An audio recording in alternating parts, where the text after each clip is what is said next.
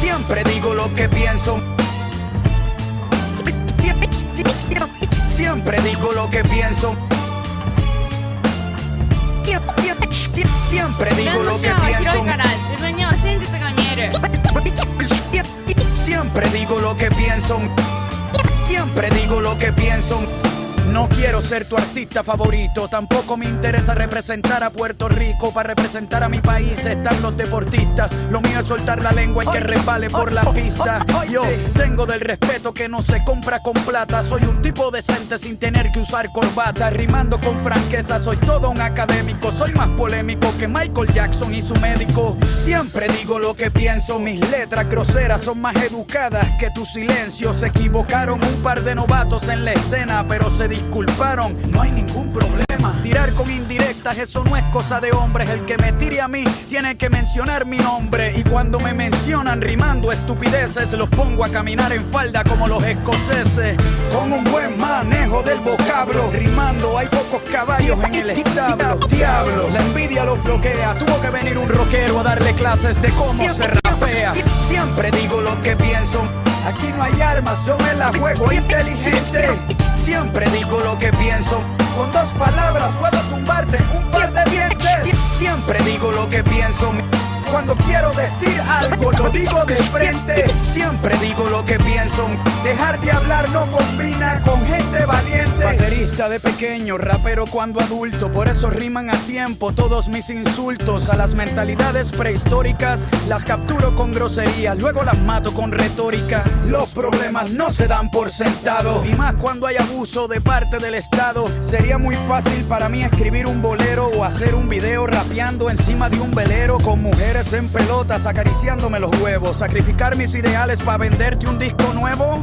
Si es así mejor me quedo. No se puede escribir sobre el dolor cuando se escribe con miedo. Oye, conformarse y dejar de insistir es como ver a alguien ahogándose y dejarlo morir. No importa si me escucha una sola persona por esta vez. Cuando conecto a uno conecto a 10. ¿Qué importa si no sueno en la radio de mi país? Tengo al mundo dando vueltas con las letras que escribí. Me censuraron por razones obvias, porque fui más honesto con ustedes que lo que fui con mi exnovia. Yo soy el que te recuerda cómo estamos de jodidos y que todos tus problemas pueden ser como los míos. Oye, yo soy todo lo que tú escondes. Soy el que está para ti, dime cómo, cuándo y dónde. Oye, siempre digo lo que pienso. Aquí no hay armas, yo me la juego inteligente. Siempre digo lo que pienso. Con dos palabras puedo tumbarte un par de dientes. Siempre digo lo que pienso. Cuando quiero decir algo lo digo de frente. Siempre digo lo que pienso. Hoy te va a conocer el mundo entero. Te voy a hacer famoso, pero por periquero. Alcalde drogadicto con cara de idiota. Ganarme esos Grammy fue como venirme en tu boca. Eres corrupto, tú lo sabes, yo no me chupo el dedo. Tienes cara de narcotraficante con miedo. Con el dinero de las regalías de esta canción te prometo que te llevo a Cuba y te pago la rehabilitación. No me vengas a amenazar con la CIA. Yo también tengo amigos policías. Amigos en México, Colombia y Venezuela, Cuba, Argentina, y hablo con ellos todos los días. Tengo amigos que te han visto capeando el perico, la coca, hueliendo, olfateando. Pa' que no digan que esto es un montaje, yo te invito a hacernos la prueba de opaje.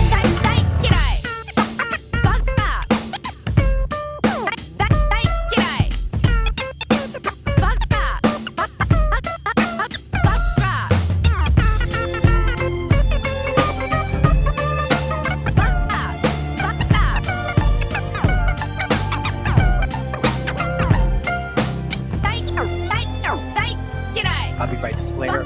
This content does not belong to Bible Chronicles or claim this intellectual property. Content provided today has and always will belong to the content owner. Bible Chronicles does not have any affiliation with the owner of this property. As mentioned, Bible Chronicles did not intend to make use of any material for the purpose of harvesting gain. However, Title 17 of United States copyright law states material and use can only be done when it's for theological or general educational purposes, and thus Bible Chronicles believes that this principal material falls under fair use, which honors protection under Section 107 of the same U.S. ¡Viva México, cabrones!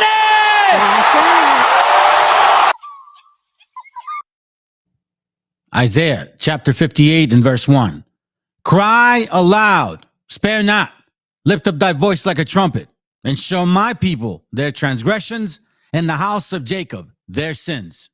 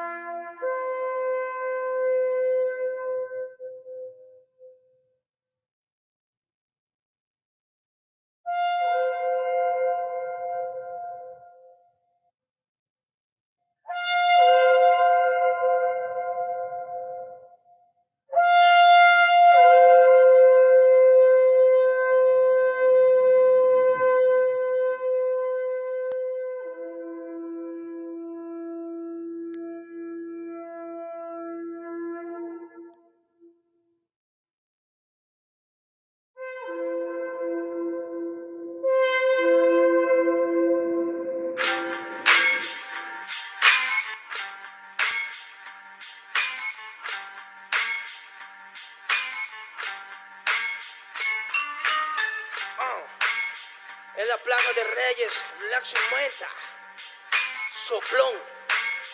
Yeah. ¿Qué vas a saber? ¿Qué vas a saber tú? Oye, chibolito, faltóme. Pulpín de los pulpines, batería de Rapunzel, de rapeos, de raptos, de lagartos en cuartel. Cualquier la pega de cruel con un viejo coronel. Soy flujo, se me antojó dormirme en el laurel. Eleve mi level con un label y un Faber Castell. Ya un papel, lo empape con sangre de todo aquel que se jura Nobel y no ve mis trenes en la riel. What's so man? ¿Por qué no sacan la tabua? Juro por mis aguas que no te hablo por las powers. Soy chinchano neto, búscame por pico sour y te voy a meter al centro loco como Beckenbauer. Escúchame atento mi bro, que estamos rompiéndole en pro. El negro de Plaza de Reyes como siempre rompe de este micrófono. Que quiere meterle como yo pero no puede meterle taco bro. Si te pensaba que solo era un gallo, déjame decirle que se equivocó. Real motherfucker feeling on the street. Es el Black Sheep Metal de Plaza de Kings. Motherfucker, so bloom.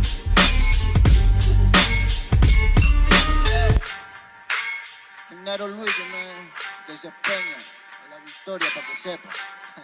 Incas Mo, Money Gang Gang, yeah, yeah, Yo también he llorado, gente. También me han desplazado por mi rasgo afrodescendiente. Sí, un perro no habla pero siente. Cuento historias callejeras pa' barrios de delincuentes. Soy un perro que te ladra, que te muerde y que te huele, nene. Soy más que Lele, ustedes para mí son pelele. Con mi jauría todo el día en busca de los cheles. Tengo un perro en fiscalía que nos mueve los papeles y otro en la comisaría para evitar el susto. Muchas veces me han llevado por solo como luzco. Perdón, madre mía, si yo le causé un disgusto, pero en esta vía yo crecí rodeado de perros chuscos. Yo sé que me quieren ganar, yo sé que me quieren tumbar y no pasará porque soy de verdad. Está súper rafina la Dodo Style, metido en latina aprendiendo un quizá. Yo tengo el style, no mido la raza del perro, yo mido por la lealtad y yo soy leal, yeah. La calle te enseña lo que no te enseña la universidad, yeah. Salí de ese peña aquí con una silla te tiran para atrás, yeah. La calle limeña aquí nadie la dueña, ya nada es igual, yeah. Tiene que respetar, yeah. Tiene que respetar, yeah. La calle te enseña lo que no te enseña la universidad, yeah. Salí de ese peña aquí con una silla te tiran para atrás, yeah. La calle limeña aquí nada le dueña, ya nada es igual, yeah. Tiene que respetar, yeah. Si yo soy tu papá, yeah, yeah, yeah. Cinco Mob, negro, yeah. Cinco Mob, nigga, yeah. Nero Luigi, man. Incas Mob, yeah. It's Money Gang, gang, gang, yeah. Hey, yo. Yango en la maldita casa.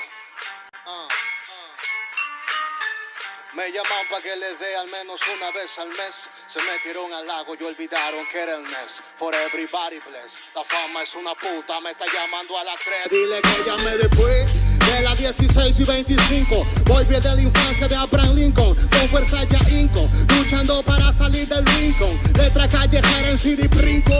Under del under, puede que tu viejo te lo mande. Sale de vez en cuando como el cóndor por los Andes. Mi cuerpo no es de madera como Dandy. Antes que me branden, yo seré la ola que los expande. Aunque esto me pique en la madera, no sirven ni para romper el ticket de un evento afuera.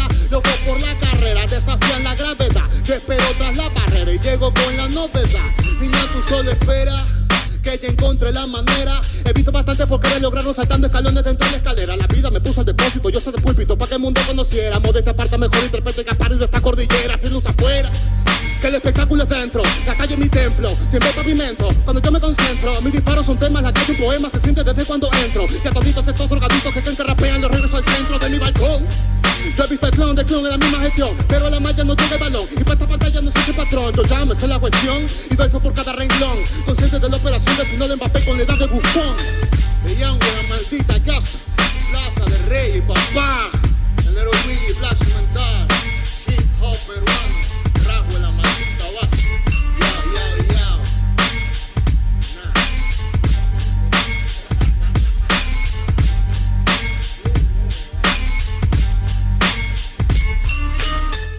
Viene a decirnos con mucha firmeza y gran convencimiento lo mismo que nos decía en el siglo XVIII el barón de Holbach, ¿no? Un filósofo francés de origen alemán. Si nos remontamos al comienzo, entonces hallaremos que la ignorancia y el temor crearon a los dioses. La fantasía, el entusiasmo o el engaño los adornaron o desfiguraron.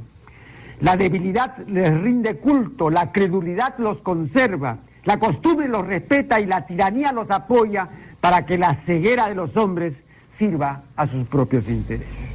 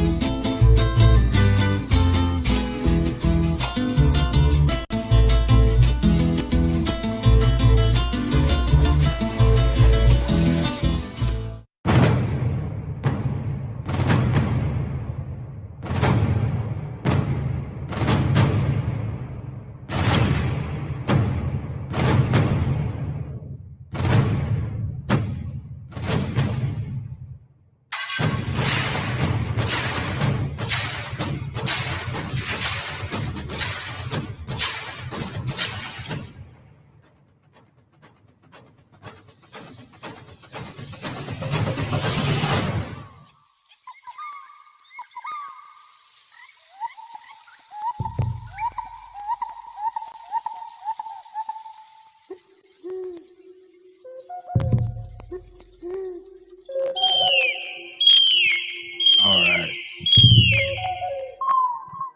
Testing 1, 2, 3. Testing 1, 2, 3. Hello, hello, hello. Y'all doing today? Hope y'all doing well. My apologies for lagging. I had a pretty interesting week. And you guys know that it's 35 days already, right? Not having a drink. So when you get into the 30th day of sobriety, so to speak, you go through, again, the spirits, they come back. You know what I'm saying? Because it's a seasonal thing. Just like the Messiah went through his situation when he was being tempted. He was left for 40 days, right? So it says it'll come back in season. And that's kind of what was going on, especially yesterday and the day before. So it was pretty difficult. And that wasn't just that. It was just a combination of things, fam. So that's why I wasn't able to get the class done yesterday, even though I wanted to. The topic today is called the beginning of entropy. So let's look up the word entropy real quick. I'm going to show you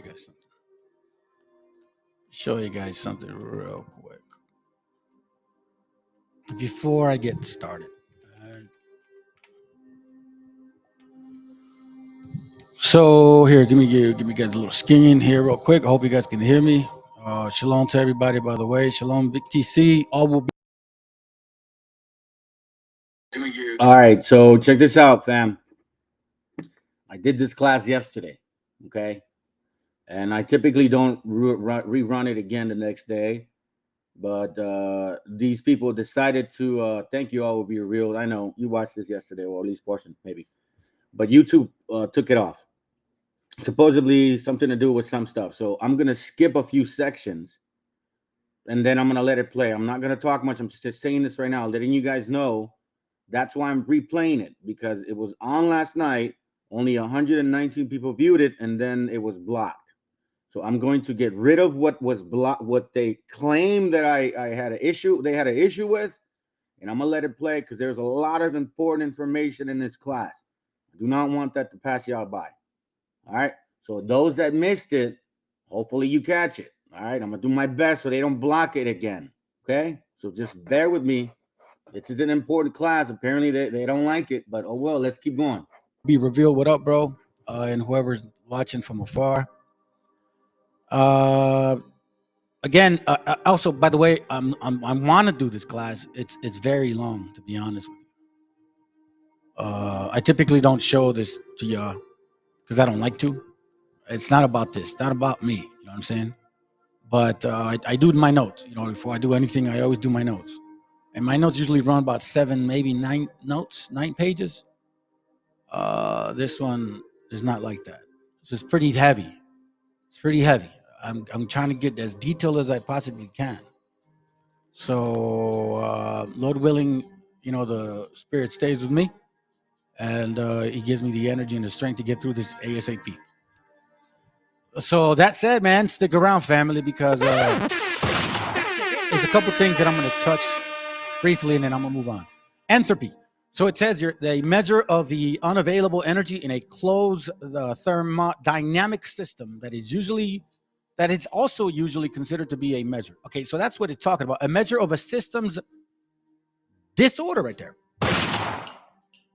A system disorder. Broadly, the degree of disorder and uncertainty of a system. Entropy, which we are seeing right now. And even in people.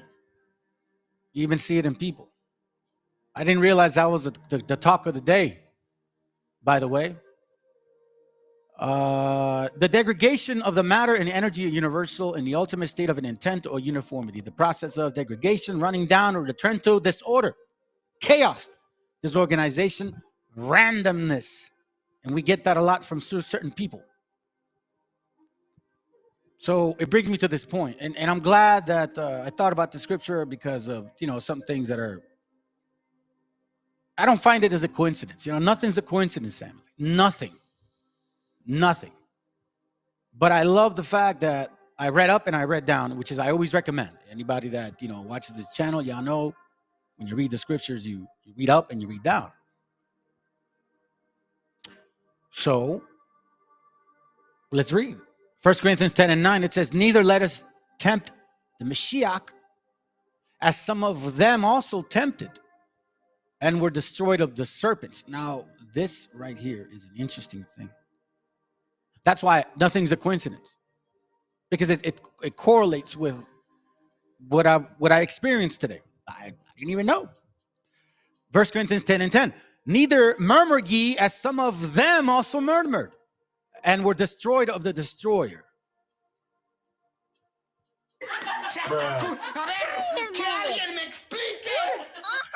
Like I told the brother, man, hey, Shalom Kwam. Like I told the brother, I said, bro, it's better that you know very little and do that thing as perfect as you can than to know that much and not even be able to stop yourself from doing this right here. Murmuring behind people's back. I mean, I understand you make a comment, but damn, I didn't know I was a topic. I never really wanted to embrace this from some brothers that have told me that there's envy.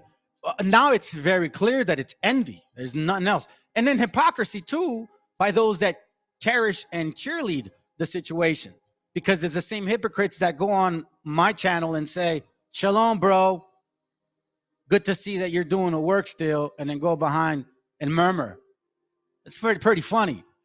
These are the same gangsters, by the way. Now, all these things happen unto them for examples, and they are written for our admonition, upon whom the ends of the world are to come. As I've said it before. I'm not surprised, nor am I impressed, especially with what I've experienced myself. Because I've shared this scripture with y'all before. Better is those wise that pay attention to the little matters and make sure they correct them than those that don't even realize it and are still in folly. Straight folly. I mean, we sit here and talk about or act as if we're leaders, but do we act as leaders? Do leaders go and murmur? Is that leadership, family? Do you want your leader to murmur about you? If you know he's murmuring about somebody else, you know damn well he's going to murmur about you. That's why I leave my phone available. I don't hide my shit, unlike other people. But let's begin once again, because we're in a time of, it's an unbelievable time. And you guys know that's why I had to do this class today. I mean, again, I was like, man, I don't know. My son is battling. Y'all know he's got autism. He can't see. He's battling with, spirits again.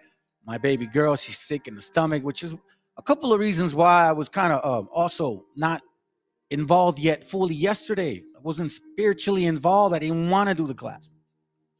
But I wanted to because of what's going on. You people tomorrow, they're making a big deal about this whole lunar solar situation. And we know scripturally that this is what they do. These serpents. So anyway, let's go back to this. All right. So let's go back to this again. Neither let us tempt the Meshiach, as some of them also tempted and were destroyed of the serpents, because he deceived the woman. Neither murmur ye, as of some of them also murmured or were destroyed of the destroyer. Now all these things happen unto them for example, for us to pay attention to, for us to see, for us to learn from. Now there's one people that will be reactive, and there's other people that will be responsive. Which one do you want to be? And they are written for our admonition, upon whom the ends of the world are to come. So let's begin. Papers, they were all published, and one of them was on what are the similarities between abduction narratives and satanic ritual abuse. Good topic. For people that are unfamiliar with that term, we are actually talking about ritual activity, worship, so to speak, in a Luciferian context that involves sexual abuse and other kinds of abuse.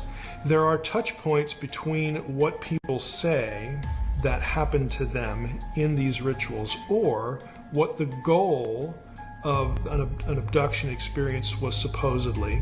There are lots of parallels, and we're not talking 3 or 4. I've actually counted them. There are over 20. The metal tables, the types of wounds that people suffer, they're probed in all sorts of awful places. Messaging about we're doing this so that you can birth a hybrid child.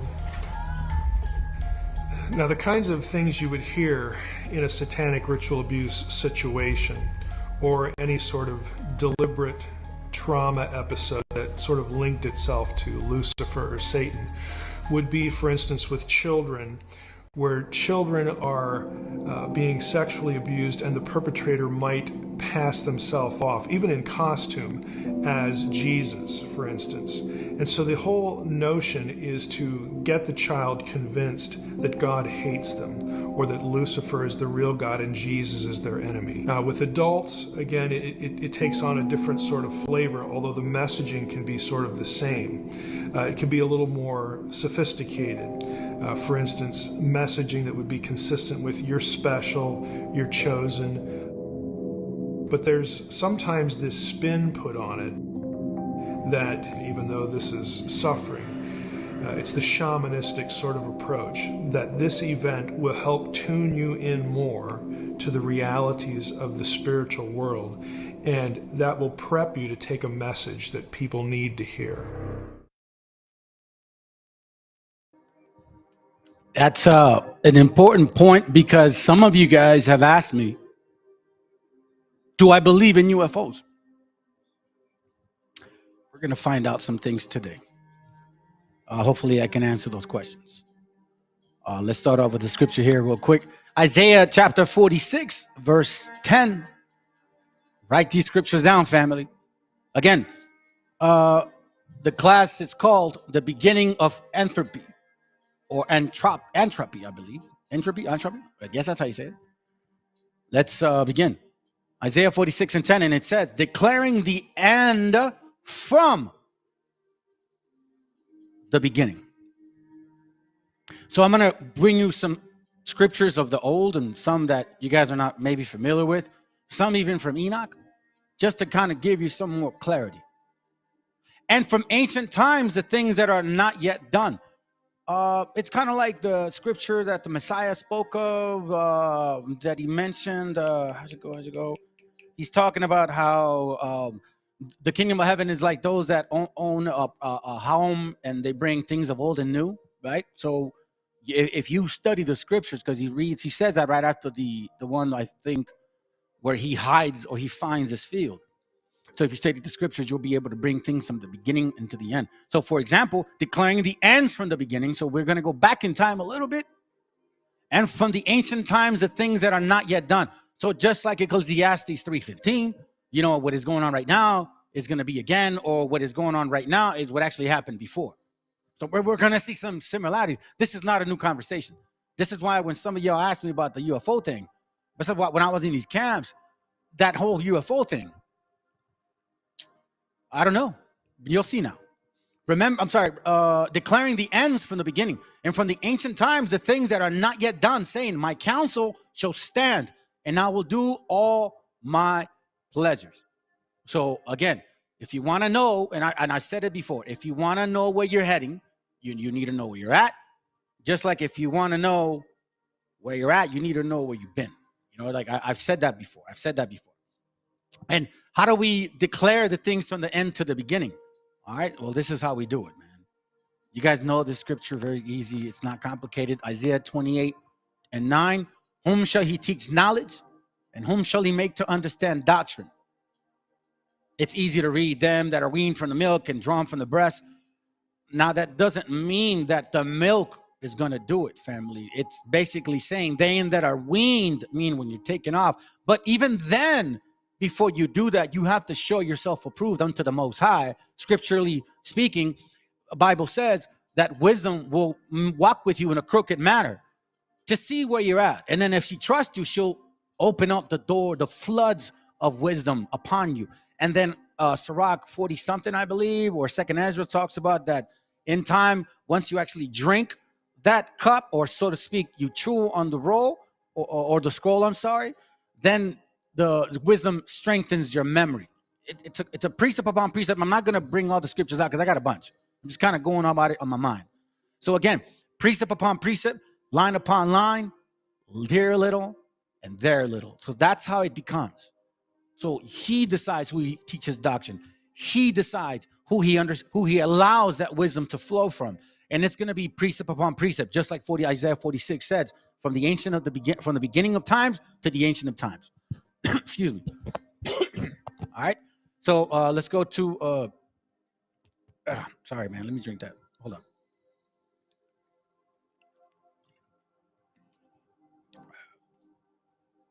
Thank you.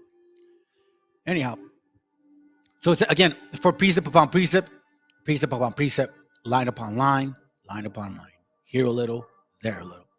But before all of this even happens, family, or I should say, the reason this has to happen, and then the actual process, which is why I make the topic entropy, has a lot to do with if you don't have a foundation, you don't know where to begin. You don't know when you're lost. I'll just say that, which is why you see a lot of older men acting as children, acting worse than like my wife said, women. Ezekiel 3:8, behold, I have made thy face strong against their face, and thy forehead strong against their foreheads. So in order for you to get to this point, you have to go through the walk to understand, kind of in a sense, what I'm about to show you. And I think that's why a lot of people don't walk outside particular scriptures, because since they don't have a foundation, I don't know, man. Maybe they're like, a lot of Christianity does this. They stay in that whole so-called word secular. They stay right here, you know what I'm saying? And then if they go outside the realm, they go nuts. And it's because they're not well rooted. They're not really strong against the actual truth. They only want to hear what feels good, just enough to get by. As an adamant harder than flint have I made thy forehead. Fear them not, neither be dismayed at their looks, though they be a rebellious house. So, you know, as I said it before, when I share this information, and I'm going in my route, in my way, and I know some people say, it don't matter, I don't care about them. Well, you know what, bro? It has something to do with our slavery. I'm going to bring it out. You know what I'm saying? Because that's what Psalms 83 says. It wasn't just one particular nation. It wasn't just one particular nation. It was more. It was more than one. And this nation has the strength. Job 9:24, the earth is given into the hand of the wicked. Once again, the only reason they're in power, it's because it's given to the hand of the wicked, by the wicked, for the wicked. It is, the earth is given into the hand of the wicked, by the wicked, for the wicked. And remember, it says from the beginning. Remember Isaiah 46, from the beginning of times. Well, that hasn't changed, has it? Even since the beginning of times. Genesis 3:4, and the serpent said unto the woman, ye shall surely not die. Remember, we read initially, be not murmurers, or else these serpents come and attack you. I'm just saying. Because at the beginning of time, we see the serpent way of talking, slithering murmurs. But again, that's not neither here or there. It's just beautiful how it all connects with the class. For God doeth know that in the day ye eat thereof, then your eyes shall be opened, and ye shall be as gods, knowing good and evil. So since the beginning of time, we have seen a wicked nation of people trying to be like gods. Trying to be like gods. Again, the earth is given into the hand of the wicked. So what does this wicked want? Why is the earth given to the hand of the wicked? Because that wicked wants power. And there's two things about people like that. Well, when you get there, it's kind of like, what did I say earlier? I said, you know, people that love power, man, they'll do wicked shit to get it, right? But now, the same people that love power, they'll do even more wicked things so they won't lose it. You know what I'm saying? For God doth know that in the day ye eat thereof, then your eyes shall be open, and ye shall be as gods, knowing good and evil. So from the beginning of time, we've seen it. Beginning of time, we've seen it. Let's go to John 14:30 real quick. Again, precept upon precept. I'm going to go quick, fam, because I got a lot. Hereafter I will not talk with you much, for the prince of this world cometh, and he hath nothing on me. So who is the prince of this world? The wicked. And who is given power to the people of this world? The wicked. Obviously, through the power of the Most High. We understand that. We understand that. Let's go to Daniel real quick, because I want to remind these wicked-ass bastards that you're not there because you're special. Daniel 4:17, this matter is by decree of the watchers and the demand by the word of the holy ones, to the intent that the living may know that the Most High ruleth in the kingdom of men. So this Most High, right? This Most High, he gives the power to whoever he wants and giveth it to whomever he will, and set it up over it the basis of men. That's why we understand now when it comes to Psalms 82, you that are so boastful and want to be like gods, you're stupid, bro. Psalms 82:6, I have said, ye are gods, and all of you are children of the Most High, but ye shall die like men and fall like one of the princes. Fall like Satan. So, once again, over the basis of men, right? Check this out. Let me show you something. What are these bases of men? Let's see if I can find this.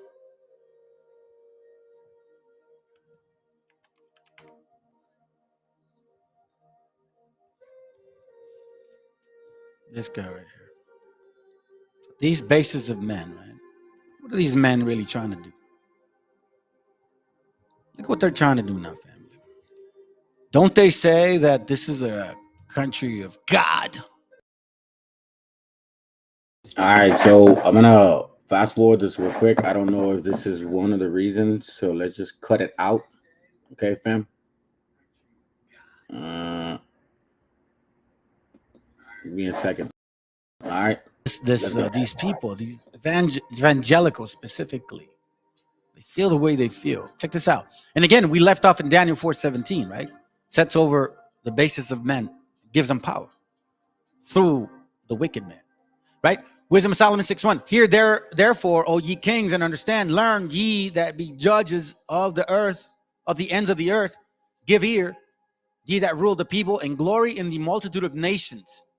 For power is given you of the Lord, and sovereignty from the highest, who shall try your works and search out your counsel. Because being ministers of his kingdom, ye have not judged aright, nor kept the law, nor walk after the counsel of God. Now, why? And horribly and speedily shall he come upon you. So here we see, wait a minute, I gave you the power. I let you do let's say what you can do. Let's see what your counsel is at. But now we see that, no, you're not all right, man. You are not all right. Why do I say that? Show you why you're not all right. These people have a particular way of thinking. And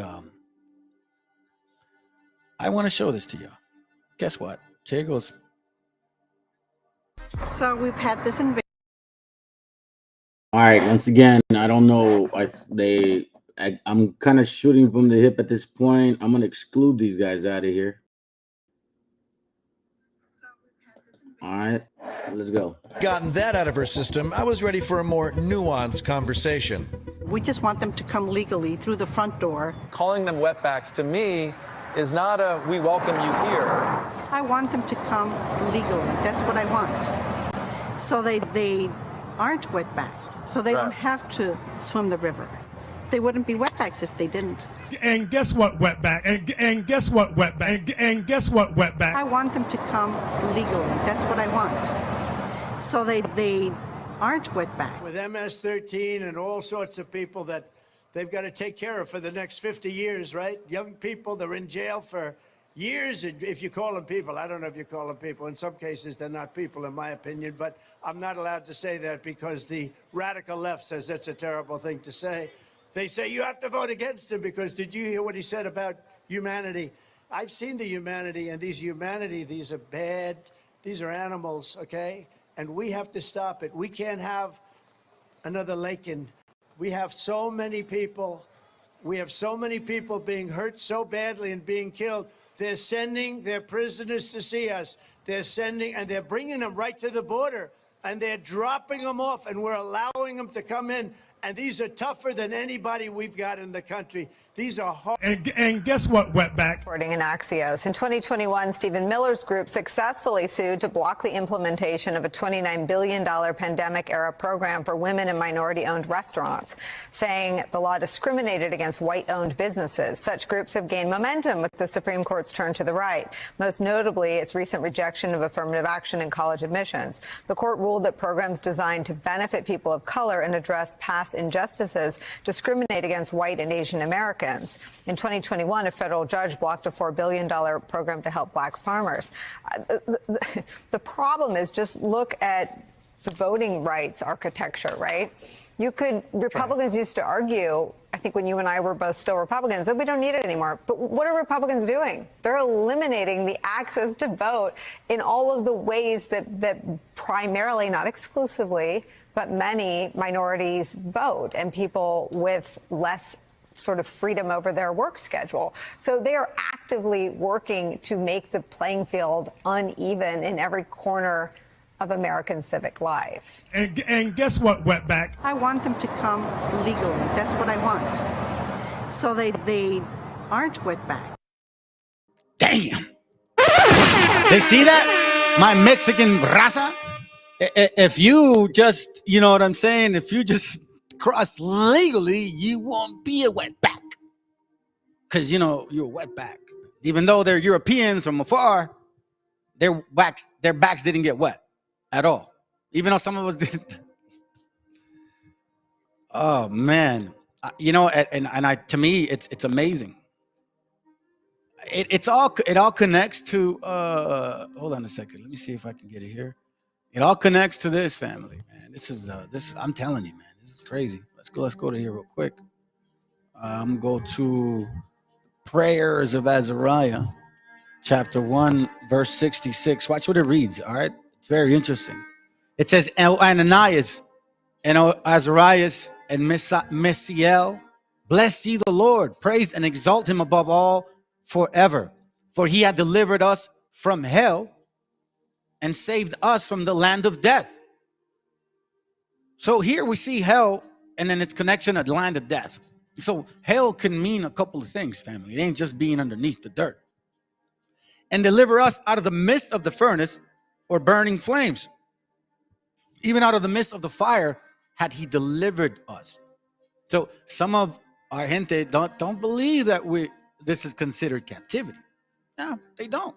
I've shared this with a few people, and especially, you know, like Raza Spanish speakers that, you know, don't really get into the whole psychology of America. You know what I mean? They're kind of in their like this perception's reality type, you know. They don't believe in this stuff. Like, no, we're not in captivity. We're good. I got a house. Look at me. Baruch 4:14. Watch what it reads. Let them that dwell about Zion come, and remember ye that ye the captivity of my sons and daughters, which the everlasting had brought upon them. For he had brought a nation upon them from afar, a shameless nation, which we still see their acts. We just heard them. You guys, they want us to be not thorough wetbacks, just like dried up wetbacks. That's better. It would have been better if we just didn't cross the river. You know what I'm saying? So it says, for he had brought us he had brought us a nation upon them from afar, like Deuteronomy 28:49, from the end of the year, as swift as the eagle flies, a shameless nation, and of a strange language, who neither reverence old man nor pity the child. And we see that now, the separation of mothers and or parents and children of our gente. I got some idiot over here posting on my channel trying to say, he came in with this whole attitude like, hey, I love my Latino brothers, but I'm like, bro, nah, that ain't love. I already know that's just backhand smack. It's like, I love you, but that shirt looks shitty on you. You know what I'm saying? It's like, nah, stop it. Don't go there. So we know that this nation of people, they didn't reverence the old or the young. We understand that even in Deuteronomy 28, it explained that. Okay? So now some of us think like, nah, we're not in captivity. Well, it says here, he brought a nation from afar, and they're still here. He hasn't gotten rid of that nation. You know what I'm saying? He hasn't. So again, I'm just saying, and it says here, who neither reverted old man nor pitied child. Let me look up this word just to make sure I'm safe on this.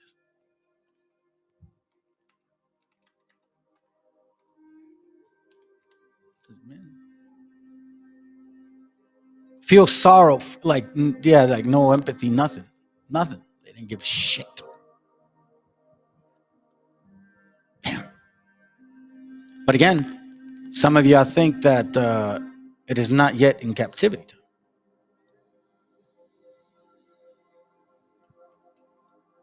Now let's read verse. We already know that. Let's kind of keep it here, more of a. Keep it in line. Let's continue.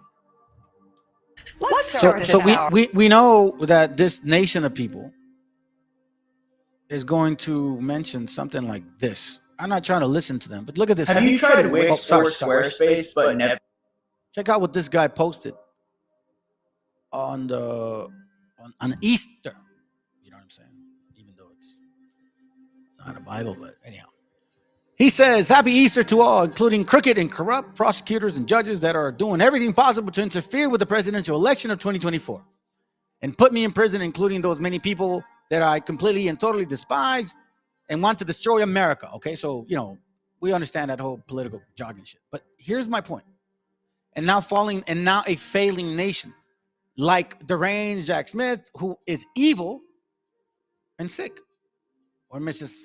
Fannie Wade, who hardly knew special prosecutor tried to find da-da-da-da-da-da. Okay?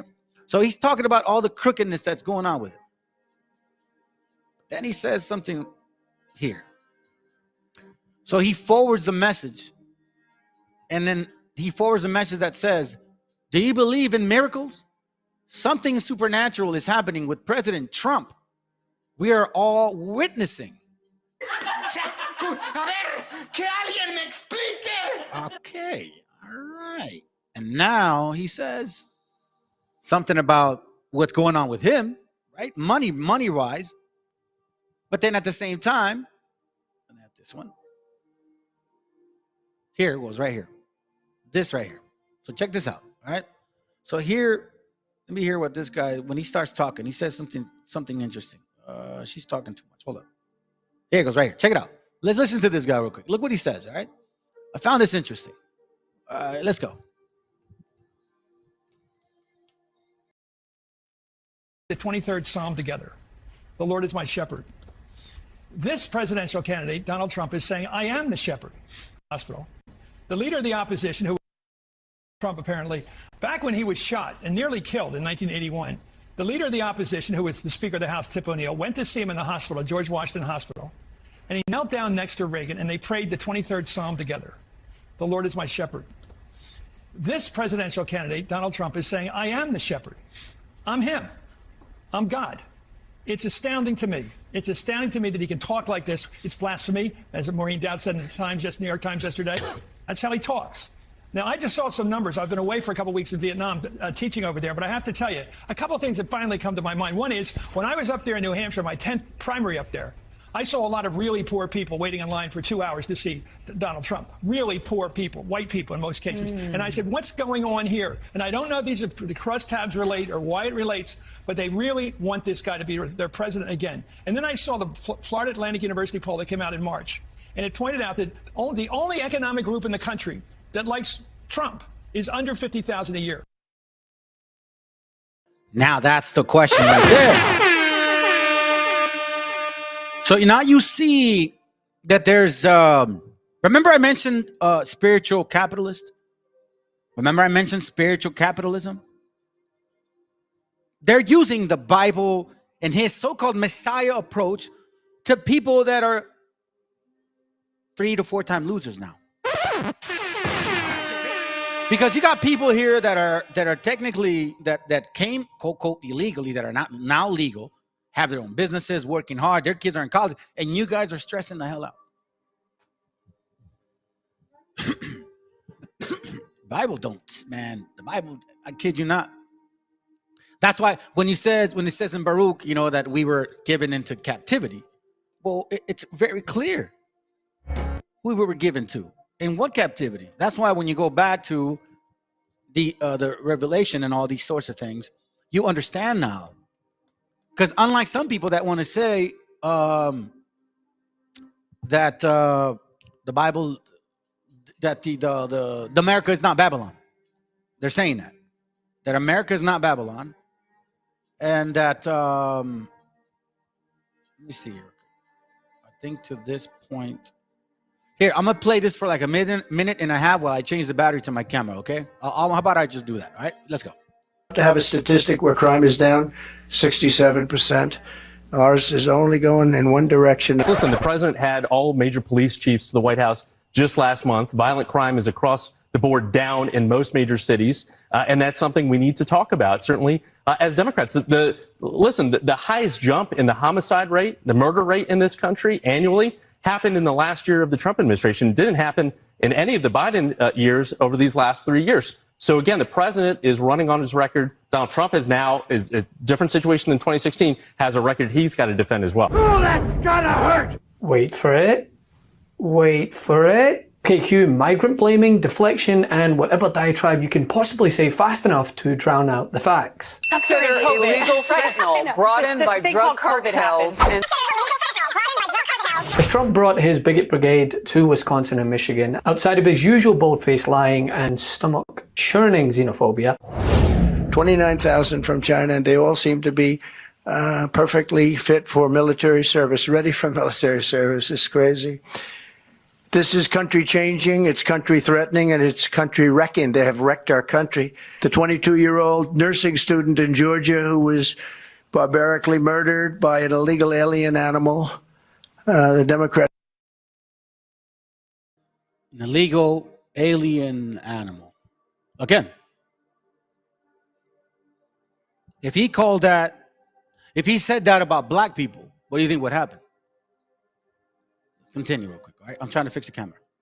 I said, please don't call them animals. They're humans. I said, no, they're not humans. They're not humans. They're animals. And Nancy Pelosi told me that. She said, please don't use the word animal, sir, when you're talking about these people. I said, I'll use the word animal because that's what they are. he plummeted to new depths of despicable, yes, somehow. As he lied about speaking with the family of murder victim Ruby Garcia, to which her sister Mavi Garcia said that Trump never spoke to any of her family members, and slammed him for politicizing her sister's death. Now Ruby's loved ones and community are left grieving for this incredible young woman, remembering what they called her. They said she had just this most contagious laughter, and when she walked into a room, she lit up that room. And I've heard that from so many people. I spoke to some of her family.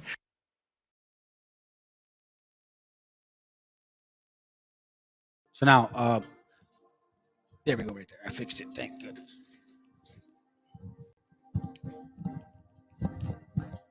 So we see the ministering of propaganda, okay?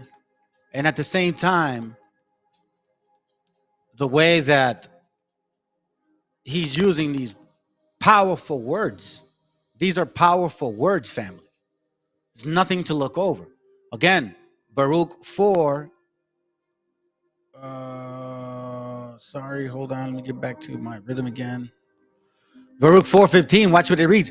For he had brought a nation upon them from afar, a shameless nation. This is a shameless nation of a strange language, also in their mind, who neither reverence old man nor pitied child. You see how they're calling our gente animals just across the board. Eres un animal, güey. You are technically poisoning their blood. You're not American enough, so they say. Those that don't believe this is Babylon, man, y'all in for a rude awakening. Revelation 6:8, I looked and behold, a pale horse, and his name that sat upon him was death.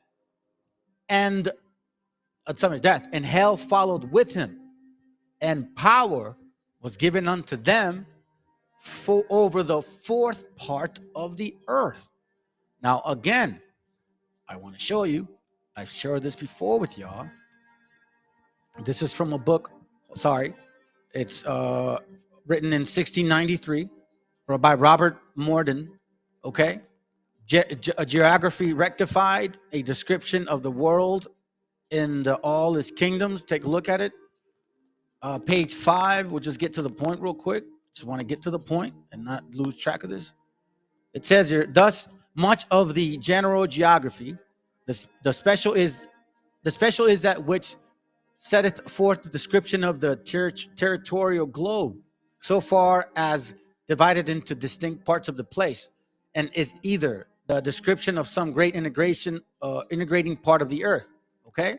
So it says here, according to the greater integrating parts thereof, the ancients divided the whole earth into three great parts: Europe, Asia, and Africa, which used to be Japhet, Shem, and Ham, to which is now added the fourth part, America. So now we know that Baruch 4 said, hey, a nation from afar, a strange language, they're going to be given power to rule the fourth part of the earth. And what are they going to do? Revelation 6:8, to kill with the sword and with hunger and with death and with the beast of the earth. So you that don't think you're in technically captivity, I mean, here's another example. Baruch 3:8, behold, we are yet this day in our captivity, where thou hast scattered us for a reproach and a curse, and to be subject to payment. So it relates now, hopefully it starts making sense, where you can see that captivity and subject to payments has some correlation. They're connected. According to all the iniquity of our fathers, which departed from the Lord our God. So because of our forefathers, we're in this situation. So let's continue reading. All right. Let's go to Isaiah 5:13, just to give an example, in case you guys don't know. Isaiah 5:14 reads, it's 5:13. This is what it reads. It says, therefore, my people are gone into captivity because they have no knowledge, and their honorable men are famished, and their multitude dried up with thirst. So captivity is definitely in the mind for sure. But it also says like this. What is captivity? Check this out. Therefore, hell hath enlarged herself and opened her mouth without measure, and their glory and their multitude and their pomp, and he that rejoiceth shall descend into it. So here we see that captivity does relate to hell, and that it does have to do a lot with Deuteronomy 28. Check this out. Deuteronomy 28. Look what it reads. And the Lord shall smite thee with madness and blindness and astonishment of the heart. And thou shalt grope at noonday as the blind gropeth in darkness, and thou shalt not prosper in thy ways, and thou shalt only be oppressed and spoiled evermore, and no man shall save thee. That sounds to me like captivity. subject to payments by another nation from afar who don't give a shit about our gente, who will talk down to the old man, and who will separate the child from their parents. That's what it sounds like to me.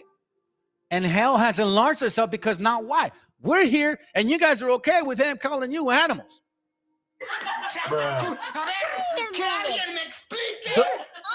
The Lord shall smite thee with madness and blindness and astonishment of the mind. This is madness. You guys are okay with this. You guys are animals. You're okay with that. Just stay quiet. Oh, but no, you want to argue and fuss about dumb shit. You want to murmur about dumb shit. You want to waste an hour and a half, God knows how long, about dumb shit when there's so much more work to do. What kind of leadership do you guys necessarily consider as proper leadership? Talketh talk.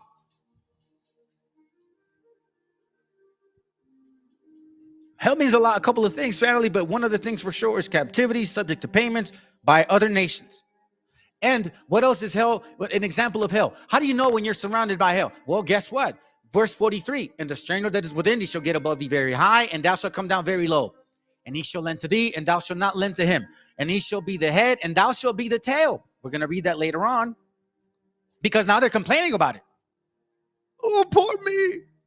Poor us. But at the same time, do not be deceived.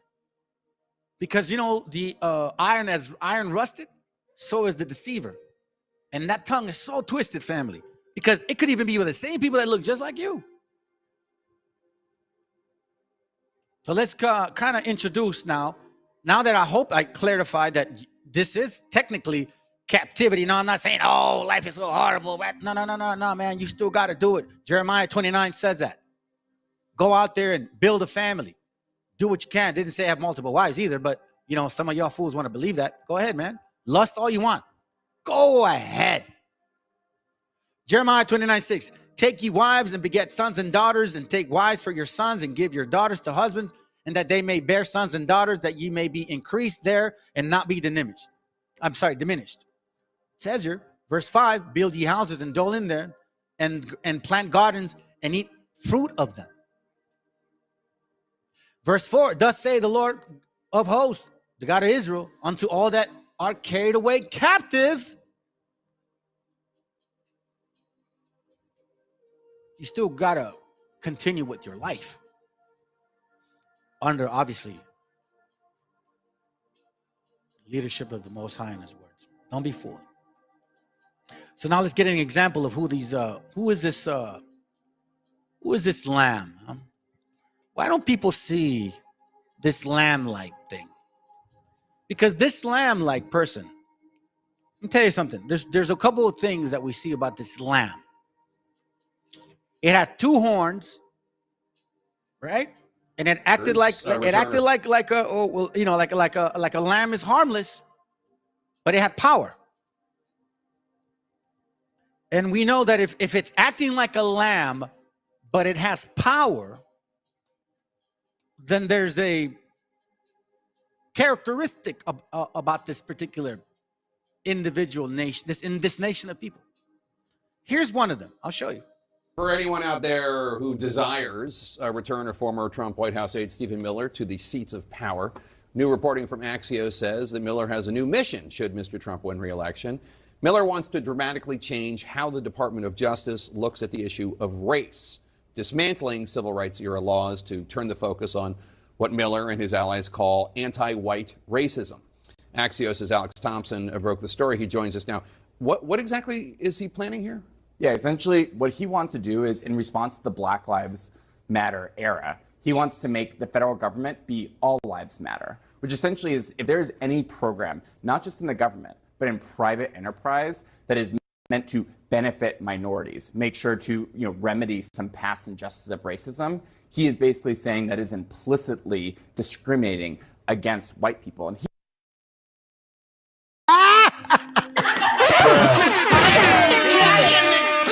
Oh, this would be the day, family. So this guy is saying that he's going to pass laws if they get into power because white people are being discriminated against. Let's hear that again. I find it very, very interesting. Let's do this again. Just a couple minutes. All right. Let's just. Oh, my bad. Let's hear it again. But let me speed it up. Hopefully, I can speed it up. Shoot.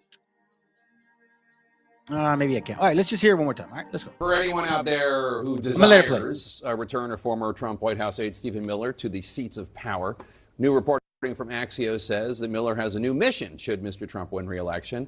Miller wants to dramatically change how the Department of Justice looks at the issue of race, dismantling civil rights era laws to turn the focus on what Miller and his allies call anti-white racism. Axios' Alex Thompson broke the story. He joins us now. What exactly is he planning here? Yeah, essentially what he wants to do is, in response to the Black Lives Matter era, he wants to make the federal government be all lives matter, which essentially is if there's any program, not just in the government, but in private enterprise that is meant to benefit minorities, make sure to remedy some past injustices of racism, he is basically saying that is implicitly discriminating against white people. And he's already started this. He's already started suing. He filed a civil rights complaint under the Civil Rights Act of 1964 against the NFL for their Rooney Rule, which requires you to interview minority candidates for open coaching positions, arguing that it's inherently discriminating against non-minority or white candidates who want those jobs.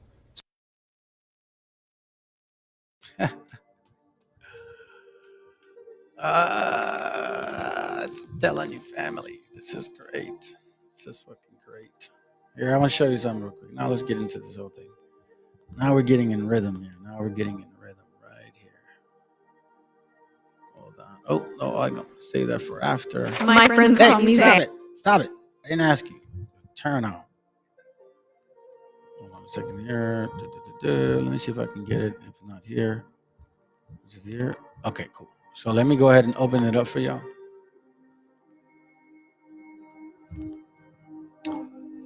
Oh, here it goes right there. That's what it was. Okay, cool. So let me show you this. All right. So again, they're complaining now. They're complaining now, right? They're saying discrimination against us. Boo-hoo. Okay. Well, I find it very interesting, family. So again, as I told you, we're going to read some parts of Enoch. You guys know where I stand, my foundation, but I'm starting to dabble a little bit about these things, and I just want to show you some examples that we're getting very clear here. It's very interesting. Check this out. So it says here, again, this is Enoch 102, verse 4. Watch what he says that these other nations are going to say. Woe to you sinners when you die. All right. Woe to you sinners when you die in your sins. And they who are like you, saying, respecting you. Blessed are these sinners. They have lived out their whole period, and now they die in happiness and in wealth. We see America like that. This atheists, all these people, they're happy in this world.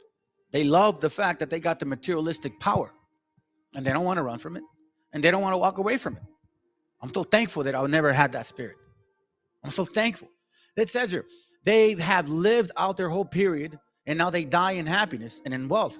Distress and slaughter they knew not while alive. Isn't this what these people are like? Isn't this what they're saying? The wetbacks. I just want them not to be wetbacks anymore. Okay, sounds good. Distress and slaughter they knew not while alive. In honor they die. Nor ever in their lifetime did judgment ever overtake them, no matter how wicked they were, right? Now we're seeing some things coming to fruition about these nations, right? And you can see the spirit of each one of them, the corruption of one and the sexual debauchery of the other. But let's continue. But has it not been sown to them that when to the receptacle of the dead, their souls shall be made to descend? Their evil deeds shall become their greatest torment. Basically saying, do they not know that even though all these good things that they had in life, do they not realize that the shit that they did in secret, that's how they're going to get punished? In darkness, in the snare, into the flame, into darkness, into the snare, and into the flame, which shall burn to the great judgment, shall their spirits enter. So yes, you had it good. two-time loser maybe now, but you had it good. That's why, family, I don't envy those that have it better than I do, nor that whatever they, I don't know why. It is what it is. You know what I'm saying? I wish I could tell you I have a lot of friends. I don't. I wish I could tell you that. I wish I could tell you that I have a lot of people that care for me. I don't. The reality is that when you become an adult, you find out that nobody really gives a shit about you. I mean, other than your family. And hopefully you find a good wife, you know, and you have good kids. Into darkness, into the snare, and into the flame, which shall burn the great judgment. There shall their spirits enter, and the great judgment shall take effect forever and forever. So again, it's all about what do you do in secret, man? It's not when people can it's not when people can see you, it's when you're alone. Woe to you, for to you there shall be no peace. Neither can you say to the righteous and to the good who are alive.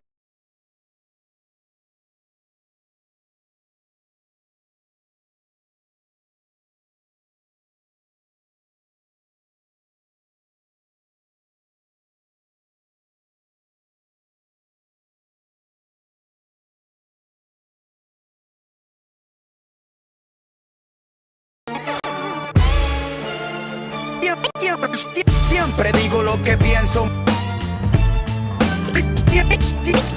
Siempre digo lo que pienso. Siempre digo lo que pienso.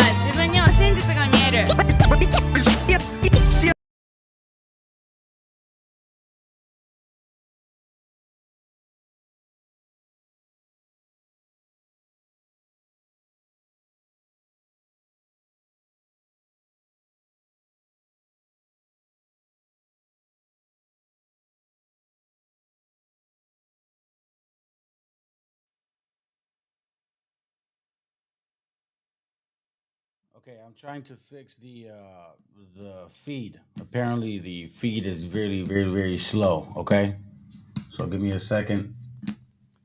Hold on.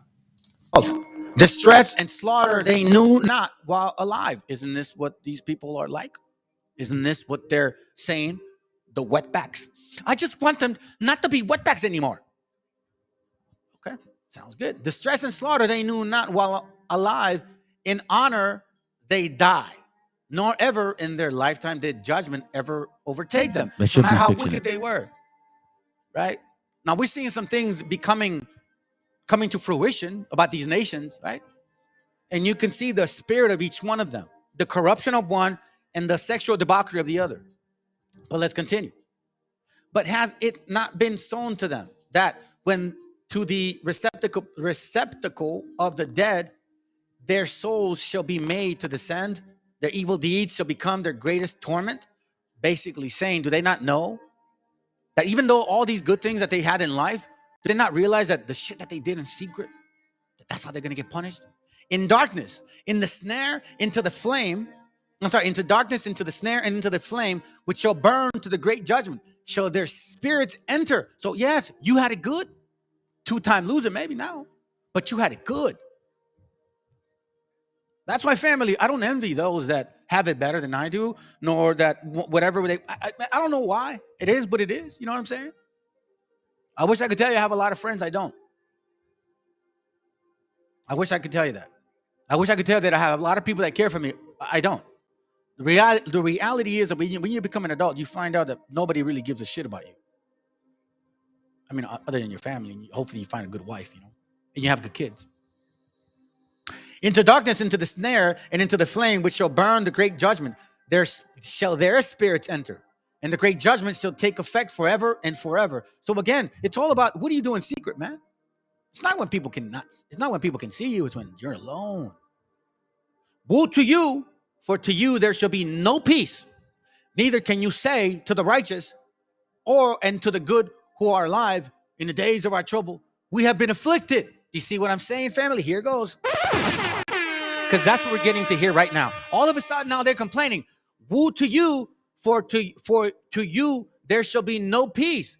Neither can you say to the righteous, to the good who are alive, in the days of our trouble, we have been afflicted. Every piece of trouble we have seen, and many evil things have suffered. Now they're complaining. the fentanyl use. Oh, the people, they're trying to replace us. Oh my God, inflation. I can't find a job. It's right here. In the days of our trouble, we have been afflicted. Oh, let's make America great again. How it used to be when we had wealth. You know what I'm saying? When things were good. When everybody else didn't have a 99-cent store. When everybody else didn't have a Walmart. When inflation didn't give a damn to you. When America was sanctioning every country. While you white folks and black folks were in power. And benefiting from it. Now, in the days of our trouble, now you want to ride with Trump because he makes you feel good. Because you think he or the Democrats are the ones giving y'all power and money? You stupid, man. In the days of our trouble have we been afflicted. Every species of trouble have we seen, and many evil things have suffered. Our spirits have been consumed, lessened, and diminished. We have perished, nor has there been a possibility of help for us in the word or in deed. We have found none, but there have been tormented and destroyed. But have been tormented and destroyed. No, it's not our fault. It's the other nations. It's those damn wetbags and spigs and murderers. And like, what did Trump say? Let me see. Hold on. Let me remind y'all. Remind you guys here. Hold on a second. I remember this.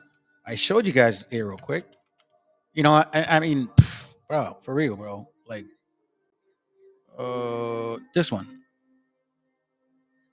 Republican Party for a more measured view. So we've had this invasion, and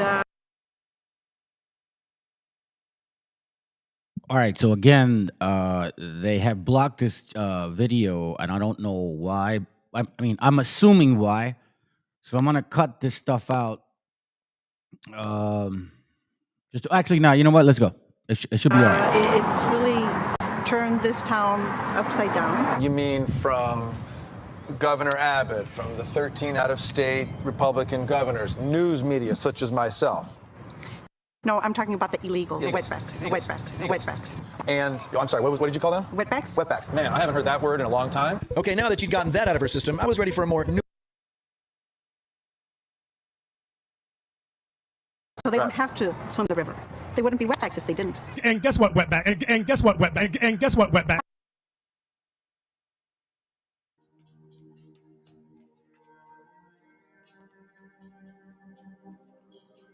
Enoch 102, verse 8. We have perished, nor has there been a possibility of help for us in the word or in deed. We have found none, but have been tormented and destroyed by these beaners, wetbags. They're taking our jobs. We have not expected to live day after day. We had hoped indeed to have been the head, but we have become the tail. Isn't this what they're saying? Isn't this what they're complaining about? All of a sudden, now they're the tail, they're the head. Now they're the tail. Now there's discrimination against this nation. We always known about this other one that they're discriminating against us. But now they're both playing this game. We have been afflicted when we have exerted ourselves, but we have not been devoured by the sinner and the ungodly. Their yoke has been heavy upon us. Don't they say that God loves America? And now they supposedly want to have a church and state because it's supposed to be a Christian country once more. Don't they say that? Oh, it's the homosexuals' fault. It's the LGBTQ's fault. It's the black, brown fault. It's I don't have a job fault. It's everybody else's fault. It's Walmart's fault. My son died of fentanyl because he was a drug user, but it's some Mexican people's fault. Little did they know that he started getting on that addiction by the same white folks that sell drugs to you, like oxycodone, right? But again, those have exercised dominion over us, who detest and who goad us. Now, this is where it starts changing. Now they're complaining that, oh no, listen, brown and black people. It's not us divided. No, now it's us against them. It's now us against the elites. That's who it is now. They're in power. You know, the secret societies, you know, those Jews, you know, those guys. So now they're trying to say that we're the same gente. Apparently now they're trying to say that. They have exercised dominion over us who detest and who gad over us. Oh God, I'm sorry. And to those who hate us, have we humbled our necks, but ye have shown no compassion towards us. We opened the borders for them. And look how they treat us. This is how they pay us. Isn't that the song that they read? The fucking snake song, excuse my language. That's what they read. The snake song. That's what Trump said. They have this song about the snake that supposedly they helped them, and all of a sudden the snake bit them back. Those have exercised dominion over us who detest us, who goad us, and to those who hate us and to those who hate us have we humbled our neck, but they have shown no compassion towards us. Don't they say that? We have been desirous of escaping from them, that we might fly away and be at rest. We have found no place to which we could fly and be secure from them. We have sought an asylum with princes in our distress and have cried out to those who were devouring us, but our cry has not been regarded, nor have been disposed to hear our voice.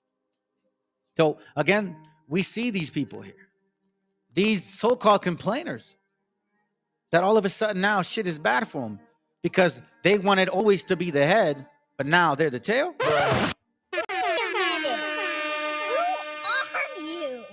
So again, family, I'm going to show you this video, but don't forget, because when they had it good, they didn't give a shit. When these nations had it good, Raza, you didn't matter, bro. You did not matter. And all of a sudden, we're supposed to feel bad for them?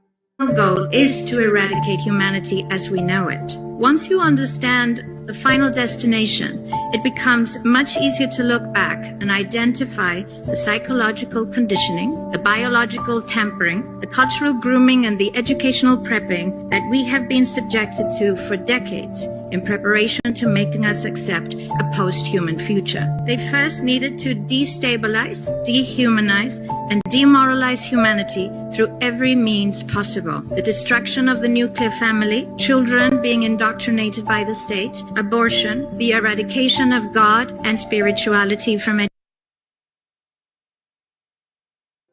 Family, who created all this? Them or us? Holy shit. Rick, shalom, bro. Oh, man. Yo, man, good to see you, bro.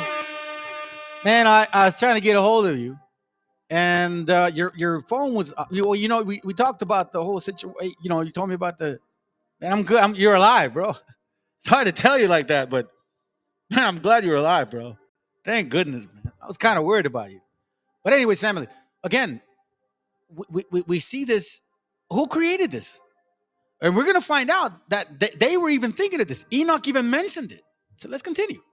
Education, life in mega cities and away from nature, toxic food, air, and water, social media, replacing real human connection and interaction, engineered financial crisis and taxation, endless wars and massive migration, stress, anxiety, depression, drugs and alcohol, constant fear-mongering, moral relativism is the new religion. We were just literally reading that. We were just literally reading that these same people who have power, who felt that wealth was so illustrious, things were so fantastic. Hey, man, listen. Hey, whoa, I'm sorry. I'm an American citizen. My dollar bills are fabulous. Your peso, your yang, and all your shit ain't damn it. Well, no.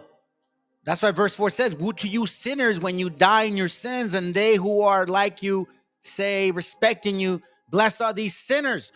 You were teaching prosperity doctrine the entire time. You said that America was a manifest destiny.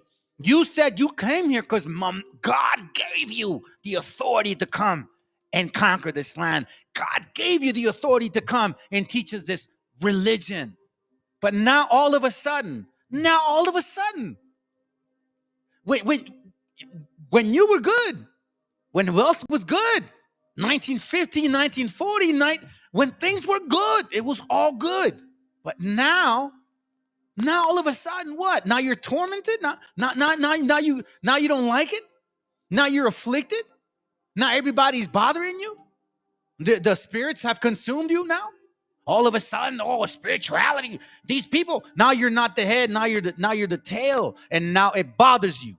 How humanity is being influenced and forced to move away from all the things that give us strength, security, purpose, and meaning. Masculinity is under attack psychologically, culturally, and biologically. Women are being replaced in sports, entertainment, and politics by men pretending to be women. And children are being indoctrinated at school to think that gender is a choice. The final goal is to eradicate humanity. We're all humanity. Man, this is why the Bible is such a beautiful book, because it teaches you how to conduct yourself once you start really learning, you know what I'm saying? Sirach 12:10, never trust thine enemy, for like as iron rusted, so is his wickedness. Though he humble himself and go crouching, it's so bad now. They're against us. They're trying to kill us, all of us. How did you get this land? Was it all those treaties that you placed upon these lands as you migrated from the east to the west, and you dealt with our native brothers in the north? Did you honor those treaties, Mr. White Man, Mr. Black Man? Did you honor them? No, you fucking didn't. Now all of a sudden, you want to humble yourself? Now we're the same people. Now life is so bad. Now it's so bad for you because Elon Musk or Bill Gates wants to supposedly magically destroy you. Now we're the same people.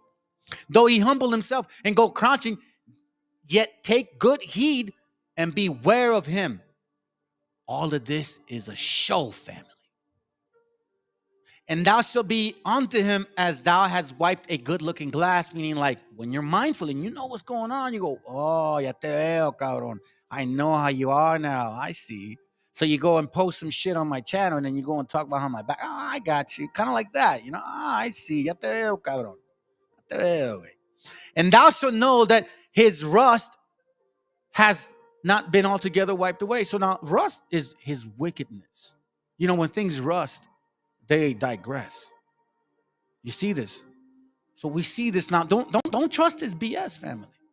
Don't trust his BS. I know that some of y'all might feel bad. Hey, sometimes they answer me. Maybe they're right. Nah. This is all made up, man. All of this whole called UFO shit, man, it's all part of the game. IUIC, GMS, all of them fools talking about UFO shit, man. It's all part of the game, family. Shit ain't real. What's going on with my... I think I know why. Because my camera's hot. So my camera gets hot. Oh, that's interesting. Well, I don't know how long I've been going. I don't think I've been going that long. Give me a second, family. I didn't like my battery dying. My camera dying on me often, so I bought some extra batteries. And I think it helps. Give me a second.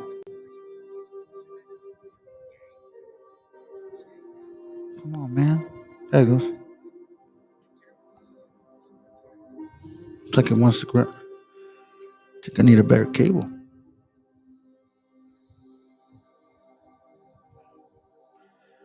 I would hate to deal with it now, to be honest with you. Give me a second.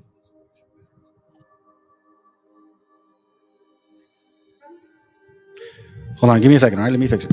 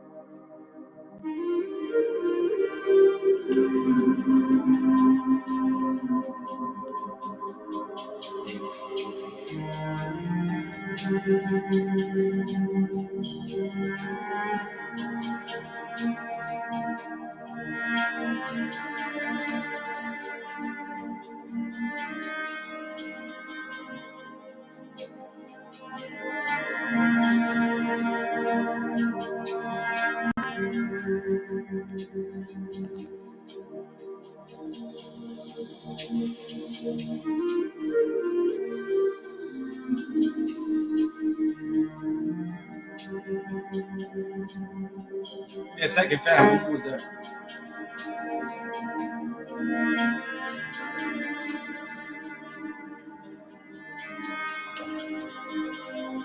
Ah, great.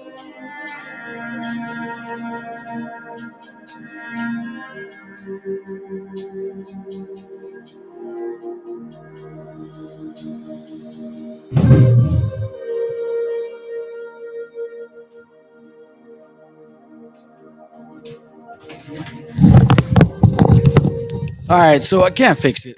Might as well not deal with it. I'm not gonna waste too much time on it. Hold on, let me turn off the camera here real quick. Okay, all right, so let's continue. Where did I leave off? Oh, yes, that's right. So again, regarding trusting the wicked. Okay, so let's go here. Psalm 64:2. Hide me from the secret counsel of the wicked. We see that again. Hide me from the secret counsel of the wicked. Oh yeah, hey sis, you're onto something right now, sis. Just hold on a second. That paperclip stuff. Hide me from the secret counsel of the wicked, from the insurrection of the workers of iniquity, who whet their tongues like a sword. Oh, poor me. Shit is bad for us now.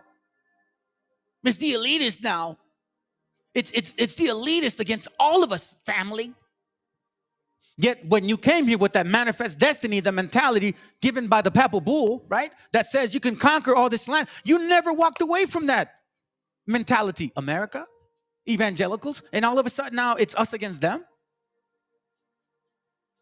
And bend their bows to shoot their arrows, even bitter words, that they may shoot in secret at the perfect in secret. In secret. In secret. So what did they do in secret? What kind of things will they be doing in secret, family? I'll give you one example, just real quick, and then we'll come back to this. No big deal. Just a couple verses. First Ezra chapter 5, verse 72. Watch what it reads. It says, but the heathen of the land lying heavy upon the inhabitants of Judea and holding them straight hindered their building, and by their secret plots and popular persuasions and commotions. What do we hear these guys are saying? F these beaners. They're the invaders. They're the invaders.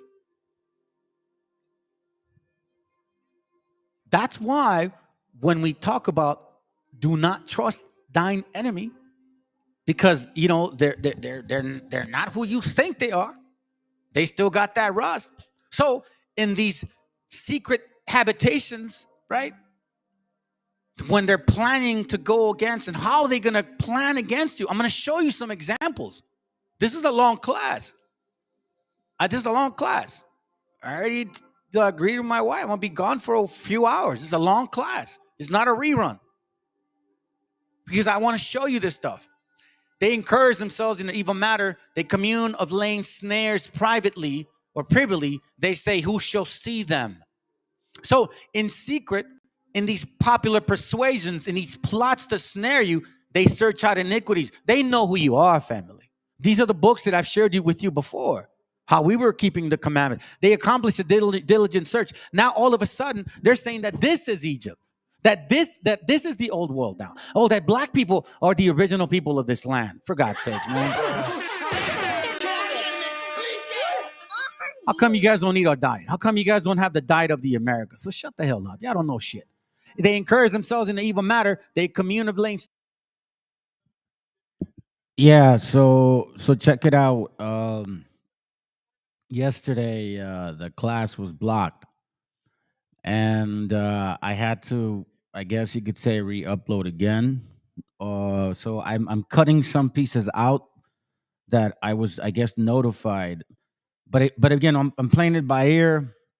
Overall, they made that excuse, but I've used the daily news material before. So I don't know why they blocked it this time. That's their excuse. So I'm going to see if that's what it is. And if that's not what it is, then it's something else. Okay? So that's why I'm replaying it, bro. It wasn't me. It was them. Let's go. Snares privily, they say, who shall see them? So as they search out iniquities, they find out who we are. They do and accomplish a diligent search. They accomplish a diligent search, both the inward thought of every one of them, and their mind or heart is deep. This is why this nation would be the way they would be. All the wisdom in the world, from the ancient of times unto the beginning. Remember, I've been bringing you back and forth. Revelation 13:11. And I beheld another beast coming out of the earth, and he had 2 horns like a lamb. Oh, poor me, but with hidden power. And he spake as a dragon. Again, this guy acts as if, oh, poor me, poor me. But he's a dragon with power. And he exercised all the power of the first beast before him, and caused the earth and them which dwell therein to worship the first beast, whose deadly wound was healed. So we see now that these 2 nations have something similar, but this nation would be like all the other kingdoms. I'll show you this right now. Watch this real quick. Let's give you a little bit more visualization. So we begin tonight with some visualization. See, and I show these videos of these guys because these are the ones that show it. The other channels that are pro-Trump, they don't show this stuff. All right, so let's continue. lunar fact. For Christian believers, yesterday was Easter Sunday, better known to the saints as Resurrection Sunday, the holiest day in all of Christianity. But its actual date changes every year. Why? Because of the moon. Easter falls on the first Sunday after the full moon that follows the spring equinox. Got all that? Now, of course, Easter is also a holiday with a mix of different components. For Christians, it's the date of the resurrection of Jesus of Nazareth. But it's also the secular holiday when the Easter bunny leaves out gifts and candy and colorful Easter eggs, a symbol of new life and a leftover ritual of pagan pre-Christian cultures in Europe. So naturally, this year, for absolutely no reason at all, right-wingers, egged on, you see what I did there, by their pretend news outlets, freaked out about almost every aspect of Easter Sunday, including a preemptive meltdown about one small aspect of an adorable and innocuous White House tradition, today's 144th annual White House. So the right complains that the left threw Easter party, but not because even though the Easter shit is pagan, but because they say that that's Christian and the LGBTQ stuff is wicked. So let's continue. I'm going to show you the hypocrisy, but let's continue. MAGA World accused the Biden White House of banning religious themes from the children's egg decorating contest, leading the American Egg Board to put out a statement reminding everyone that the American Egg Board has been a supporter of the White House Easter egg roll for over 45 years. He's explaining this is something they do every year, which I didn't know. All right, so I looked into it. They do. But check this out. Here's where it gets interesting, right here. So now check out what this guy says. Retruths over the course of just a few hours, most of them during a time when a true Christian believer would likely be in church. True to form, it was a grab bag of grievances and nonsense. He started the day calling Republican congressmen who are resigning to be way out of Dodge should he and his insane clown posse return to power cowards and weaklings. In another post, he attacked Judge Arthur Engoron and New York Attorney General Letitia James over the New York civil fraud case. He finally seemed to remember the holiday by evening time with an all-caps Easter message screaming accusations of election interference, attacking Special Counsel Jack Smith, Fulton County DA Fonnie Willis, and Manhattan DA Alvin Bragg. He did manage to get in a happy Easter before going off the rails, but it is fitting that Trump would make the Easter holiday all about him. He has perverted his own persecution complex over, well, everything, into a full-blown Messiah narrative where he himself is Jesus. One post linked to a Washington Examiner op-ed titled "The Crucifixion of Donald Trump."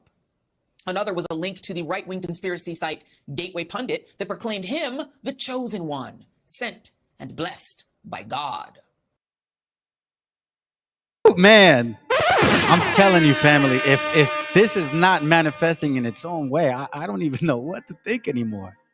So I'm going to show you this page real quick. Let me show you this page real quick. Watch this. Watch this. It's an interesting page here. It's called the Order 322, the Secret Skull and Bones Society at Yale since 1832. Now, I know some of y'all have seen the dude from Sakari have a 223 on his shirt. Makes you wonder why. Just saying.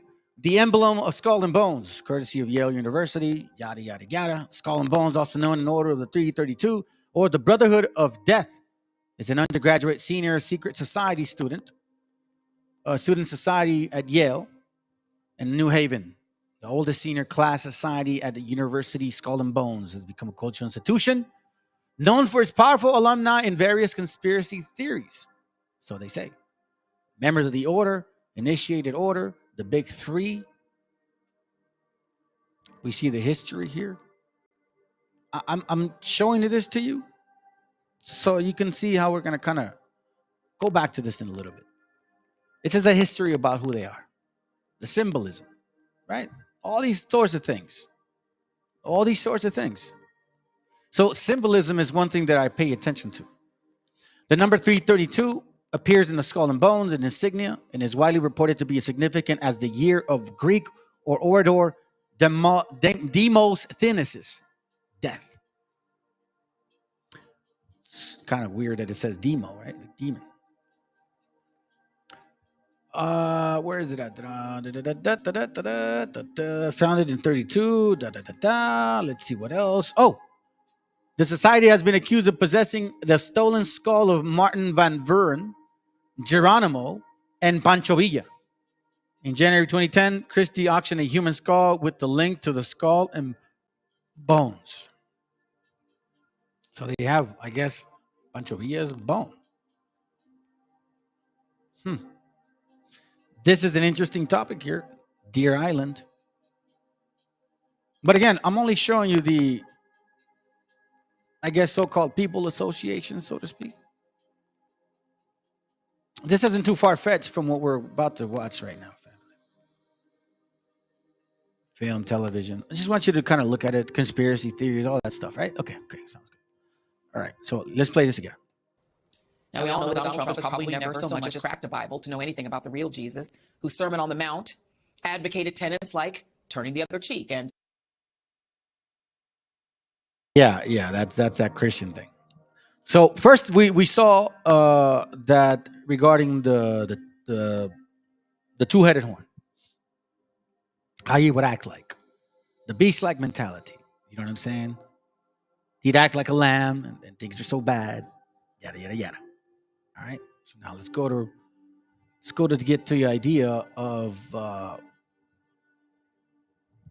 this particular beast. Revelation 13:1, and I stood upon the sand of the sea and saw a beast rise out of the sea, having 7 heads and 10 horns, and upon his horn 10 crowns, and upon his head the name of blasphemy. And the beast which I saw was like a leopard, unto a leopard, pay attention. And his feet were like unto the feet of a bear. So first we see leopard, then we see bear. Okay, so pay attention. This is regarding the first beast that Revelation 13:11 mentioned. So let's not forget. Okay? Matter of fact, you know what? Let's do this. I'll go back to, like, when I go to Daniel real quick. Let me do this, Daniel. I don't know why. I should have just done that. Daniel 7:1, it says, in the first year of Belshazzar, king of Babylon, Daniel had a dream and vision of his head upon his head. Then he wrote the dream and told us some of the matters. This was the king wanted to know what his dream was, but he couldn't remember it. You know, sometimes you have a dream, you can't remember it, but you have a feeling of the dream, like that. So then Daniel goes around and tells him the vision.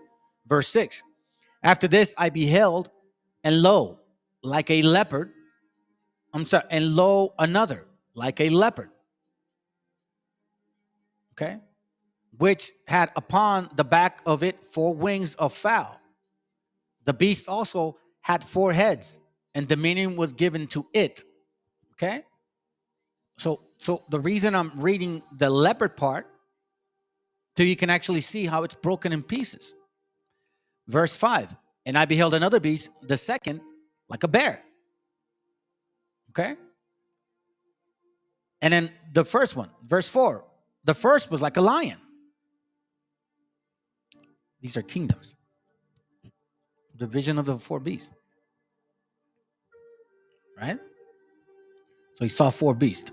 One like a lion, one like a bear, one like a leopard, which had upon the back of it 4 wings, and the beast had also the 4 heads, and dominion was given to it. And after this I saw the night vision, and behold, a 4th beast. So you see this here. 4 beasts. So now, this is why when you read Revelation 13, and you go here, and you go here, and I beheld another beast, right? And then it says, and he exercised all the power of the first beast. Okay, so then now let's go to verse 1. You'll see. And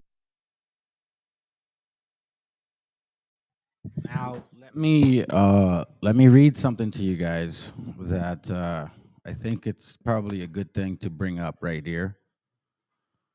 So you can see how our people had a pretty good idea of this. Again, it has to do with prophetic, also historical facts that we understood about ourselves. That's why it's imperative that you guys learn your history. This is from a book called Colección de Libros Raros o Curiosos tratan de América como cuarto, Diego Andrés Rocha, Origen de los Indios, del Perú, México, Santa Fe y Chile, segundo volumen. Okay? So I'm going to read a couple pages from here so you can see how our gente had a kind of idea, and they themselves knew this about themselves, and they saw it. This is on page 32, chapter 23 or section 23. It says, considero también aquel lugar del Evangelio San Mateo, capítulo 15, número 24. That's Matthew, chapter 15, verse 24. In case you guys don't know, I've shared this with y'all, and a couple other brothers that I still call them brothers have shared this with y'all as well. Matthew 15, 24. This is why he came for Israel, not the southern so-called kingdom, okay? Because they still knew who they were. Some were scattered. The majority of this northern kingdom did not know. Most of them did not know. But he answered and said, I am not sent, but unto the lost sheep of the house of Israel. So it says, considero también que aquel lugar del Evangelio de San Mateo, capítulo 15, número 24, donde nuestro Salvador, pidiéndole favor a aquella cananea gentil, le respondió que su venida a este mundo había sido primeramente a restaurar las ovejas que habían perecido del pueblo de Israel. Y él mismo, redentor nuestro, por San Juan, en su Evangelio, capítulo 10, número 16. So let's read it. That's John 10:16.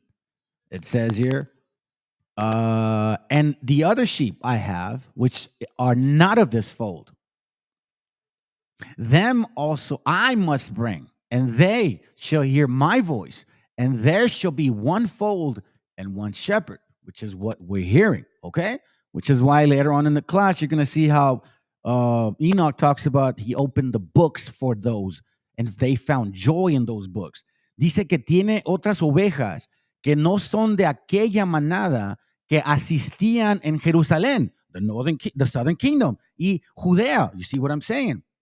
Y que él convenía y que le convenía traerlas de las partes que estaban esparzadas. Okay? So let me confirm it. Que estaban esparzadas o esparcidas para que oyesen su voz y de todas se hiciese un rebaño y a todas las gobernase un pastor, just like John 10:16 said. But here we clearly see that these Christians understood that the Messiah or the word of the Most High was not for everybody. Here they're confirming a family. Estos son las ovejas que en el novísimo tiempo ha traído Dios al abrigo y regazo de la Santa Iglesia. Como dije arriba con el capítulo 4 de Deuteronomio, desde el número 29. So now he goes to Deuteronomy chapter 4, verse 29. He says, it starts reading from this point. But if from thence thou shalt seek the Lord thy God, thou shalt find him, if thou seek him with all thy heart and with all thy soul. You see, verse 28, and there ye shall serve gods, the work of men's hands, wood and stone, which neither see nor hear nor eat nor smell.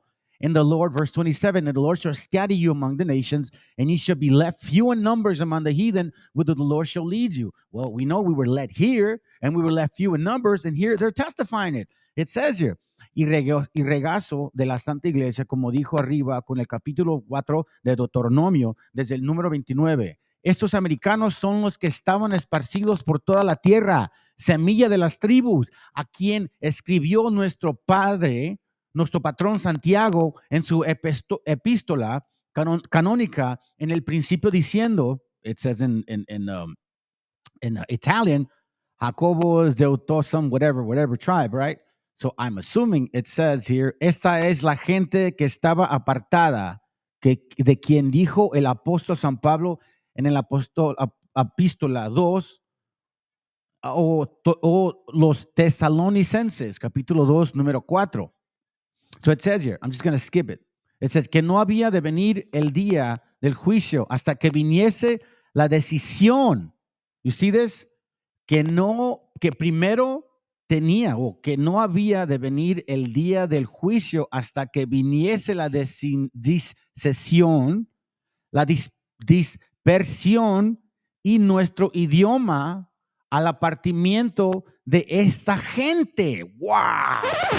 Why is that important? Because that basically says this right here, Deuteronomy chapter 28, verse 49. It says here that a nation, the Lord shall bring a nation against thee from far, from the end of the earth, as swift as the eagle flieth, a nation whose tongue thou shalt not understand. They themselves are saying it right here, que no había de venir el día del juicio hasta que viniese la discesión, la dispersión, a dispersion first, y en nuestro idioma, el apartamiento de esta gente, meaning, and in his language, Spain or English, whatever, right? Because we were foreign to their language, that they must come with their foreign language here. Y así, en gran parte, les cuadra lo que escribe Santiago en la epístola citada, y así sucedió en la conquista de nuestros españoles, que contra innumerables indios que se resistían, los aterraba Santiago visiblemente para que fuesen restituidas estas ovejas al rebaño de la Iglesia Santa, como dice el doctor Pedro Diego de Avendaño en su antiteatro de la misericordia, con el número, whatever the book that is. Tocábale al santo patrón esta defensa, así porque tenía escrito a las tribus esparcidas, como por ser de las tribus de Jerusalén. So, again, family, this is not a coincidence. And I stood all upon of this the is sand of the happening sea. now, and these books are being revealed to us once more. So we knew that we needed to fall to get back up again. This is why I say to you, brothers, man, you'll find strength in your weakness. Let's go. And saw a beast to rise out of the sea, having 7 heads and 10 horns, and upon his horns 10 crowns, and upon his head the name of blasphemy. And the beast which I saw was like unto a leopard. Remember Daniel? And his feet were like unto a bear. Remember Daniel, the 4 beasts? And as much as a lion, and his mouth as the mouth of a lion, And the dragon gave him his power and his seat and great authority.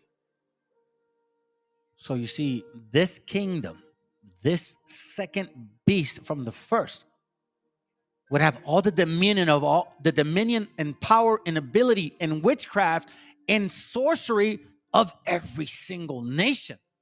Which is why, like the sister was saying, the religions, all religions in this world go back to the old religion, aka the worship of Lucifer, Babylon, Assyrian, and the Tower of Babel, and Egyptology. It's true, because they are all manifesting themselves right here. Like a leopard, like a bear, like a lion, and a man. You understand? So now, if we go back to Daniel, right? This kingdom, you're like, damn, that's the most powerful kingdom. Yes, you're right, it is. But this kingdom was not going to function. Here's why. Daniel 2:41, it tells us. And whereas thou sawest the feet and the toes, part of the potter's clay and part of the iron, and the kingdom shall be divided, but there shall be in it of the strength of the iron, for as much as thou saw the iron mixed with merry clay. And as the toes of the feet were part iron and part of the clay, so the kingdom shall be partly strong and partly broken.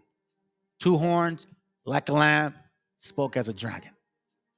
And whereas thou sawest iron mixed with merry clay, they shall mingle themselves with the seed of men. We see the word seed. But they shall not cleave one to another, even as iron is not mixed with clay.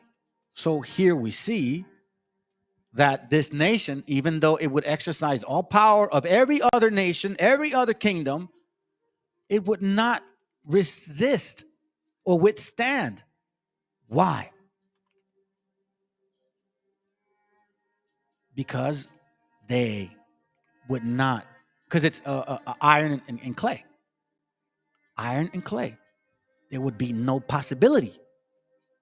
So we see that the weakness of this nation happens to be something that we're all very familiar with. Let me show you this picture. Let me see if I thought I downloaded the picture. I don't know why I don't have it in my.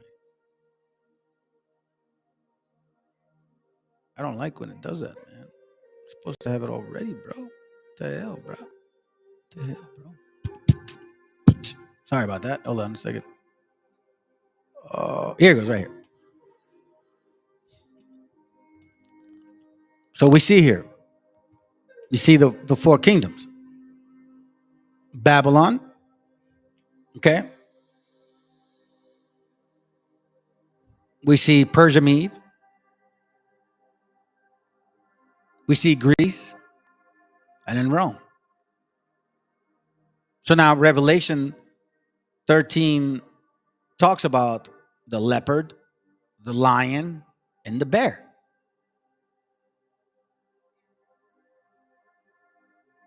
So Daniel 2 talks about those 4 things. Daniel 6 says that. Sorry, not Daniel 4. Let me show you. Daniel 7, sorry. So we see here Daniel spake and I saw in my vision by night, right? Daniel 7:2. And the first was like a lion. Here, I'll read it over here to show you. The first was like a lion, and he had eagle's wings. That's the Babylonian kingdom. You remember the picture of the lion with the king with the wings? He's on 4, like he's on 4s. He has the head of a king, of Nebuchadnezzar, but he's got wings. Okay. And I beheld till the wings thereof were plucked, and it lifted up from the earth and made him stand upon his feet as a man, and the man's heart was given unto it. And another beast, a second like a bear, and it rise up itself out of one side, and it had 3 ribs. So this is Persia Mede, 3 kingdoms. Persia Mede, okay? Then it says here, verse 6, and after this I beheld another like a leopard, which upon the back of it had 4 wings of a fowl. The beast also had 4 heads, and dominion was given to it. That's Greece. Alexander divided the nation after he died 12 years later between 4 kings, or 4 generals. And then after that, and then I saw the night vision, behold, a 4th beast, dreadful and terrible, exceedingly strong and exceedingly, and it had great iron teeth. That's the kingdom of Rome. And this kingdom revived, which is why I was showing y'all. This kingdom revived.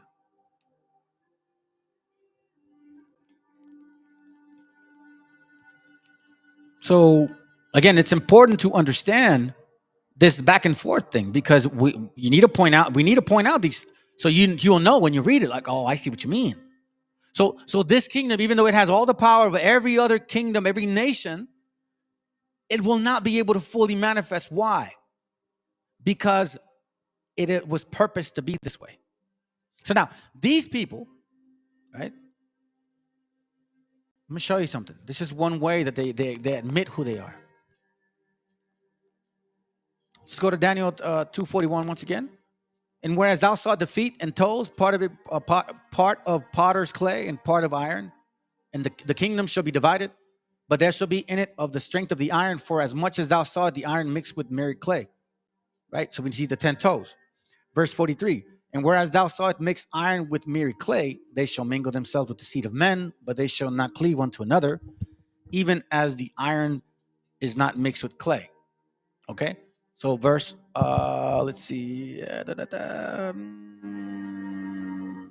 Yeah, let me do this. I'm going to show you something.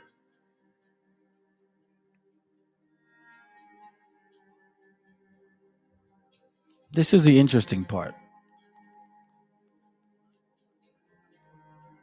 They shall mingle themselves with the seed. H2234. Let me look at this real quick.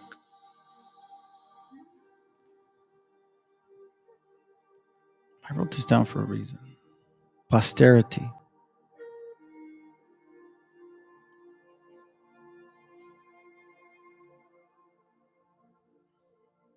You see, they will try to unite family. Kind of like assimilation. Right? It seems like that's what it looks like to me. Hold on, let me look at something real quick. Because I wrote this down. I might have wrote down the wrong scripture.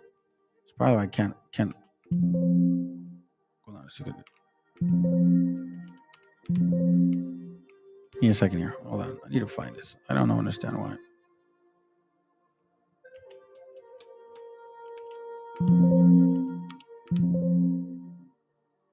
Oh, I know why. I know why.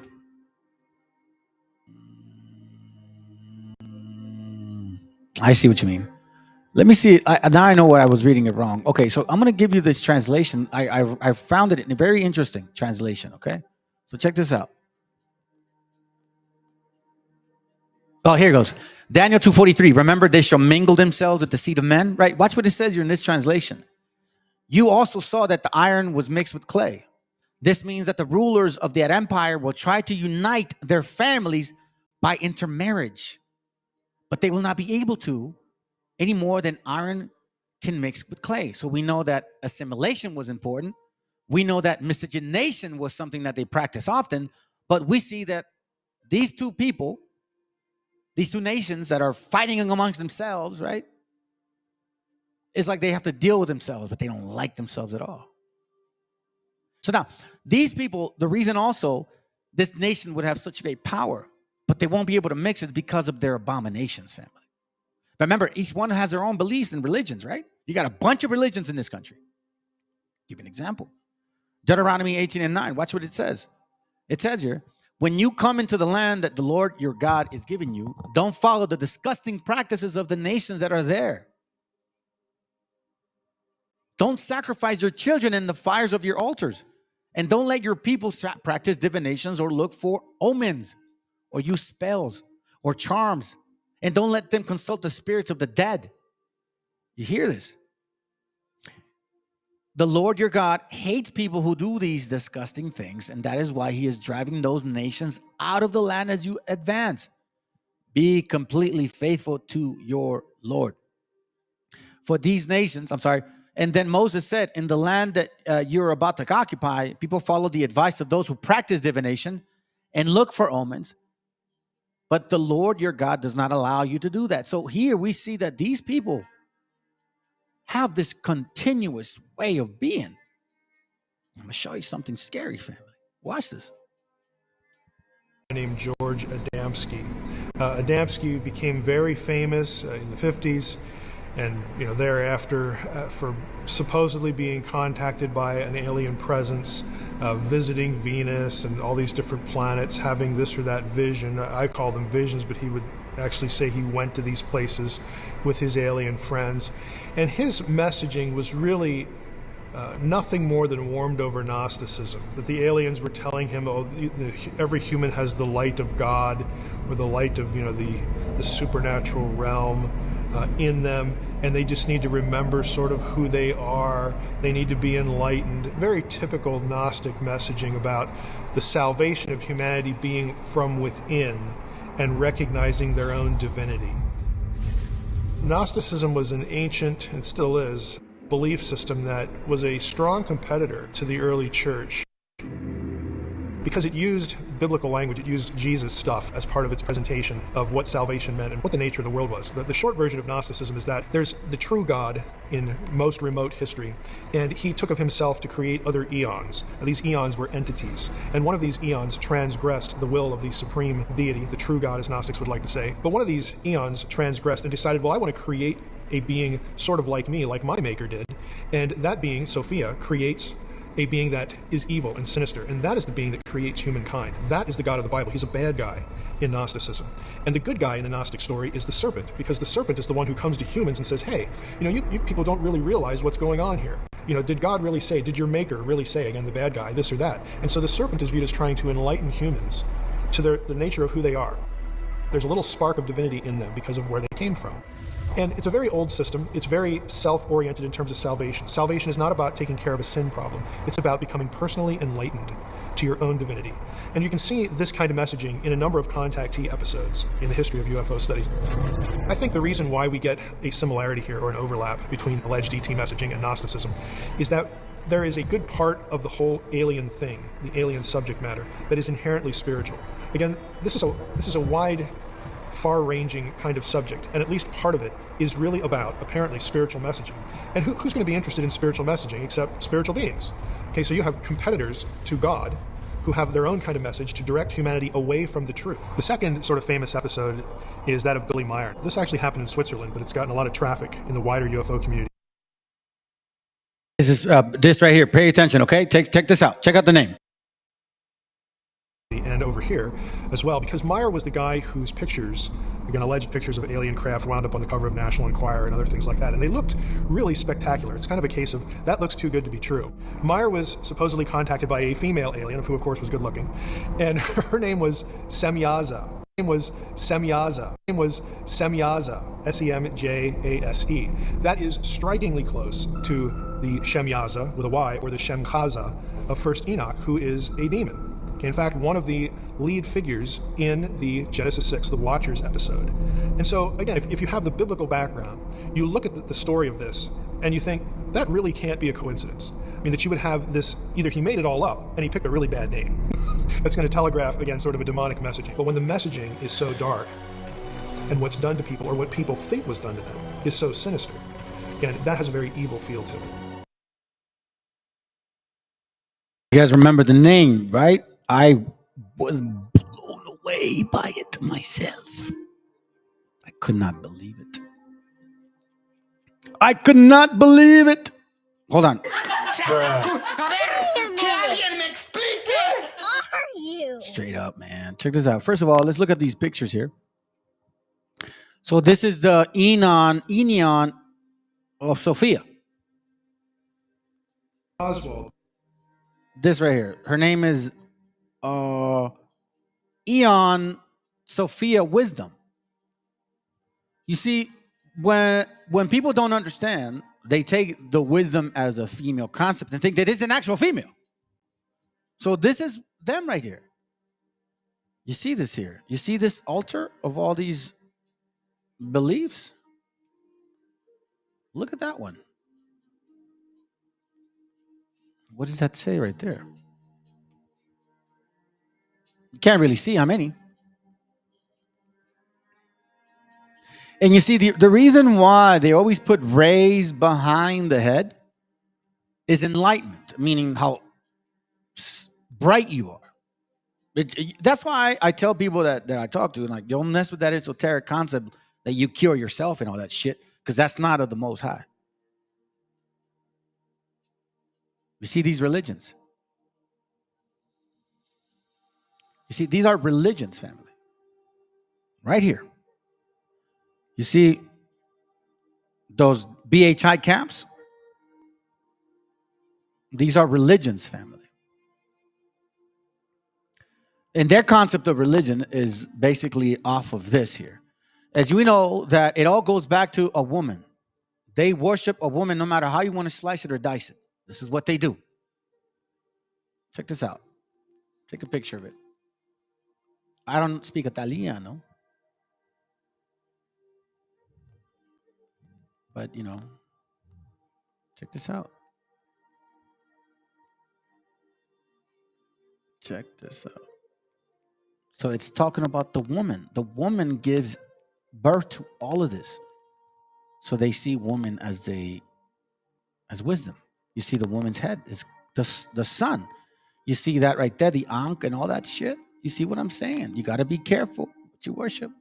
1, 2, 3, 4, 5, 6. 1, 2, 3, 4, 5, 6, I believe.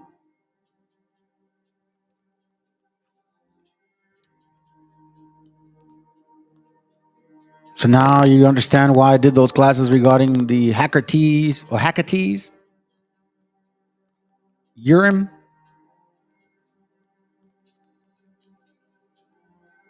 She is their God. This is the wisdom they worship. And they created all of this. All of these things. Práctica, teoría. You see, theory, practice. This is science. All of this here. You would think like, man, these guys, what the hell are they thinking about, bro? Right? Again. Papers, they were all, but when the So let me show you this real quick. I was going to show you something. Hold on, let me find it. Hold on a second. See if I have it.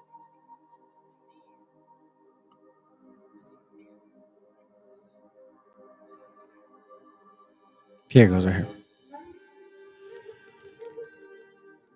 So we see the name, right? So Samyaza. The guy says that I guess Samyaza appeared to him. Let's listen to it again. Watch this. named George Adamafik in the wider UFO community and over here as well, because Meyer was the guy whose pictures, again, alleged pictures of alien craft, wound up on the cover of National Enquirer and other things like that. And they looked really spectacular. It's kind of a case of that looks too good to be true. Meyer was supposedly contacted by a female alien, of who, of course, was good looking. And her name was Semyaza. His name was Semyaza. Samyaza, okay? So now I'm going to show you the pages here real quick so you can see what I'm talking about. Hold on. Let me move it over here. All right. Oh, man. Okay. Let's go to Enoch, chapter 7, verse 3. Who's this Semyaza? It says, and then I'll read verse 1. And it happened after the sons of men had multiplied in those days that the daughters were born to them, elegant and beautiful. And when the angels, the sons of heaven, beheld them, they became enamored of them. I'm sorry, enamored of them. Enamoradas, you know what I'm saying? Enamorados. Saying to each other, come, let us select ourselves wives from the progeny of men, and let us beget children. And their leader, Samyaza, said to them, I fear that you may perhaps be indisposed to the performance of this enterprise. Meaning, I see that you're very sure about this. You're not going to move back from it. Yep, they're very true. These are the names of their chiefs. Verse 9, Semyaza, who is their leader.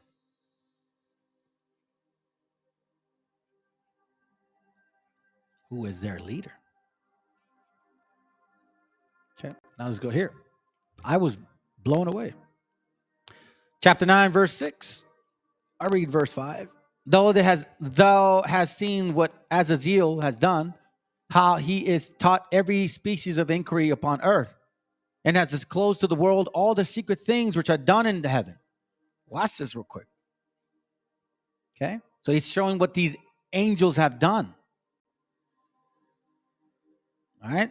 Matter of fact, let's read verse 1. Why not? Let's just go back. Then Michael and Gabriel and Raphael, Suriel, and Uriel looked down from heaven and saw the quantity of blood which was shed on earth, and all the iniquity which was done upon it, and said one to another, it is the voice of their cries. The earth deprived of her children has cried even to the gates of heaven. And now to you, O ye holy ones of heaven, the souls of men complain, saying, obtain justice for us with the Most High. Then they said to their Lord, the King, thou art Lord of lords, God of gods, King of kings. The throne of thy glory is forever and ever is thy name sanctified and glorified. Thou art blessed and glorified. Thou hast made all things. Thou hast possessed power over all things, and all things are open and manifest before thee. Thou beholdest all things, and nothing can be concealed from thee. Thou hast seen what Ezekiel has done, how he taught every species of inquiry upon earth, and has disclosed to the world all the secret things which are done in heaven. Samiyaza also has taught sorcery, to whom thou hast given authority over those who are associated with him. And they have gone together to the daughters of men, have lain with them, and have become polluted. You see this? They have discovered crimes to them. And so I see, likewise, brought forth giants, yada, yada, yada, right? Check this out. Let's read about this guy again. Chapter 10, verse 15. And my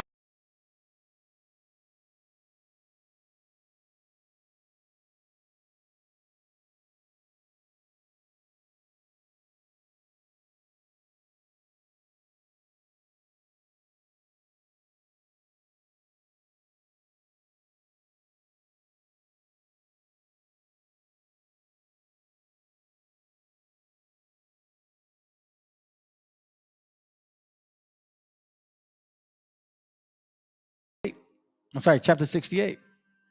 Watch this real quick. In verse 2, it says, and behold the names of those angels. These are their names. The first of them is Samiyaza.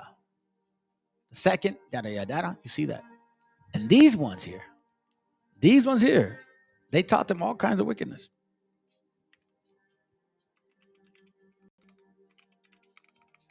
It's no coincidence that we run into this issue.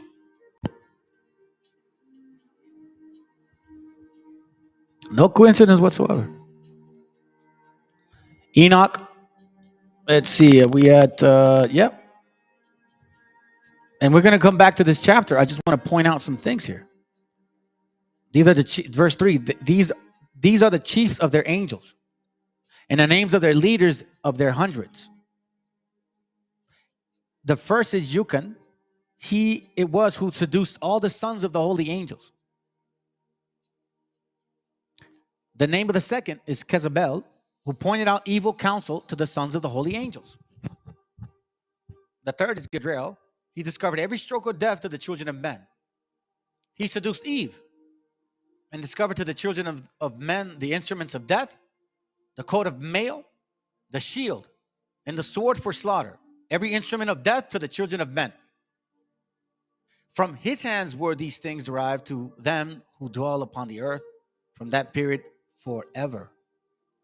This guy, Penemue, he discovered to the children of men bitterness and sweetness, and pointed out to them every secret of their wisdom.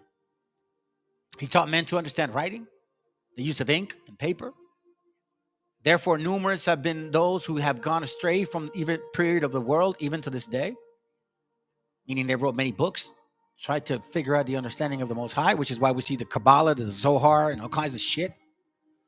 Like the Secret Teachings, that book? For men were not born for this. Thus with pen and with ink to confirm their faith. See this? So we can see that a lot was going on here. A lot was going on here. Now, again, I'm bringing you back and forth to this important aspect of this present history. I want to say it like that, because if not, it doesn't make sense. Okay, so now let me take you a little bit back, 4 chapters back, and we'll get a little more clarity. Watch this real quick. The book of Enoch, chapter 64, verse 6. A commandment had gone forth from the Lord against those who dwell on the earth. By the way, if you guys seen the movie Noah, they said he went to talk to Methuselah, his grandfather. In this book, it says that he went to talk to Enoch, not Methuselah. So just keep that in mind. That they may be destroyed, for they know every secret of the angels, because Noah went to ask Enoch what's going on. So Enoch is telling him, a commandment has gone forth from the Lord against those who dwell on the earth, that they may be destroyed. For they know every secret of the angels, every oppressive and secret power of devils, and every power of those who commit sorcery, as well as those who make molten images in the whole earth. You see this? And they know how silver is produced from the dust of the earth, and how the earth, the metallic drop exists, meaning the purification of metals. For lead and tin are not produced from the earth as a primary fountain of their production. So they were taught how to refine metals. You see, all of these things are spirits, family. So this whole invention, like, this is sorcery. I think some of these people, how did they come up with the phone? Now they got a clear phone, family. There's an angel standing upon it, and the angel struggles to prevail. Afterwards, my great-grandfather Enoch sees me with his hand, raising me up, and saying to me, go, for I have asked the Lord of spirits respecting this perturbation of the earth, who replied, on the account of the impiety, have their innumerable judgment been consummated before me. Respecting the moons, they have inquired. Don't they try to go to the moon? Let me read that real quick. Sophia is wisdom in Greek. Yeah, there you go.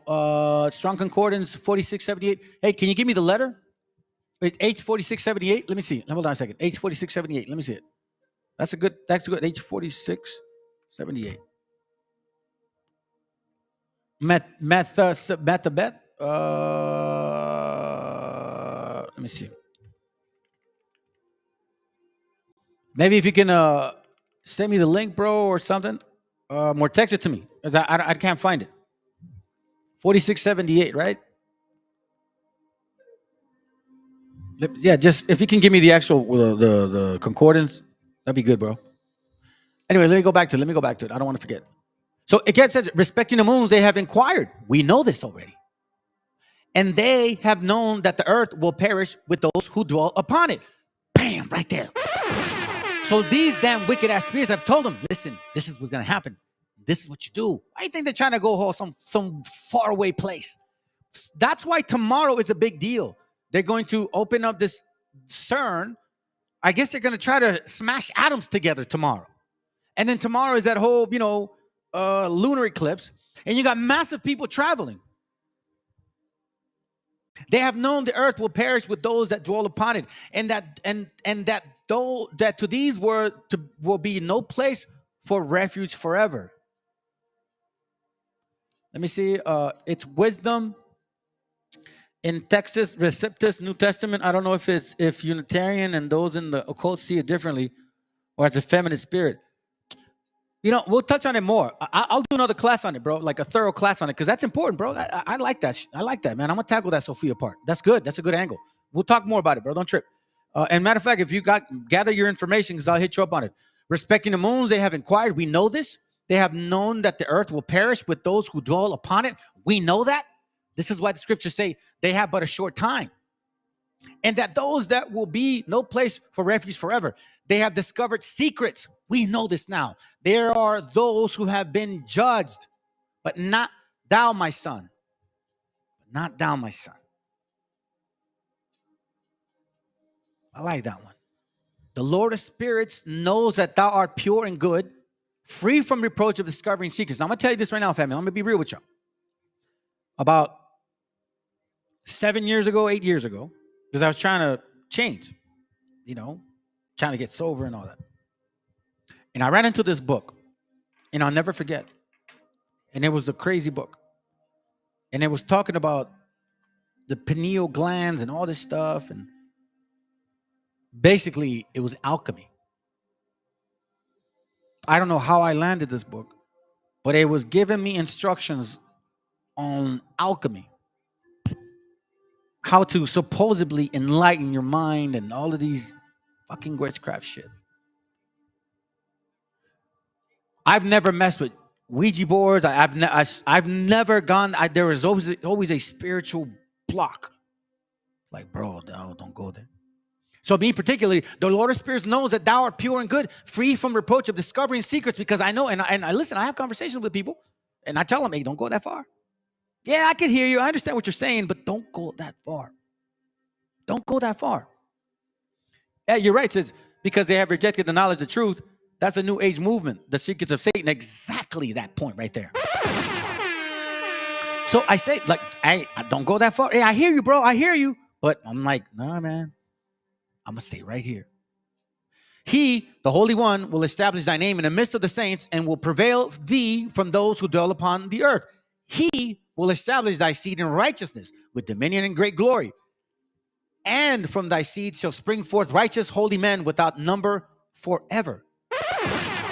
That's what I care for. Check this out. It's not a joke, fam. It's not a joke. While I play this video, because it's about 4 minutes long, so I'm gonna play this video and I'm gonna fix my camera. Okay, so please, hopefully they don't block it, man. I don't think they should. All right, but this is a very interesting video right here. So listen in. Bohemian Grove thing, that is absolutely 100% real. No, it's not. So what, Brian? It's people dressing up like wizards, saying some sacred ritual. Doesn't mean they control shit. It's weird, burning an effigy in front of an owl god. Same with Burning Man. Bro, this is so different than Burning Man. It's the government. It's people at the highest levels of banks. There's a bunch of crazy, really rich, influential people that went to that Bohemian Grove and dressed up like druids and they chanted things. Yeah. Have you ever seen it? Yeah, I saw it. You are. Yeah, you haven't seen it. He hasn't seen it. So we were out covering the protest, and we just wanted to see if there was anyone that could give us. to get off the property. There's no way we could just get an escort. Not at all, and I'll have the police come and arrest you if you don't leave. You know, when I saw this footage and witnessed this weird ritual, I just couldn't shake it from my mind. If we're talking about the rich and powerful, billionaires, men in charge of millions, men who run nations, what the heck are they doing?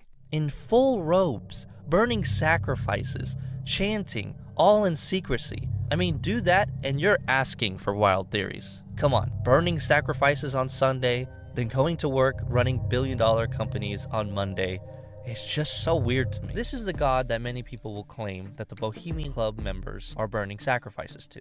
The statue was made to look like a stone formation, but it's actually fitted with audio equipment, and the voice of Walter Cronkite is the voice of the owl during the ceremony. Once again, midsummer sets us free.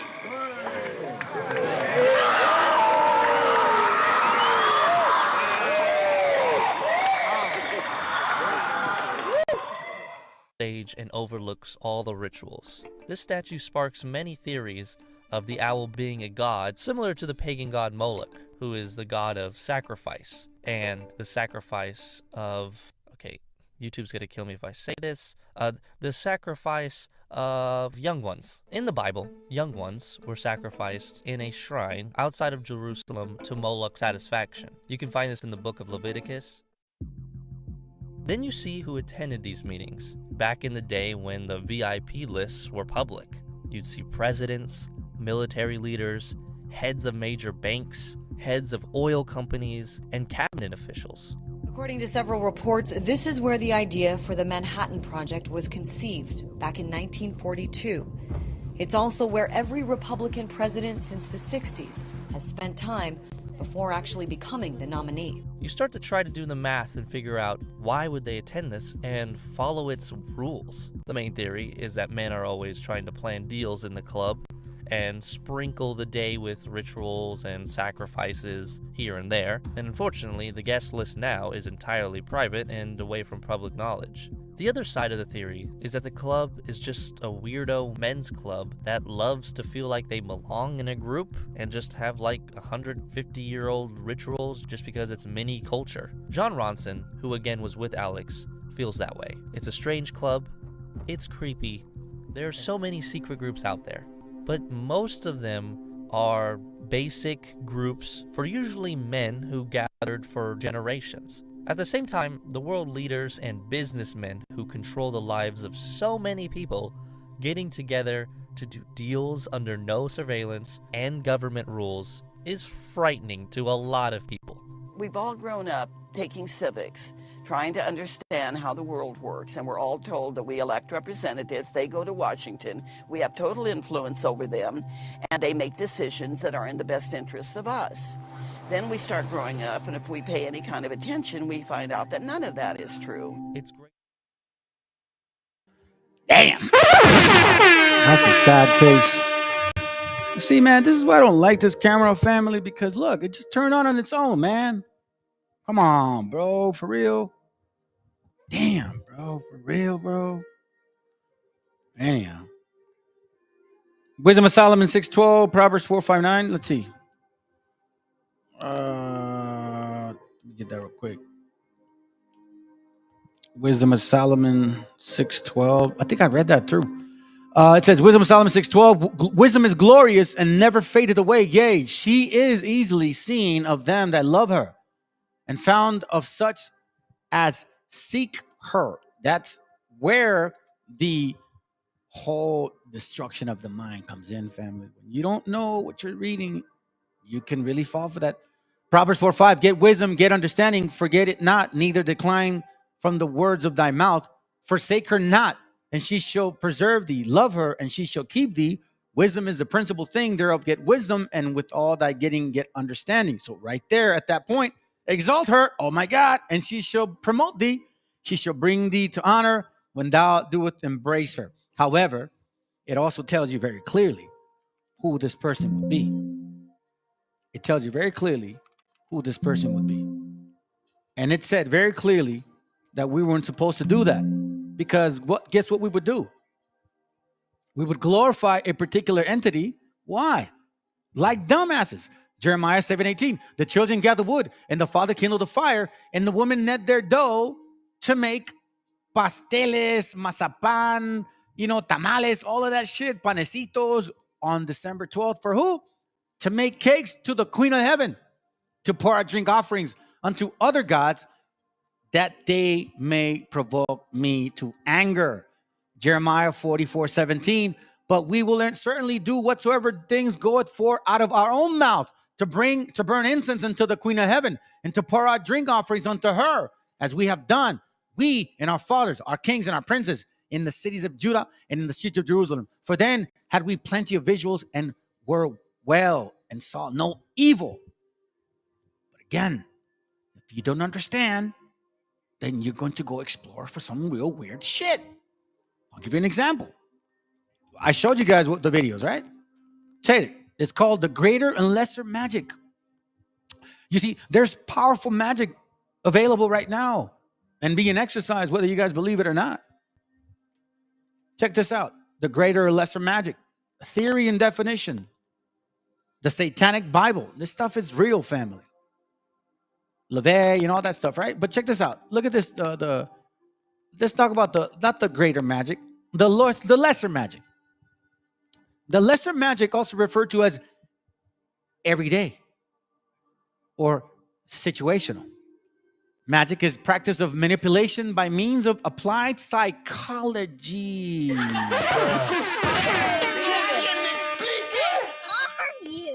Again, the lesser magic is applied through the means of psychology. Now, listen, family, I don't lie to you guys. When I do these classes, I put my effort and spirit thoroughly to this. Now, some of you got to call me fake. You guys don't like me, whatever. And quite frankly, I don't give a shit. I don't give a shit if you don't like me. I move the way I move, and I do things the way I do things. Brothers know who I did. Talk to me. What you get now is what you get on the phone. I'm not no different. And you know what the good thing is about me is I have nothing to hide, because the brother or two that I've shared some personal stuff with, I hope he keeps it to himself. If not, hey, go ahead and expose it. I don't give a shit, because at the end of the day, I'm clean from that. We all deal with stuff.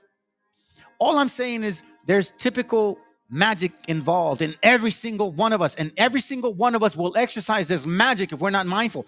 That's why I keep telling you, whom shall he teach? I'm not keep telling you, but I read it to you before. I said it initially in the class.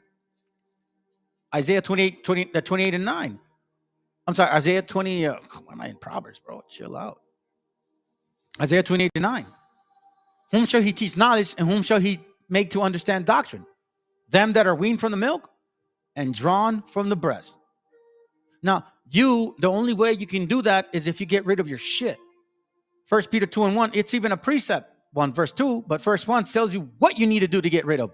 Wherefore, laying aside all malice, all guile, all hypocrisies. I heard a lot about that today. And all envies. I heard a lot about that today. And all evil speaking.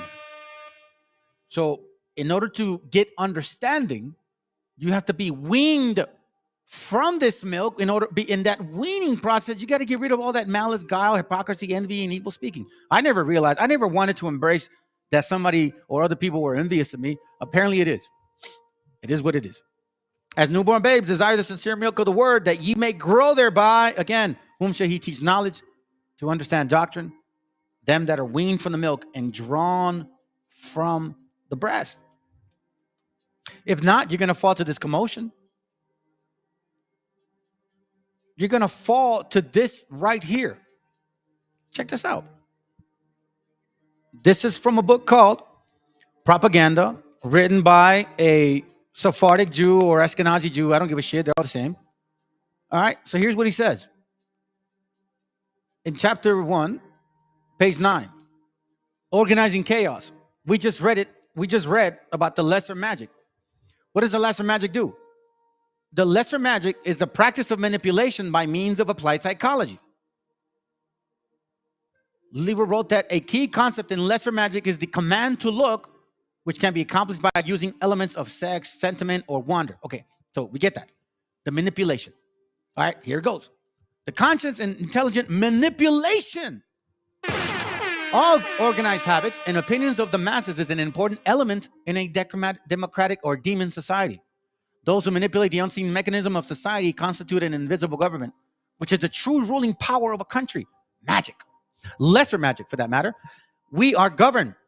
Our minds are molded, meaning fascinated by, meaning coerced maybe. Oh, let's read it. Okay, let's see.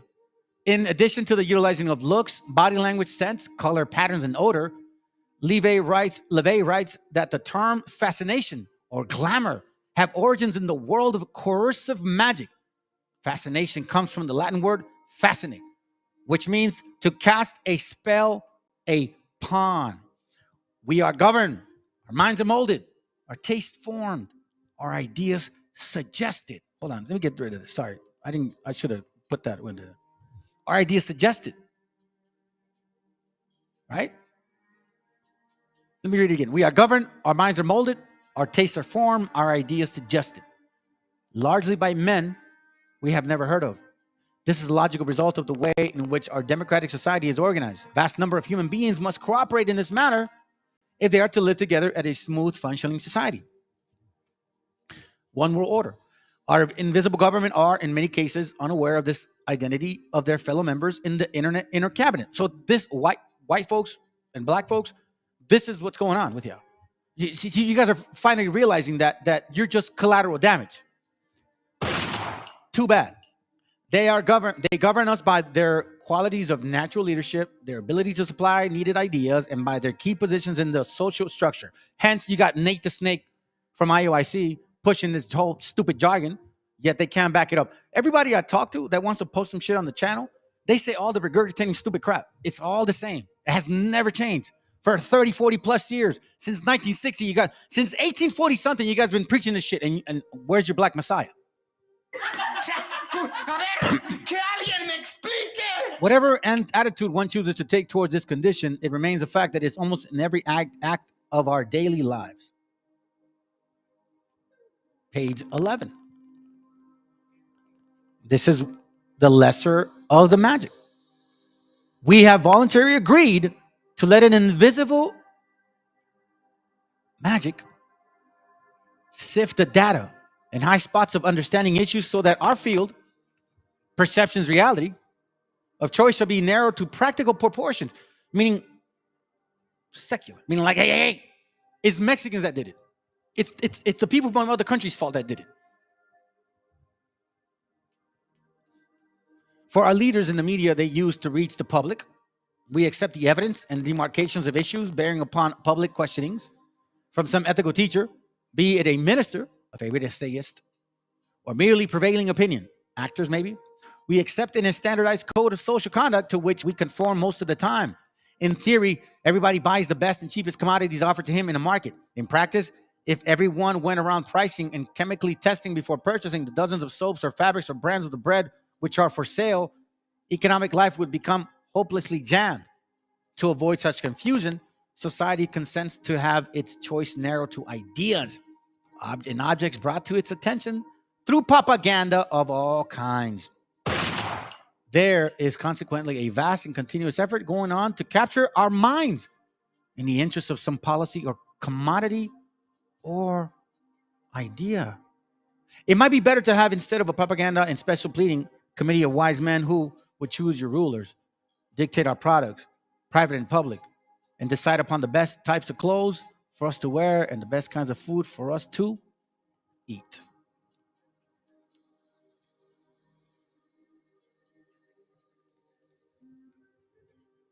The lesser of two. Now, what is another thing that we find here? Let me look for something real quick. I thought I had it written down. Antiquated. Oh, here it goes. Check this out. It says the antiquated meaning of glamour is witchcraft. Let me read that again. The antiquated meaning of glamour is witchcraft. Okay? Now, we know a lot of this goes on in this country. And a lot of you guys want to be actors and actresses and famous people. But it says here that antiquated meaning of glamour is witchcraft. What else is witchcraft? Let me see if I can record. 1 Kings 15. Let me see, hold on.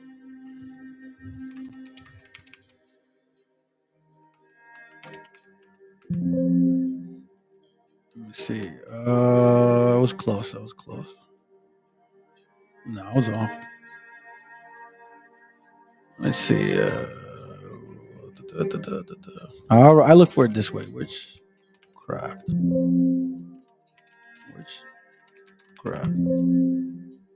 Here it goes. Check this out. This is also witchcraft. For rebellion is as the sin of witchcraft, and stubbornness is as iniquity in idolatry. So we see about this whole witchcraft stuff, right? And we also see that we're being told not to do this. Deuteronomy 18:10, there shall not be found among you anyone that maketh his son or daughter to pass through the fire, or that use a divination, or observer of time, or enchanters, or witch, or a charmer, or consulter with familiar spirits, or a wizard, or a necromancer. Don't those guys say that they were talking to spirits? It says here that glamour is witchcraft. The most important asset to a modern witch is her ability to be alluring, to use glamour, to utilize glamour. The word fascination has a similarly occult origin. Fascination was a term applied to evil eye, to fix a person's gaze. In other words, fascinate was to curse them with an evil eye. An evil eye. Bruh. For real, man. Therefore, if a woman had the ability to fascinate men, she was regarded as a witch. Again, wisdom.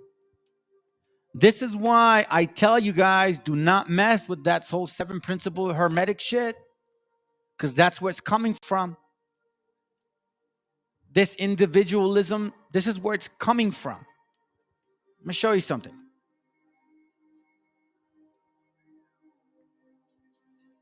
Here, let me see. I have it here. Give me a second here.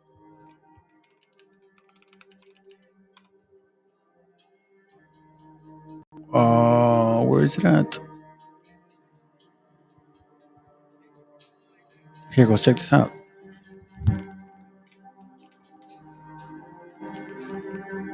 This is a very interesting map, family. And now when we look at it again, it makes sense. Right? Makes sense now. Who is on the top? Canaanites. And what do we see? A snake. Right? We see a snake. And we see that these Canaanites are attached to the pharaohs, the kings of Babylon, Roman, Judea, Vatican, Templar Knights, Khazars, Switzerland, Masons, Jesuits, Illuminati, USA. We know that it has to do with love, moons, Lucifer, sexuality, Baal, Moloch, Marduk, Jupiter. You're going to hear all of that today. Janus. Take a close look. Take a close look. Phoenicians, Sumerians, Druids. Druids family. This is what you're dabbling into when you're going into that whole spiritualism. That whole as above, so below concept. Mentalism, correspondence, vibration, polar opposites, cause and effect. Watch this.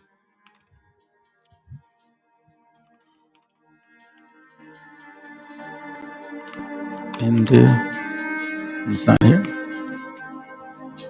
See if it was this one.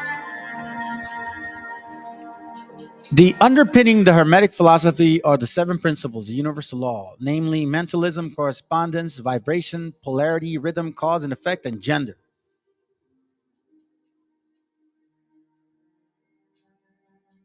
He who grasps the truth of the mental nature of the universe is well advanced on the path to mastery.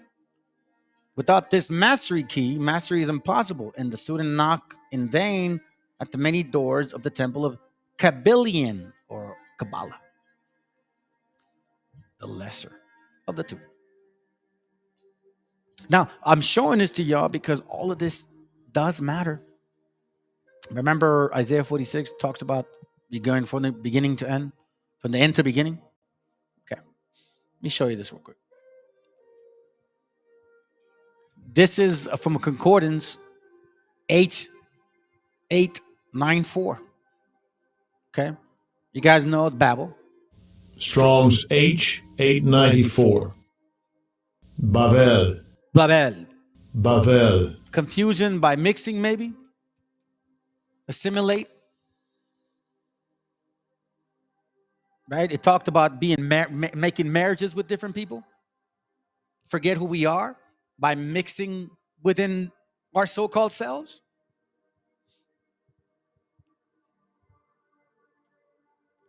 Babel.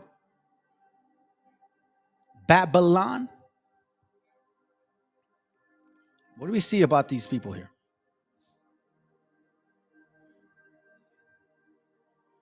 What do they want to be? Remember, initially we talked about that they want to be like gods. Isn't that what the so-called Donald Trump is saying now?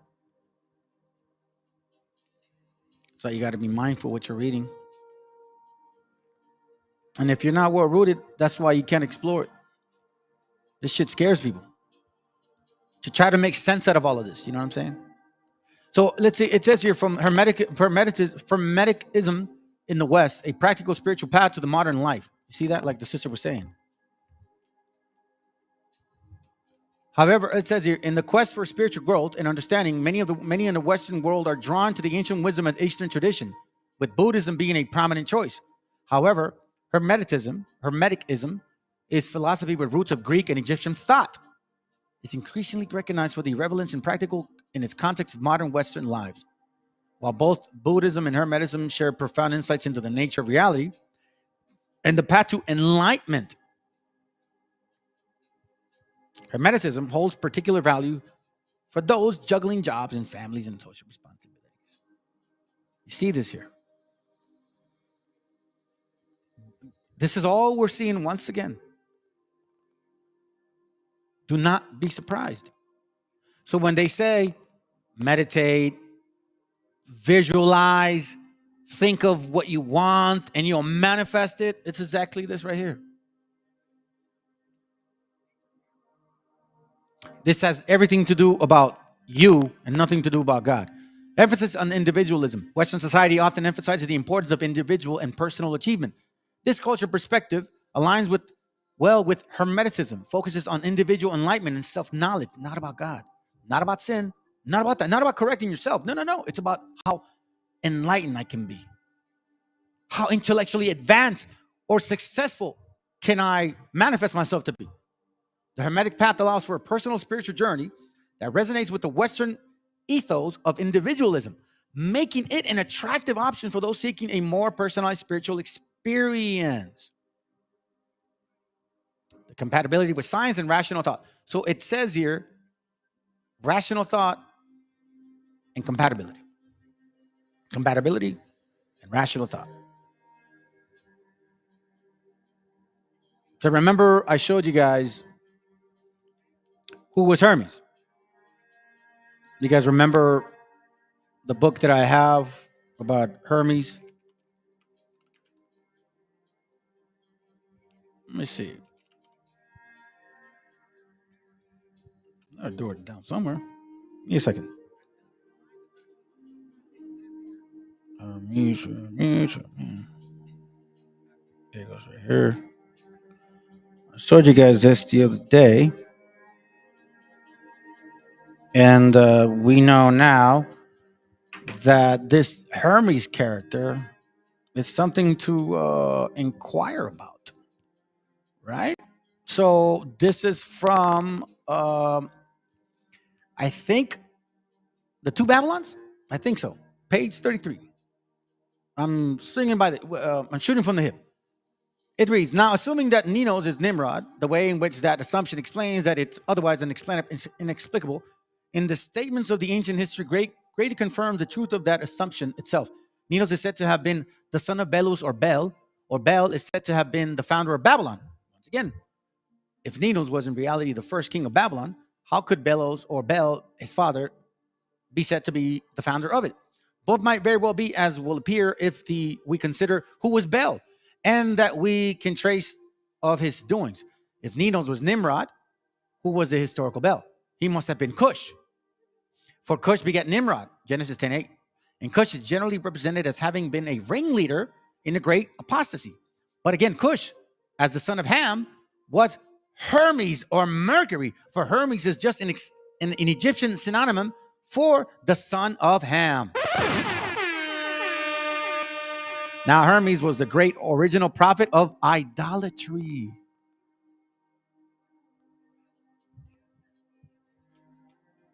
The greater or lesser two evils, maybe.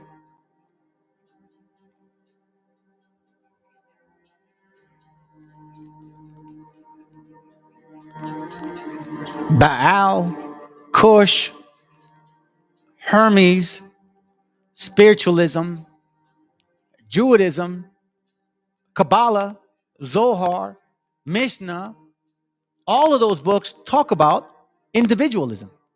Every single one of them. All these religions are all about individualism.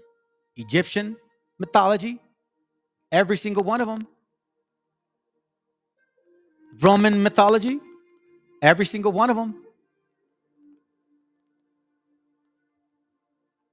Freemasonry, individualism. This is not far-fetched anymore. Now, when you start seeing it clearly how these are all connected, that's why Mr. Black Man and Mr. Black Woman, y'all ain't getting away from me. You're well deep into this shit. I know you're trying to act like you're not. I know, I get it. But that ain't happening here. Not on this channel. This is from this book called The Two Babylons, right? And we're gonna go to page 47. Because I think that's where we found it. Okay, I just want to show you to confirm.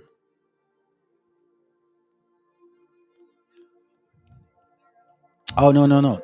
Check this out. The Child in Greece. Okay? Watch this real quick. Hold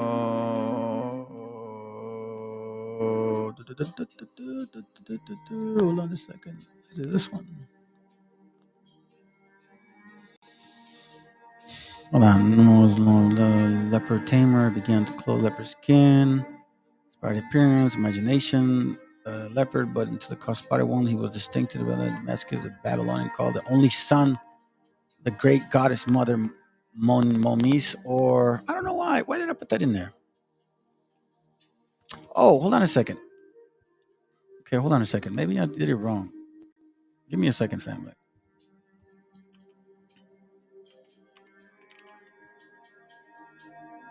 No, that's not it. Huh. That's weird. I don't know why I put that in there. But it's all good. But look. Let me just show you something. I'm not losing my point. So why did I bring all this up? Because now we're going to read something real quick. Check this out. All right. So we're going to go into Genesis 11. Because this is important. Watch this. Again, we're going from the end to the beginning. Okay? We're from the beginning to the end. Genesis 11 and 1. All right? It says, in the earth was one language and one speech. This is America. They want to do that again. They want to be one nation. And it came to pass as they journeyed from the east that they found a plain in the land of Shinar and dwelt there. And they said one to another, And they said one to another, let us go make brick and burn them thoroughly. And they had brick for stone and slime they had there for mortar. And they said, here's the point. And they said, let us build a city and a tower whose top may be reached unto heaven, like God's. And let us make a name. Let us make us a name. That caught my eye. A name. Because, a lot of people fight about the name of the Most High. Right? Some people say we don't know the name. Check this out. But look at what the name means. Strong's H 8034. Shame. Shame. So it says here that the name, to make a name for themselves, is the word Sem, but it's actually pronounced shame. Okay, so follow me here. So these guys are trying to build themselves a city and a tower to make a name for themselves.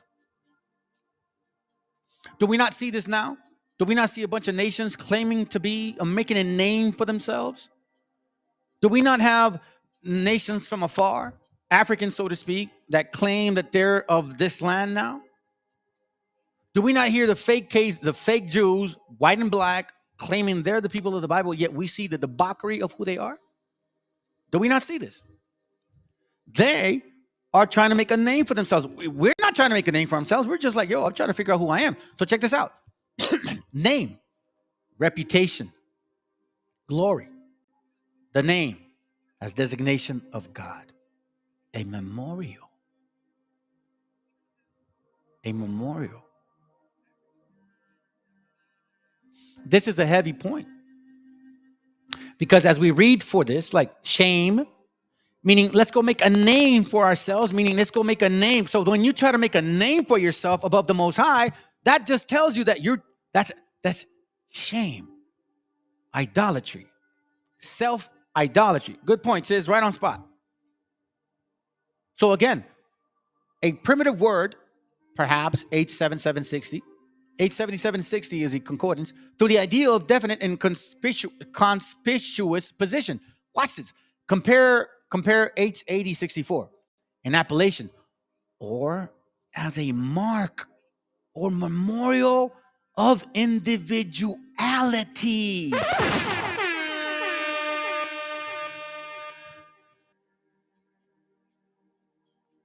What was the beginning? Remember this scripture, family? Isaiah 46:11. It says, Isaiah 46, where are you at? 9. Remembering the former things of the old. Remember this here?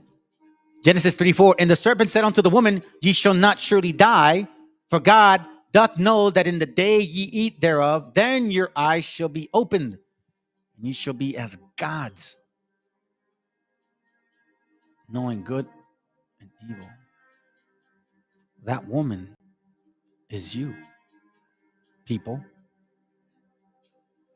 And since the beginning, they have always wanted to take that away from us, to make you believe that you are individually your own God, as a mark or memorial of individuality. This was the tree that the Most High said, stay away from. That self-idolatry spirit. I see him. Because look, it says here, implications by honor, authority, famous or famous. So that word like caught my attention, right? So then I looked it up, and it's H8064. But it says full of, abounding, having possession of quality. So now watch this real quick. So this H8064 is this word. Strong's H8064. Shamayim. Shamayim. So this is the root of that word, okay? Of shame. And it says here, dual of a unused singular. The sky, perhaps alluring to the visible arc in the clouds move, as well as the higher ether where the celestial bodies revolve. Astrologers, heaven. H8064.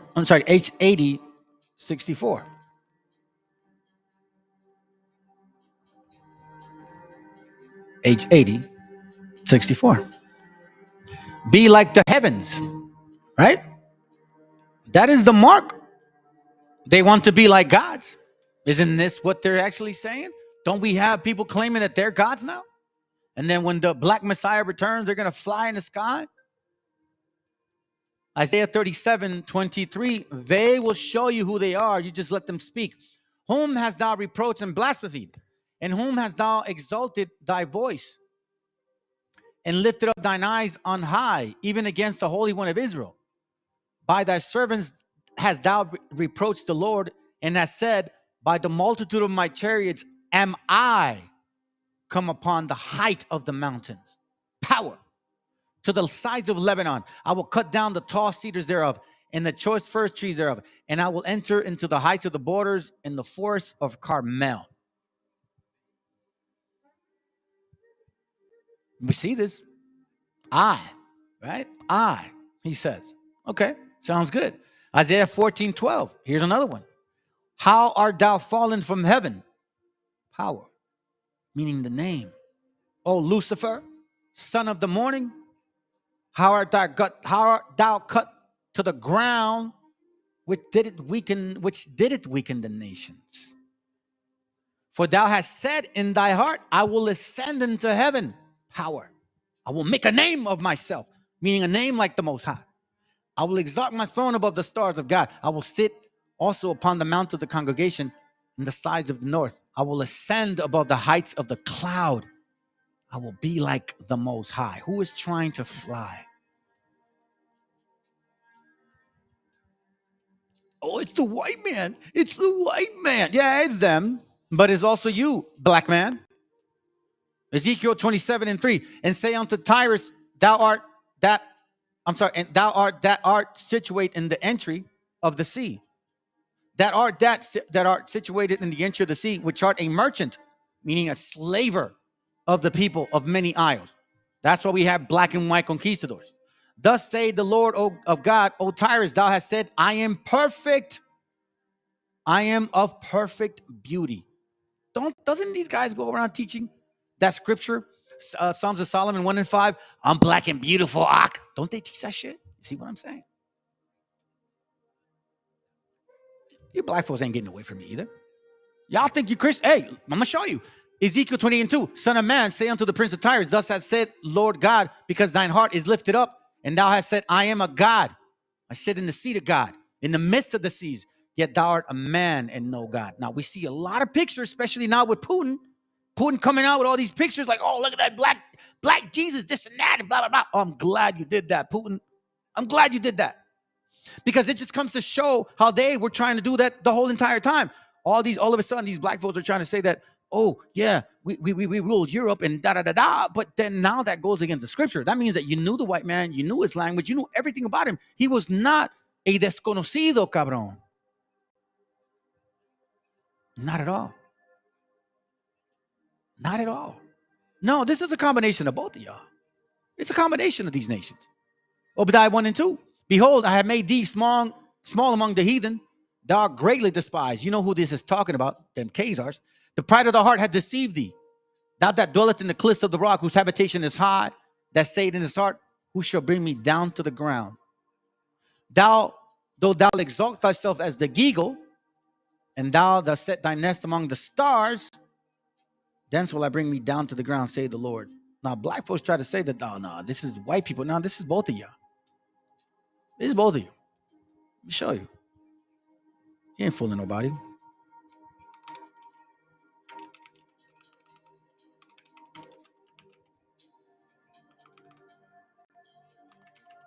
Watch this. We out here, man. We the gods of the earth. That's right. We are the gods. We are gods. Yeah. God. See? Obadiah 1 and 2. Behold, I have made thee small. I'm sorry, verse 4. Though thou exalt thyself as an eagle, and though thou set thy nest among the stars. Now, I'm going to really blow your mind on this one. Because, check this out. You know what's funny about that they want to be like God among the stars? That's the Strong's Concordance H3556. Watch what stars mean. Probably the same as H3522 in the sense of rolling, in the sense of blazing a star, figuratively, Prince, stargazer.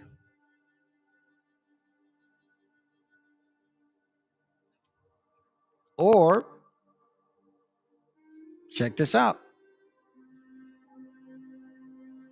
Where are you? I saw you earlier.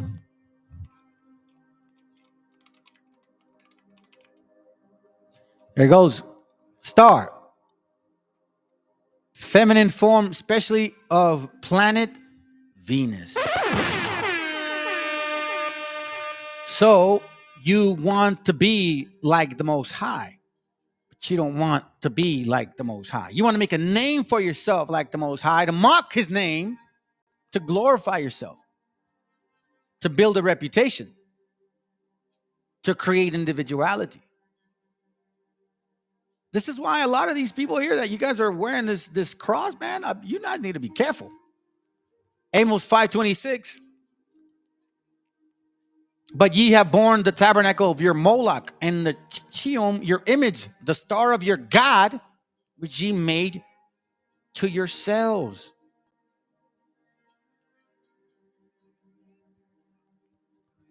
We see these guys believing in human sacrifice, worshiping of Baal, the six-pointed star. They have it too. You see, that's a six-pointed star. It's just not finalizing. If you just put a line here and here, you have 1, 2, 3, 4, 5, 6. It just doesn't have those two lines, family. But they're opposite of the two.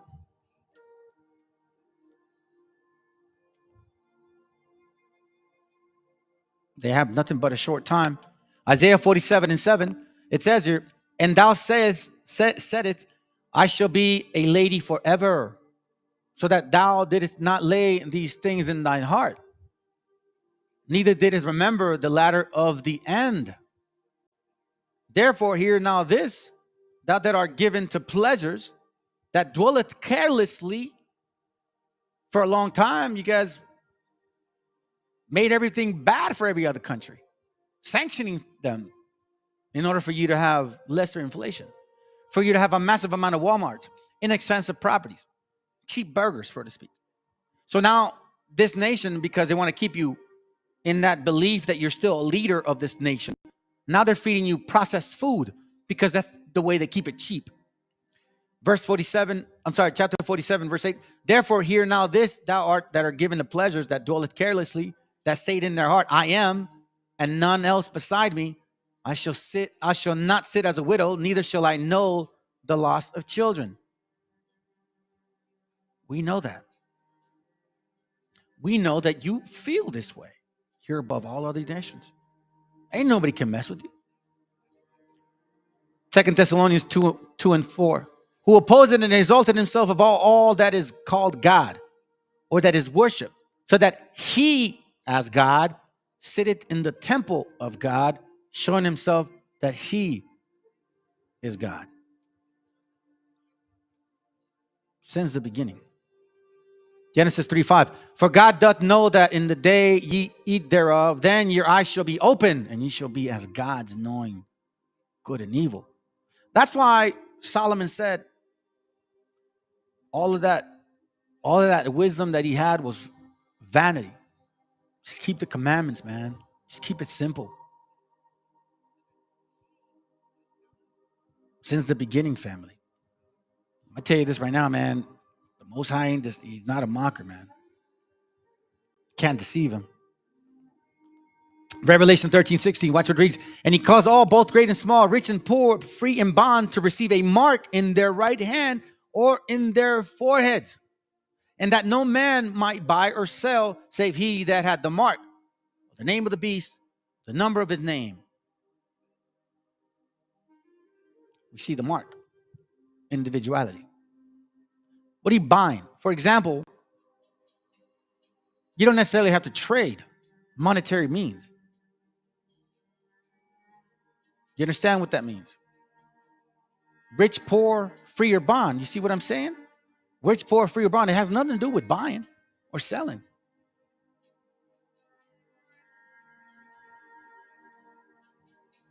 Be mindful. So check this out. Again, this mark, it's important. It's important. Let's look at it again. And what is this mark? Strong's G 5480. Charagba. Charagba. A stamp, an imprinted mark. Of the mark stamped on the forehead or the right hand. A mark branded upon horses, things carved, sculpture, idolatrous images.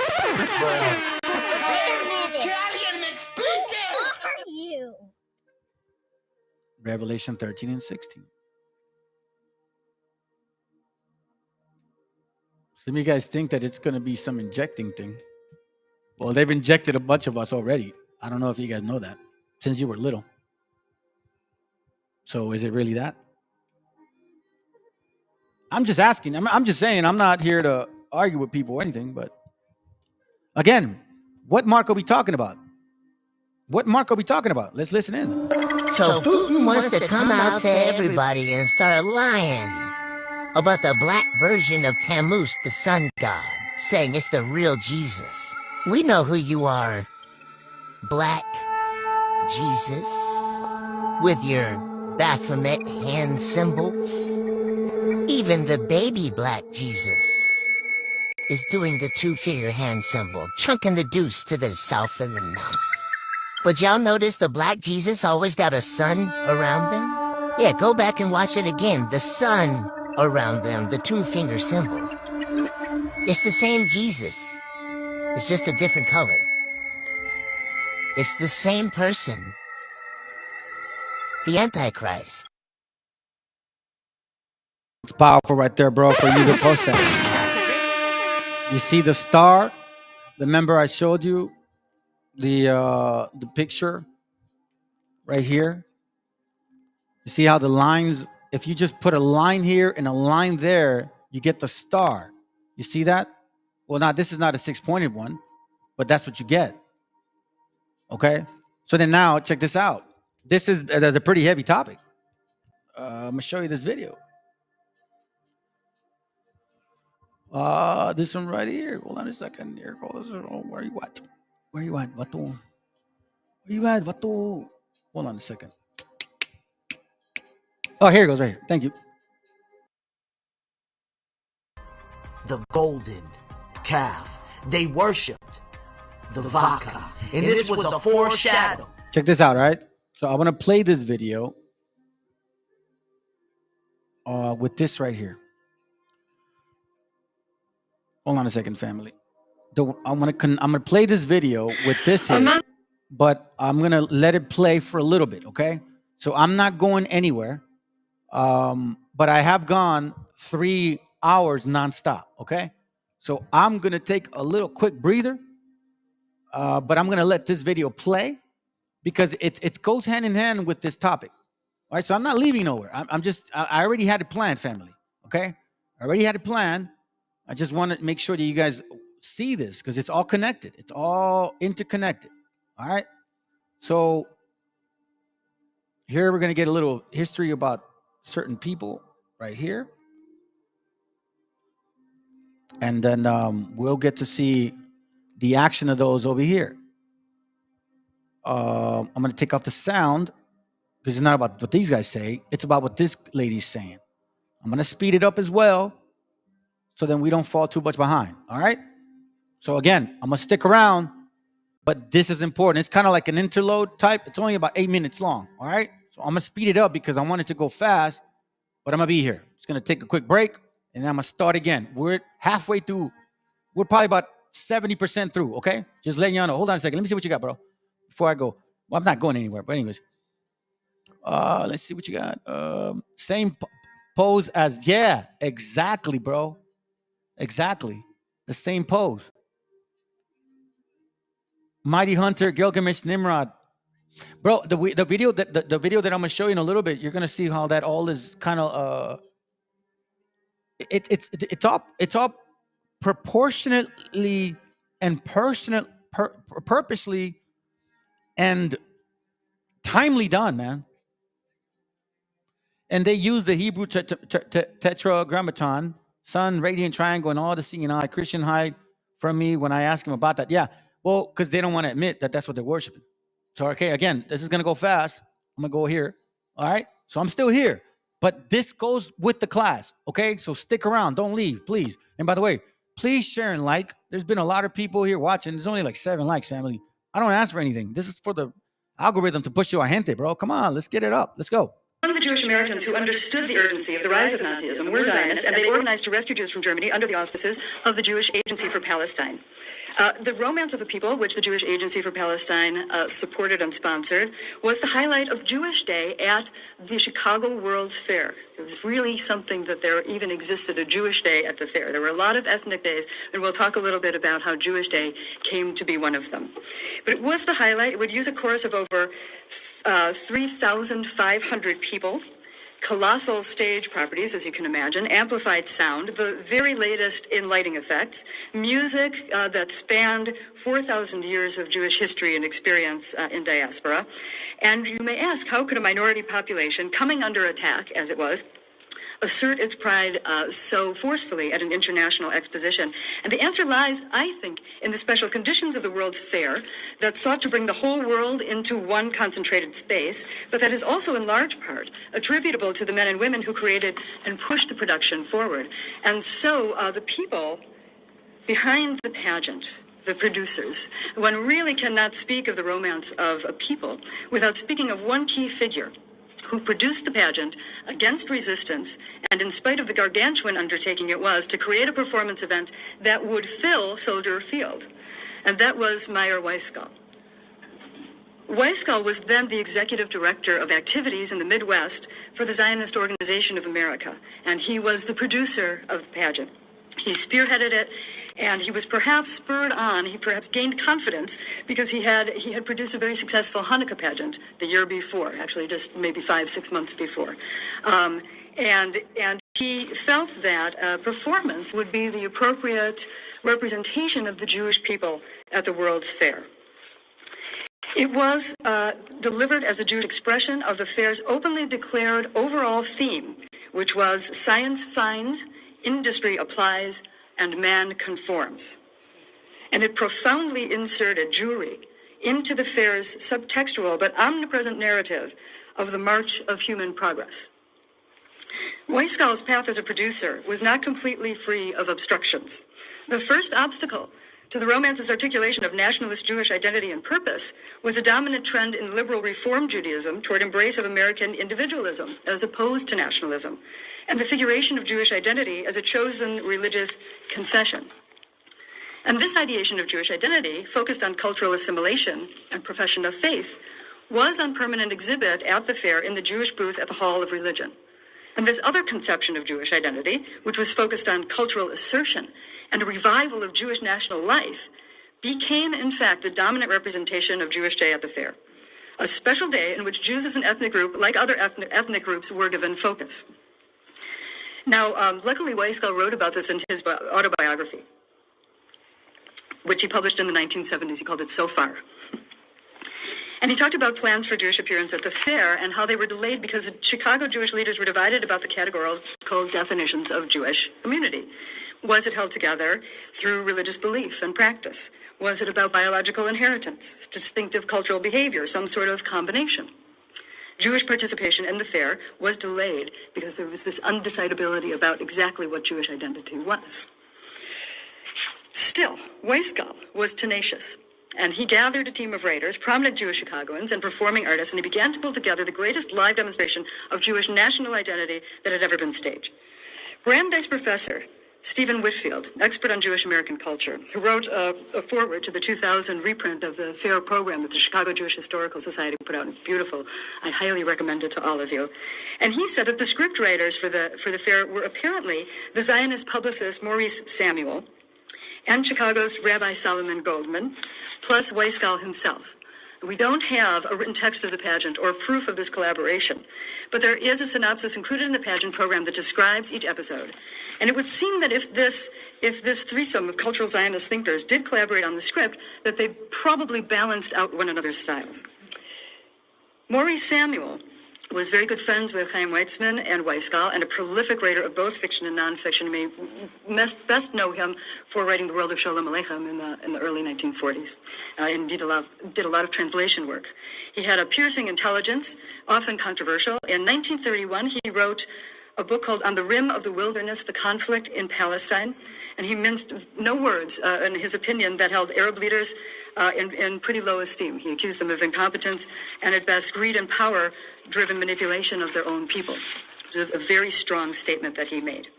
Solomon Goldman, on the other hand, was effusive and excited about the potential for Jewish and non-Jewish cooperation in the United States that the pageant also asserted.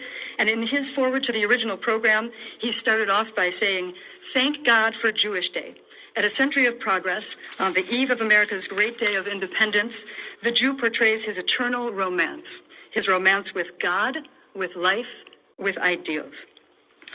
Despite the differences in tone and probably some of their ideas, all three of these men did believe in the universe to Ellen could form universalism in this Jewish American context of the pageant. So though varied in their opinions and styles, these three men revered Jewish culture and set Jewish history up as Zionist, expressed 4,000 years of Jewish history, Zionist. But he did Jewish history up as a paragon. The pageant's musical director, Isaac Van Grove, was not a practicing Zionist, but he did share these sympathies toward the Jewish people, and in him, Weisskall found an exceptional collaborator capable of composing a score that expressed 4,000 years of Jewish history and of directing over 3,500 performers. According to the pageant program, Isaac Van Grove started his career as an accompanist to well-known artists. The ideas and the aesthetics of the romance were indeed cohering. Weisskall was managing to gather Chicago Jews who were geographically spread out. He described insofar as having something for everybody. Zionists, non-Zionists, the religious, the nationalists, everybody. But Weisskall's practical mission was to resuscitate Zionism in Chicago and beyond, and to raise concrete religious, the nationalists, everybody. But Weisskall's practical mission was to resuscitate Zionism in Chicago and beyond, and to raise concrete support for Chaim Weizmann's mission to rescue German Jewish scientists and resettle them in Palestine. So as you may recall, there had been a schism in the Zionist organization in the United States when a group following Louis Brandeis' leadership split from supporters of Chaim Weizmann. Weisskall was in the Weizmann camp. In 1921, Weizmann was elected president of the World Zionist Organization. He visited the United States and, together with Albert Einstein, undertook a fundraising campaign to advance the Zionist cause. In 1925, together with Lord Balfour, Weizmann inaugurated the Hebrew University of Jerusalem on Mount Scopus in Jerusalem. And he said on that occasion, quote, "We must create a high culture based on Jewish morality and make it a center of human culture." And indeed, that really describes the thrust of the pageant's content as well. That putting forward the narrative, the story of Jewish evolution from the beginning of time, really as human evolution, right, up to the redemption in Palestine, was the story, par excellence, of human progress. So, placing great emphasis on integrating science and industry, Weizmann promoted the establishment of advanced enterprises such as the phosphates plants at the Dead Sea and the hydroelectric plant at Naharim. However, despite renewed growth, the Jewish settlement was afflicted by an economic crisis, and to overcome that crisis, Weizmann established the Jewish Agency in 1929. Though embattled in 1933, and he had by then resigned his post as president of the Zionist organization, Weizmann was still very much respected, and when Weizsäll convinced him to come and speak before the pageant, his participation generated a great deal of interest among Jews in the United States that most likely would not have been generated, so it did help to build an audience. Walter Roth, to whom I am most indebted, relays the story of Weizsäll's convincing Weizmann to be a part of the Jewish Day pageant in this way. Weizsäll decided he needed a famous speaker to fill Soldier Field, with its seating capacity of nearly 100,000. Can you imagine? 100,000 seats to fill. I now live in Baraboo, Wisconsin. We have 12,000 people there. Everybody knows everybody. Can you imagine being in this group?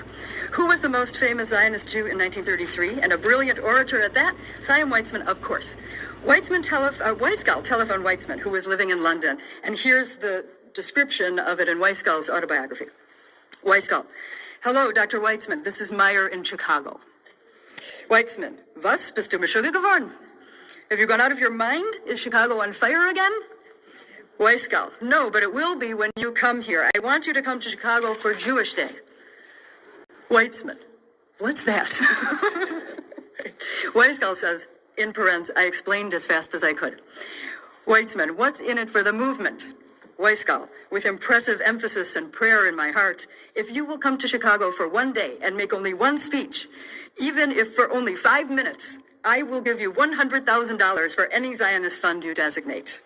Weizmann: "Put it in writing." So Roth tells us that Weizsäll promised in writing, indeed, to raise $100,000 for Weizmann's Central Refugee Fund, which helped German Jews to settle in Palestine. And Weizmann agreed to come to Chicago. Weizsäll warned Weizmann that he was limited to only one speech, and if he made 2 speeches, the fee would go down to $50,000. If he made 3 speeches, it was going to be reduced to $25,000. He was a very convincing man, Meyer Weizsäll, and before he could set any of this into motion, however, he had one more person to convince, and that was the commissioner of the fair, and this was not necessarily either an easy feat. Rufus Dawes was a wealthy businessman, commissioner of the World's Fair. The Dawes brothers had many assets that they had acquired.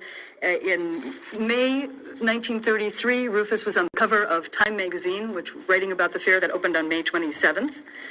And it mentions in the Time magazine article that when Rufus Dawes, as an American Jewish demonstration of collective will and historic destiny, the romance folded lofty American ideas into its premise for creating a new nation.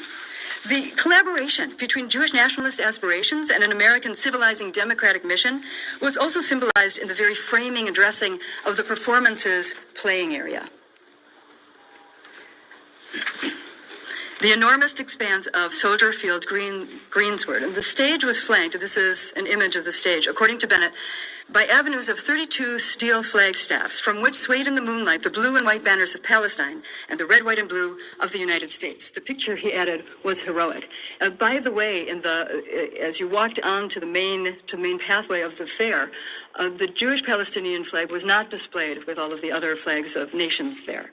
It was, however, displayed in Soldier Field during the pageant on Jewish Day. And the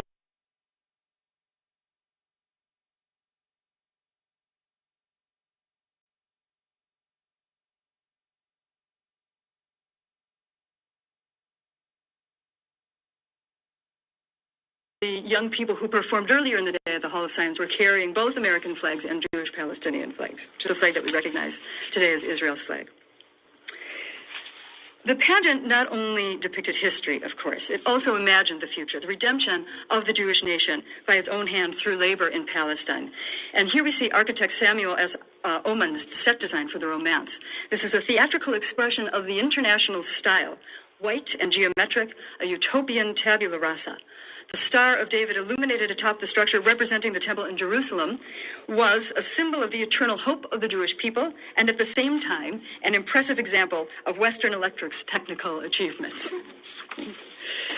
Now a separate two-level platform, which you see in the first picture here, this was floating in the foreground of the playing space, meant to resemble an altar, and atop the altar, to begin the pageant, an oversized Torah scroll was unrolled when the pageant began, framing the entire pageant as a kind of quasi-religious service that was read from the parchment of this Torah. The idol Malach, which you see in this other picture, and please excuse the reproduction of this from a Chicago Tribune article, this was one of the highlights of the pageant, and it's featured in one of the wonderful clips that we have here in the museum right behind us on these computers. I encourage you to take a look. You can see this scene in action. A Chicago Tribune writer reported on a dress rehearsal and described, it's kind of a fun story. It says, Judge Harry M. Fisher, General Chairman of Jewish Day Activity. Let me read that for y'all real quick. Hold on a second. It says YHWH in Judah had been wrong. The author continued. Baking practices were taking place even within the confines of the temple itself. Joshua had all the iconography of Baal removed, along with anything used to worship the sun, moon, and stars, and had it all burned. He also broke down the houses of the male cult prostitute. That was just the beginning. Joshua marched northward, smashed stones, altars to other gods, and killing their priests. Let's continue. Judge Harry M. Fisher, General Chairman of Jewish Day Activities, was a solitary figure in the vast expanse of seats during the dress rehearsal. He looked on transfixed as under the last of the drivers, 200 slaves was dragging the huge idol Malach to the stage, on which human sacrifices were to follow Bacchanalian. Sacrifices to follow Bacchanalian. Description: a calf or an ox, a man with the head of a bull with an arm outstretched, its body a furnace to roast infants. Strange story. There's no real archaeological evidence of a god named Moloch. This most likely wasn't the name he was known by among the worshippers, but rather a Hebrew transliteration. Some scholars think Moloch was actually the same god as Baal. Let's continue. It's almost done. In orgies. The judge looked at the hideous figure of Moloch, and some of the feeling of revulsion against idols, which has been built up during the 4,000 years of the history of his race, must have swept over him as he pointed his finger and exclaimed, "That damned thing cost us $8,000. The idol measures 27 feet high. The question of why the World's Fair Pavilion is a state secret remains. What don't they want us to know? Black cat thumbs up, man. That's crazy. Well, as you guys can remember, and you guys have probably seen some movies, especially with the All We Revealed. You know, you watched that. What's his name? Bill Cooper talks about the Black Stone, right? Okay. All right. Check this out. Here, let me start closing some of these down because I think we've cleared up some definitions of it. All right. Let's start clearing this up real quick. Give me a second. We know the definition of entropy, meaning the beginning of chaos and disorder. We know the fourth part, who was to come. We know that it was going to be this nation of people. Okay. We understand that all clearly, not getting away from it. Now, let's look into this real quick. Because remember that girl had a cube in her hand, like a bright rock, right? Like a stone, like a bright stone, right? Okay, check this out. Enoch, the book of Enoch, chapter 97, verse 8. They shall worship stones and engrave golden, silver, and wooden images. That's not all. They shall worship impure spirits, which we know now. Demons and every idol, which we see now. This is very clear to us. You have Freemasonry, medieval stoned, Mason guilds. You got Christianity worshiping a fucking tree. Excuse my language, but that's just how I feel. You got Jonas. You got all of this, the whole Trinity concept, the virgin birth, Jesus, Jupiter, all of this stuff. Individualism, spirituality, agnosticism, Buddhism, all of this stuff. Everything that you can think about. So-called wisdom because of King Solomon. Or let's just say, listen, we have a new doctrine. Everybody can have multiple wives. Why not? Well, it's funny. Imagine if the women were teaching that shit. They say they have multiple men. Zoroastrianism, money magic, poof. Spiritual capitalism. I've been saying it for quite some time. Hellenization. Alexander the Great, I'll still practice that. Islam. Essenes. Dark Ages. Habul. All of these things. Khazars, you guys are in it. Eaters of blood. Damn. 13 tribes. White Khazars. Caucasians. Ruling class. Oh, but let's not forget this here, my family. What did you see? Black nobility.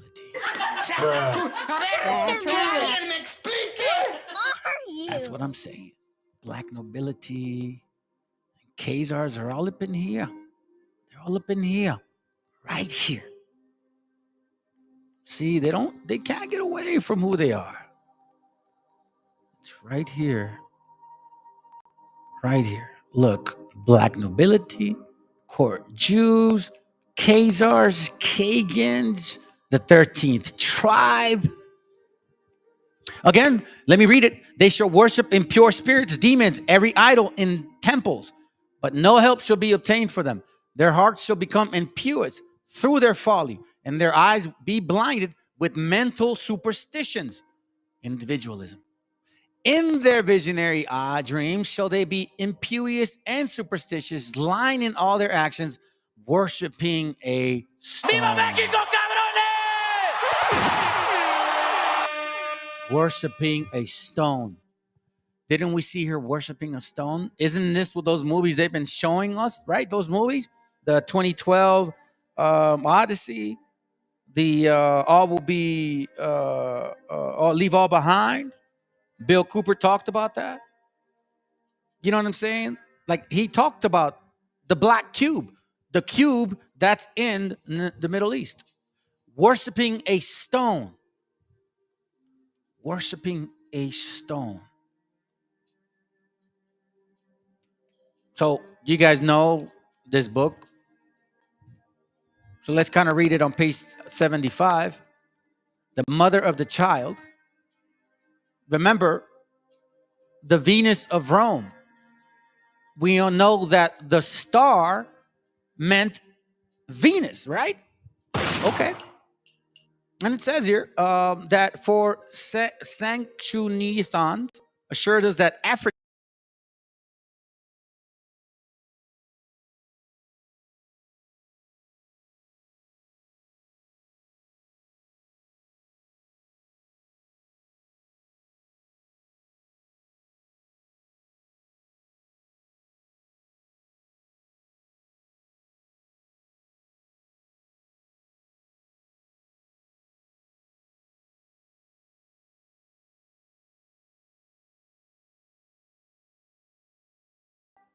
if the child was to be adored, much more the mother.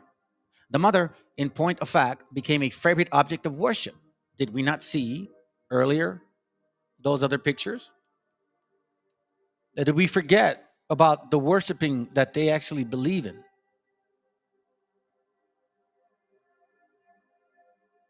Here, let me show you.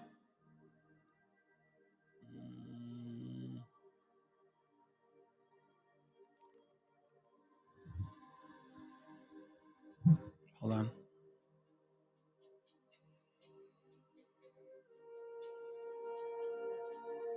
Give me a second. Where did I put it?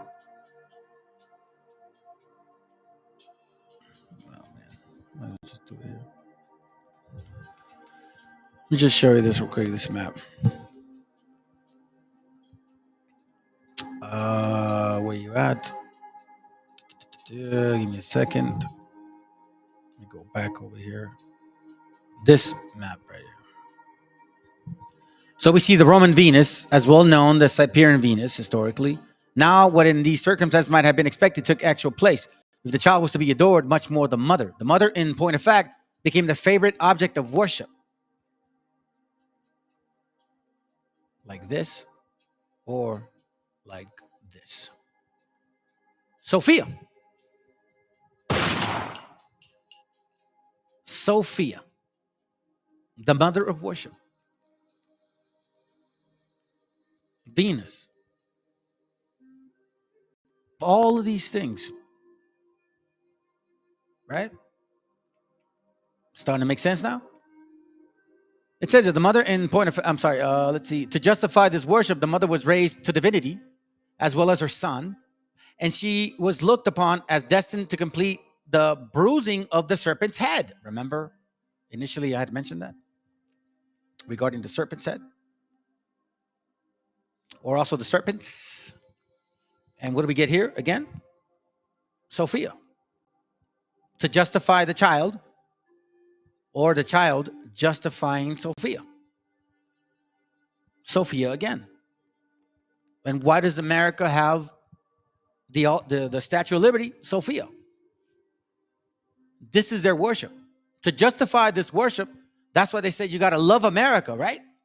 You got to love America. Assimilate to America. The mother was raised to divinity as well as her son, and she was looked upon destined to complete the bruising of the serpent's head. I mean, you can kind of say that they're trying to have a child like, I don't know, Trump, maybe, in a way. It's kind of far out in the ways, but just kind of throwing it out there, which it was easy. If such a thing was indeed to find abundant and plausible reasons for alleging that Ninus or Nimrod, the great son, in his mortal life had only begun. The Roman Church maintains that it was not so much the seed of the woman as the woman herself, that it was to bruise the head of the serpent. We're going to touch on this real quick. In defiance of the grammar, she renders the divine denunciation against the serpent. Thus, she shall bruise thy head, and thou shalt bruise her heel. The same was held by the ancient Babylonians and symbolically represented in her temples. In the uppermost story of the Tower of Babel, in the Temple of Belus, Diodorus Siculus tells us that there stood 3 images of the great divinities of Babylon.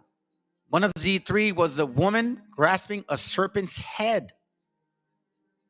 Among the Greek, the same thing was symbolized. For Diana, whose real character was originally the same as that of great Babylonian goddess, was represented as bearing in one of her hands a serpent deprived of her head.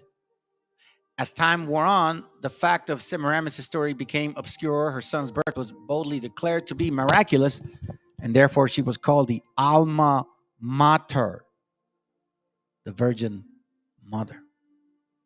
You see, all these words matter, family. That the birth of the great deliverer was to be miraculous and widely known to be long before Christian era. This here is the seed of the woman. See, they knew all these things even back then, family. That's why a brother was posting how they misunderstood the scriptures regarding the woman. The term Alma is a precise term used by Isaiah in Hebrews of the Old Testament when announcing 700 years before the event that Christ should be born of a virgin. If the question to be asked, how is this Hebrew term Alma, not in Roman, but a Hebrew sense, could find its way to Rome, the answer is through Etruria, which had an intimate connection with Assyria. The word matter itself, from which comes our own mother, is originally Hebrew. Gets deeper, but let's continue. Let's see. Let me kind of go through. Okay, this tradition came from the Popish or Christian source is evident from the surprise felt and expressed by the Jesuits missionaries when they first entered the Tibet in China, and not only found a mother and a child worshipped at a home, but that mother worshipped under a character exactly corresponding with that of their own Madonna, Virgo de Apar, the Virgin Mother of God. You see, the highest title were accordingly bestowed upon her. She was called the Queen of Heaven. And what are we seeing right now? Worshipping of a female origin?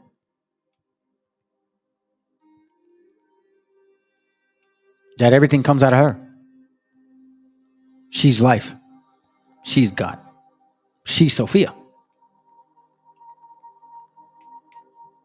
In Egypt, she was also styled Atar, the habitation of God, to signify that in her dwelt all the fullness of the Godhead, which is why, if you don't know scripture, this will happen to you. But again, if you're wicked as hell, it will do that too. So we see here, let's see, the fruit which I have brought forth is the son. Okay, here we go. In Egypt, she says this. All right, hold on, let me go up here. To the point of a great goddess mother in the pantheistic sense, as the once and the infinite and almighty one, the Virgin Mother, this inscription was engraved upon one of her temples in Egypt. I am all that hath been, or that is, and shall be. No mortal has removed my veil. You see this? I am all that hath been, or that is, or that shall be. No mortal has removed my veil. What did the scripture say? That she sitteth as a virgin. No child of her has died, supposedly. Now you see why. The fruit which I have brought forth is the son. That's what they're talking about. You see, that's her child. It gets very heavy. Vesta, the dwelling place, the mother goddess, dwelling place god was Saka, in the form of Sakta, or the tabernacle. Juno, the name of Roman, queen of heaven. Again, the branch bearer. We saw a picture of that earlier. Here he goes right here. Look at that. The Virgin Venus. The Virgin Venus. Check this out. Let me find it real quick. Here it goes right here. The star in Obadiah 1 and 4, the concordance is H3556. Is a Messiah brother, blah, blah, blah. Probably from the same as H3522 in the sense of rolling, or H3554 in the sense of blazing, a star, figuratively a prince, stargazer, or later in Aramaic, feminine form specifically of the planet or planet Venus. The Virgin Venus, as she was called, identified with the air. The Assyrian or part of the African wished the air to have the supremacy of the element, for they have consecrated the same element under the Juno or the Virgin Venus. You see, it's all connecting now. It's all making sense now. Now we can start seeing, okay. So again, these people, they like to worship the lunar eclipses. They like to watch where things are going. You know, we see it, right? They're making a big deal about these whole things. They believe in horoscopes. This is why people actually are doing that, because a lot of people right now, oh, well, I was born April 8th in 2020. Not me, but they're saying it. You know how many people are traveling because that's their birthday today or tomorrow, supposedly? Self-worship. They're making a big deal about it. Look, I'll show you real quick. There's just a few things left. The summer solstice, when the first day of the year, June solstice. This is why it's interesting. You see, all of this is occurring in the summer. Junos. June solstice marks the astronomical art of the winter when the sun is at its lowest point in the sky. Welcome to Birmingham. This is when they did the whole opening of the celebration. That's the thing that we were watching. Check this out.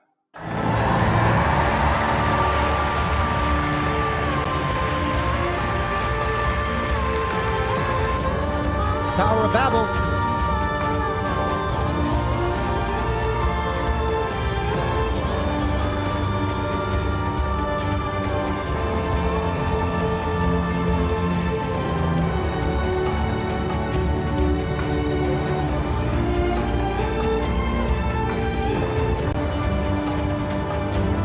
Tower of Babel.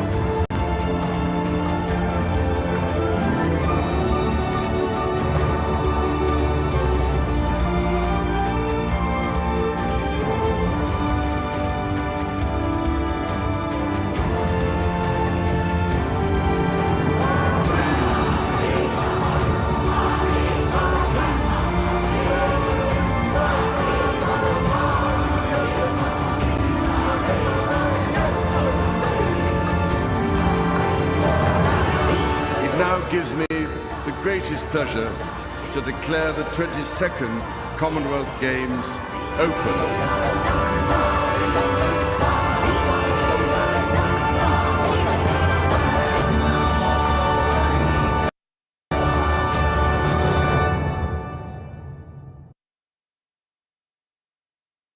Right there, man.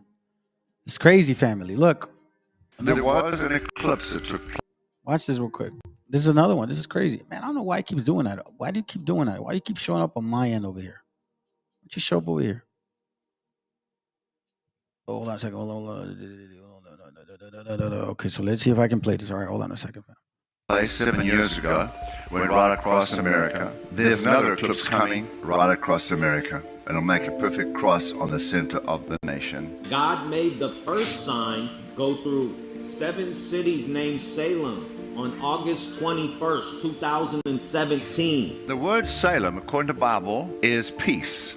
So God is saying 7 times he offered peace. The next eclipse is coming. It goes through several cities here, particularly Nineveh. So first we have 7 cities called Salem, and now 7 cities called Nineveh. 7 and 7. 7 cities called Salem, 7 cities called Nineveh, and 7 years apart. Right in the center of the cross is a city called Rapture. What is God's message? He's coming very, very soon. I don't know if he is or not, but I'll tell you this right now. They're almost seems like they're trying to force themselves into this. Why NASA will launch a rocket during solar eclipse? Did you guys know that too? They're launching a rocket tomorrow as well. So they're running CERN. They're flying a rocket, and there is a lunar eclipse, and it's new moon. You guys think this is a joke? Look. CERN to test world's most powerful particle accelerator during April solar eclipse to search for invisible matter that secretly powers our universe. Yeah, what's wrong with you guys, man? You guys are crazy, bro. Do you guys they don't even know what's on that other side. They don't know, family. Deuteronomy 7:3, and had gone and served other gods and worshipped them, either the sun or, hold on. Let's read verse 1. Thou shalt not sacrifice unto the Lord thy God any bullock or sheep wherein is a blemish or any evil favoriteness, for that is an abomination unto the Lord thy God. If there be found among you within any of thy gates which the Lord thy God had given thee, man or woman that had wrought wickedness in the sight of the Lord thy God in the transgression of his covenant, and had gone and served other gods and worshipped them, either the sun or the moon or any of the hosts of heaven, which I have commanded. It says, don't do that. It be told to thee, and thou hast heard of it, and inquired diligently, and behold, it be true, and the thing certain that abomination is right unto Israel, then shalt thou bring forth that man or that woman, which hath committed that wicked thing unto the gates, even that man or that woman shall stone them with stones till they die. Because you just don't know what you're waking up. Look, so you see, remember the video we saw? It was like the one that was talking about the celebration, and in that stadium there was kind of like a rectangular circle. You can see the fire around it. It's all based on the sun, moon, and worshiping stars, fam. So to me, I don't know how wicked these people are, but based on scripture, they're really wicked as hell, fam. Because I think what they want is they don't want to pay for their sins. So maybe they're trying to ask these fools for some help. I don't know, man. I don't know what goes on in people's minds. But this is what they're trying to do. They're trying to clash particles. And this is going to happen tomorrow. Okay? While all of this other stuff is going on. Why?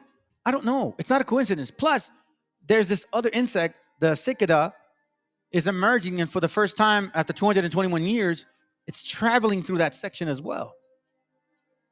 This animal makes this loud sound. Watch this. Watch this.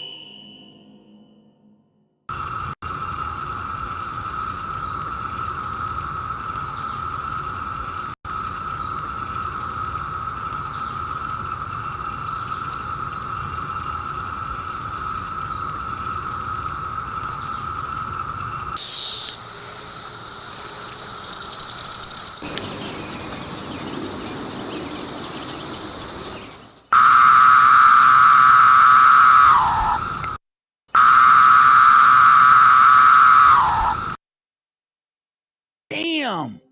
Imagine hearing that, family, and not knowing what's going on. Imagine hearing that. So now check this out. Another thing that they're doing is also, oh man, this is crazy. Because around this time, you see, I don't know if it's me or am I just making this stuff up, but around this time is also like the actual celebrations. Celebrating St. John Baptist Day, June 24th. So there's a lot going on going into this particular time. And you want to know what's so weird about this celebration, family? That this celebration is actually part of the Druid celebration. I was thrown away. I was thrown away. I was blown away by it. Check this out. I'll show you real quick. I'm not gonna Saint John. There it goes right there. Watch that. Saint John. This is on page 25. It says, thus we read the gospel scribed in Saint John. No, that's not it, fool. See the ceremony, in Scotland also, the old Messiah laid their nude bearers and had the installation. Oh, there it goes right here. This is on page 27. It says the ceremony of the Dios is still used in many occasions in the Highlands of Scotland. Women with child go thrice in their direction round some chapel to procure an easy delivery. Weird. Sick persons do the same round some cairns in order to charm back health. Charm. Don't do that. In Scotland also, the old Masonic Lodge at Melrose either elects the new office bearers or has the installation on the eve of St. John's Day in the summer. Weird, isn't it? St. John. Look, the ancient custom of lighting Baal's fire on St. John's Day is still maintained in Northumberland.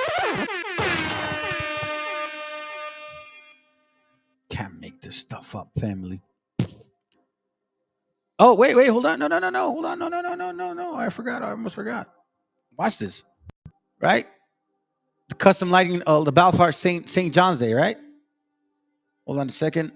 It says that Midsummer Eve or St. John's Day, June 23rd. Still an ancient Judaic festival honored in Wales. The custom of lighting bonfires survives in the villages. You see this? Fires. Upon the day, the Druids and Barbs held the usual feast of the summer solstice in the face of the sun. This is even more interesting because look, check this out.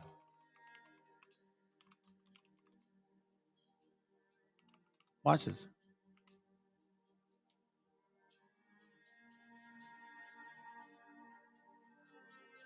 See if I can find it here. Boom, boom. So we have summer solstice, summer country, John days in the summer, Jesus, summer country, summer solstice. Hold on a second. Yeah, I don't want to read that right now. Let's see. Midsummer. Let's see if I can find it. Midsummer day. Summer hails, summer nights, summer midday. It was like the fire, man. I thought I had it down. I might have not. Oh, well. It's all good. But as you can see,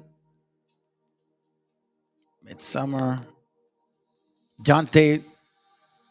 It says here, it will be remembered that the Grand Lodge of England, the mother Grand Lodge of the world, was founded on St. John's Day in 1717. This is on page 158. The festival are continued today in the fire ceremony was undoubtedly an Aryan origin, since it is found in a country other than those in which Judaism prevailed. The festivals are continued today in the Christian church.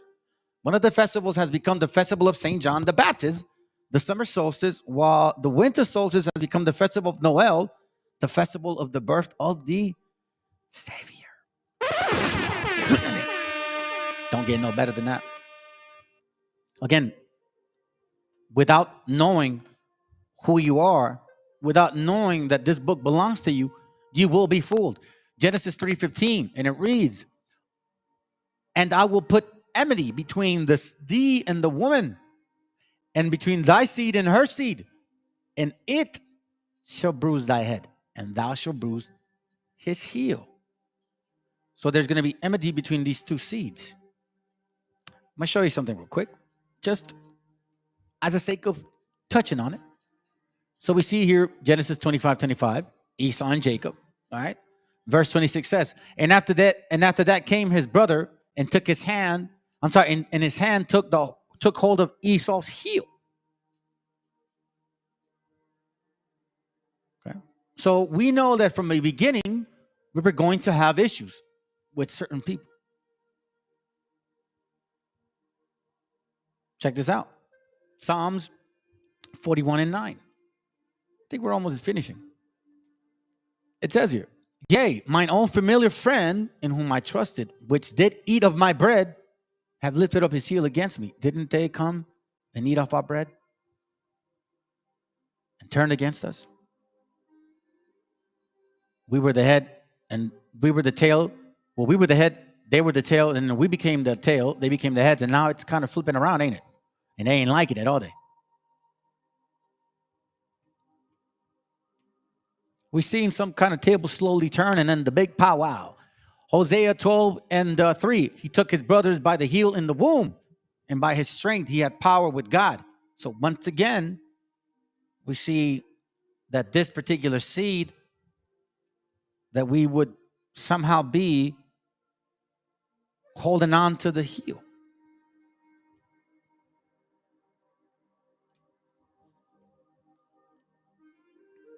John 13:18, real quick. It says here, I speak not of you all. I know whom I have chosen, but the scriptures may be fulfilled. He that eateth bread with me had lifted up his heel against me. So we see that we experienced this ourselves. We gave these people food. We gave them a home. We taught them how to live within our surroundings. And what did they do?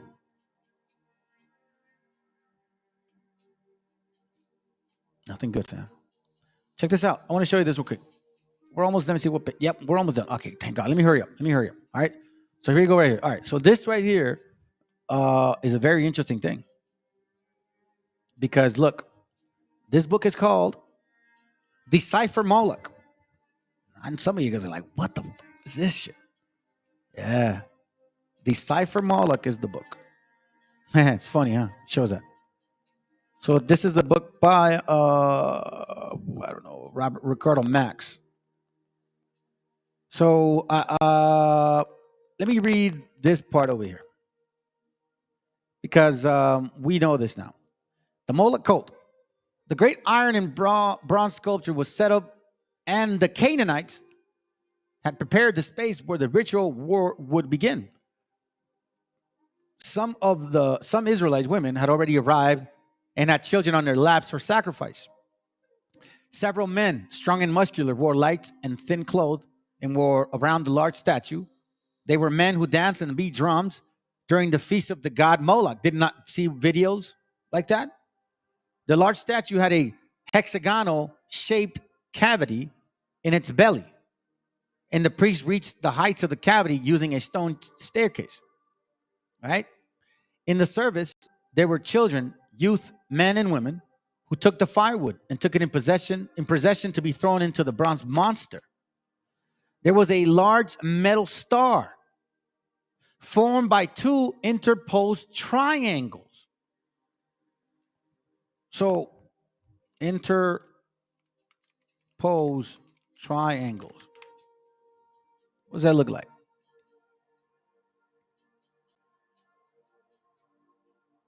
If you flip this one way and you flip it the other way, right? A pyramid. Interposed triangles. Okay, so that sounds to me like hexagon, I believe. I think that's how you spell it. Hexagon. Right? So you see 1, 2, 3, 4, right? Or let's just say 6-pointed star. You see that right there? One up, one down.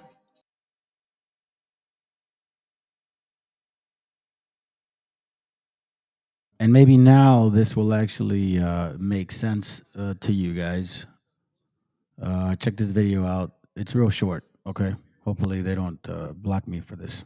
Nuclear bombs. This was an important base. What would the public reaction have been in 1947, right after the war, to find out that at this base we had personnel who had been working on things from Nazi Germany? I mean, that would have just caused an... The Second Amendment. I wanted to show you that because that to me tells me, what are the chances that this may be, right? Look. Nuclear bombs. This is an important base. What would the public reaction have been in 1947, right after the war, to find out that at this base we had personnel who had been working on things from Nazi Germany? Yet they were so against these people because supposedly they got rid of these people. This world is given into the hand of the wicked. And just like somebody had said in one of their channels, this is all a show, fam. Unplug from the matrix, so to speak. Let's go. One up, one down. As above, so below. That's where it comes from. There was a large metal star formed two interposed triangles, meaning upside from each other. Interposed, you see that? Interposed creates this star, the star Moloch. They're not lying. So if you boast in that star, do yourself a favor, my brothers and sisters, get rid of that shit. It says here, there was a large metal star formed by two interposed triangles, which was already beginning to shine before the flames of the great furnace in the God's cavity. There were stone tablets and lots of wine available. In a short time, the space was filled with people who came from everywhere. Afterwards, the priest in long white clothes babbled words to the god, and the sounds of drums fell. The flames of the statue's great cavity flamed in high flames as if they were being fanned by supernatural forces. We saw what their celebration was. So the people looked out. Then a frantic movement began. People who seemed in a trance were uttering words of great euphoria. Everyone now sipped from strong drink and wine, seemed inebriated by the sound of the drum and the movement of Kadeshim, half-naked men in light flowing clothes. The use of strong drink and wine was quite common in the rituals of the fertility cult. So the laws warn about the use of wine. See why it says Proverbs. You see this, family? So now it says here, until a priest climbed into the steps to deliver a child to the god Moloch, which a woman had given him for sacrifice. We saw the long video. That's why that whole intergestion thing. He approached the statue cavity. It was difficult to get very close. The great furnace burned over his face. Then he spoke a few words that infected the worshipers of the god Moloch and ended by saying, "Receive, O Moloch, this offering and pour out your power tonight." That child was crying, but his cries was almost inaudible in the face of all that euphoria. Soon she was thrown into the cavity, and her cry was muffled by the crackling of the flames that quickly devoured the offering. The drunkenness of wine and crazy euphoria took over the cult of God. Then orgies began, with men and women being raped by those male prostitute priests.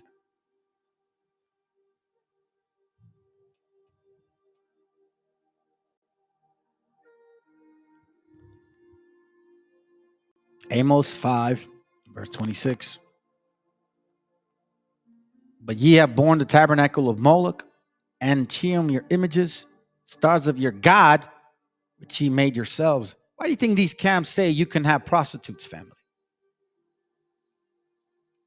Why do you think they say that? Here's another great book. We're going to go to page 10 on this one. But check this out. It's called The Curse of Canaan.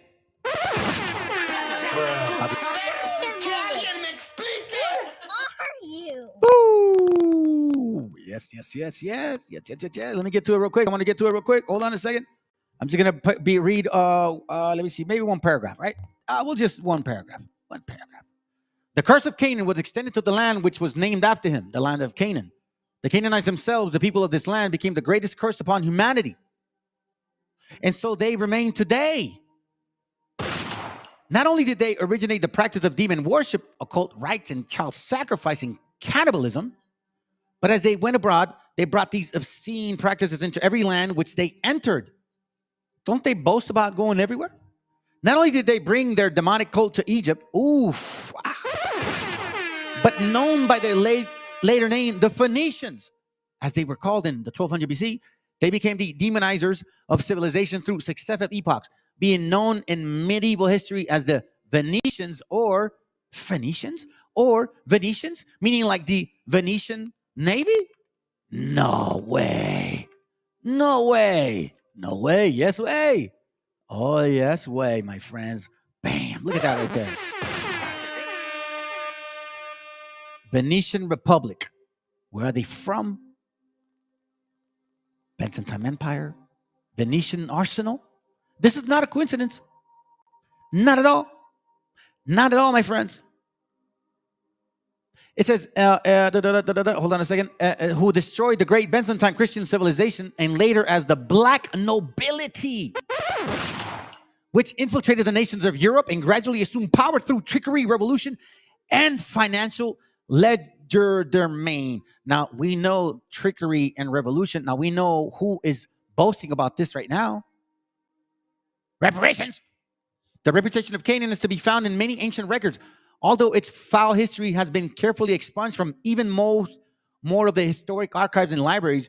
In 1225 BC, the pharaoh Merneptah, who, because of his victory in the Canaanite region, was known as the binder of Gezer, set up a stele to commemorate his successes. Among the inscriptions placed thereon was this: plundered in Canaan with every evil, and land as united and pacified. This inscription did not mean that Merneptah had used every evil to plunder Canaan. It meant that he had, in his sojourn there, encountered every evil practice by this notorious tribe. Ham had 4 sons: Cush, who found the land of Ethiopia; Mizraim, who founded Egypt; Put, who founded Libya; Canaan, who founded the land of the Canaanites, the era now in contention of the state of Israel.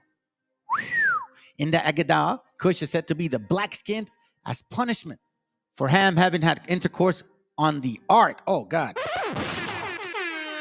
3 copulated the second the ark, and they were all punished: the dog, the raven, the ham. The dog was doomed to be tied. The raven expects rates his seed to be into the mouth of mates, and Ham was smitten in his skin. From him descended Cush, the Negro, who is black skin. The Talmudic literature, Cushi always means a black person or a Negro race. Cushite is synonymous with black. Black. Like Colomiados like to say it. I know I hurt some feelings, but I don't give a shit. This is from the History of Africa by Leo Africanus, who is an African himself. Page 6 of 2nd chapter. For all the Negroes and blackamoors take descent from Cush, the son of Ham, who was the son of Noah. But whatsoever difference there be between the Negroes and the tiny Moors, certain is that they had one beginning, for the Negro, or descendants of the Philistines, and the Philistines of Mizraim, the son of Cush. But the tiny Moor fetched their pedigree from the Sabians, and it is evident that Saba was begotten of Ramah, which was the eldest son of Cush. diverse opinions there be as touching this matter, meaning that other people have their opinions, which because they seem not so necessary, we have purposely omitted, meaning that it don't matter. It don't matter. Now you understand why when you talk about this black nobility, it means some shit here. This is not a joke, family. This black nobility is not a joke. These are the black people that came with the white man. That's why we have black and white conquistadors. That's why they can sit here and tell you and vote with Trump and say, nah. We ain't with y'all, we with them. Why you think this guy said what he said?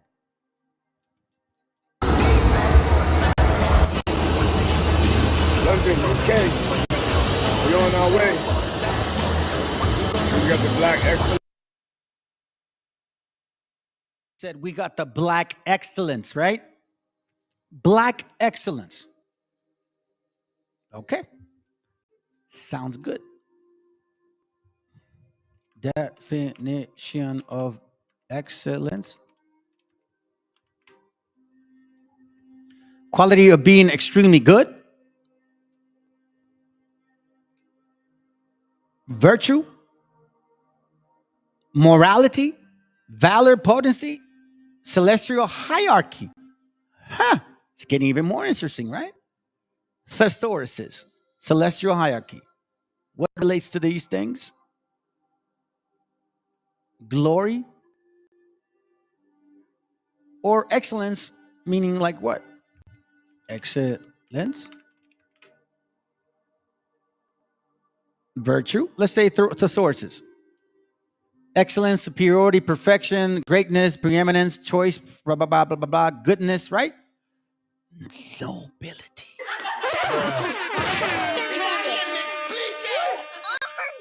Black excellence, black nobility, black nobility, black excellence. Black excellence, black nobility, black nobility, black excellence.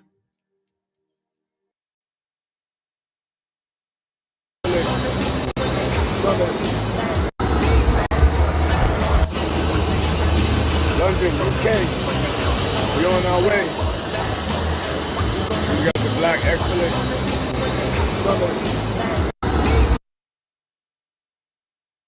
Says the black excellence, black nobility, the Venetian Navy or Phoenician Navy.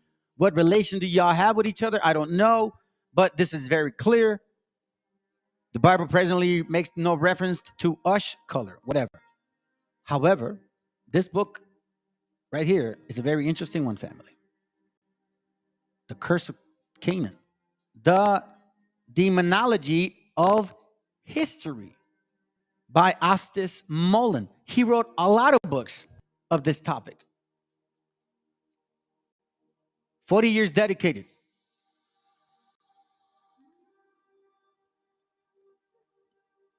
Yet he touched on the actual worshiping, and we see the worshiping of it right now. The Curse of Canaan. We see this worshiping. We know what it's like.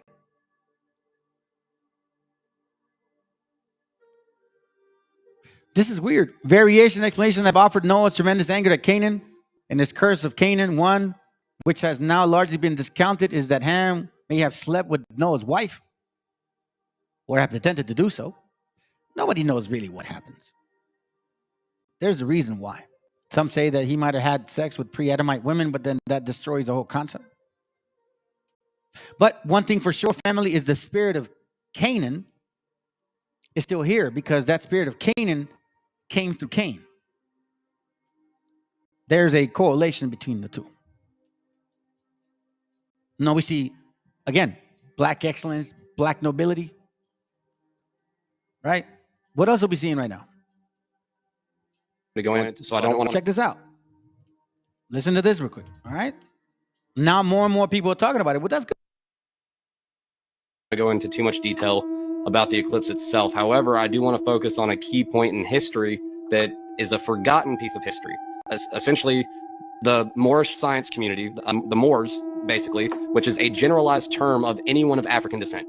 This is what was the term that was referred to as anybody.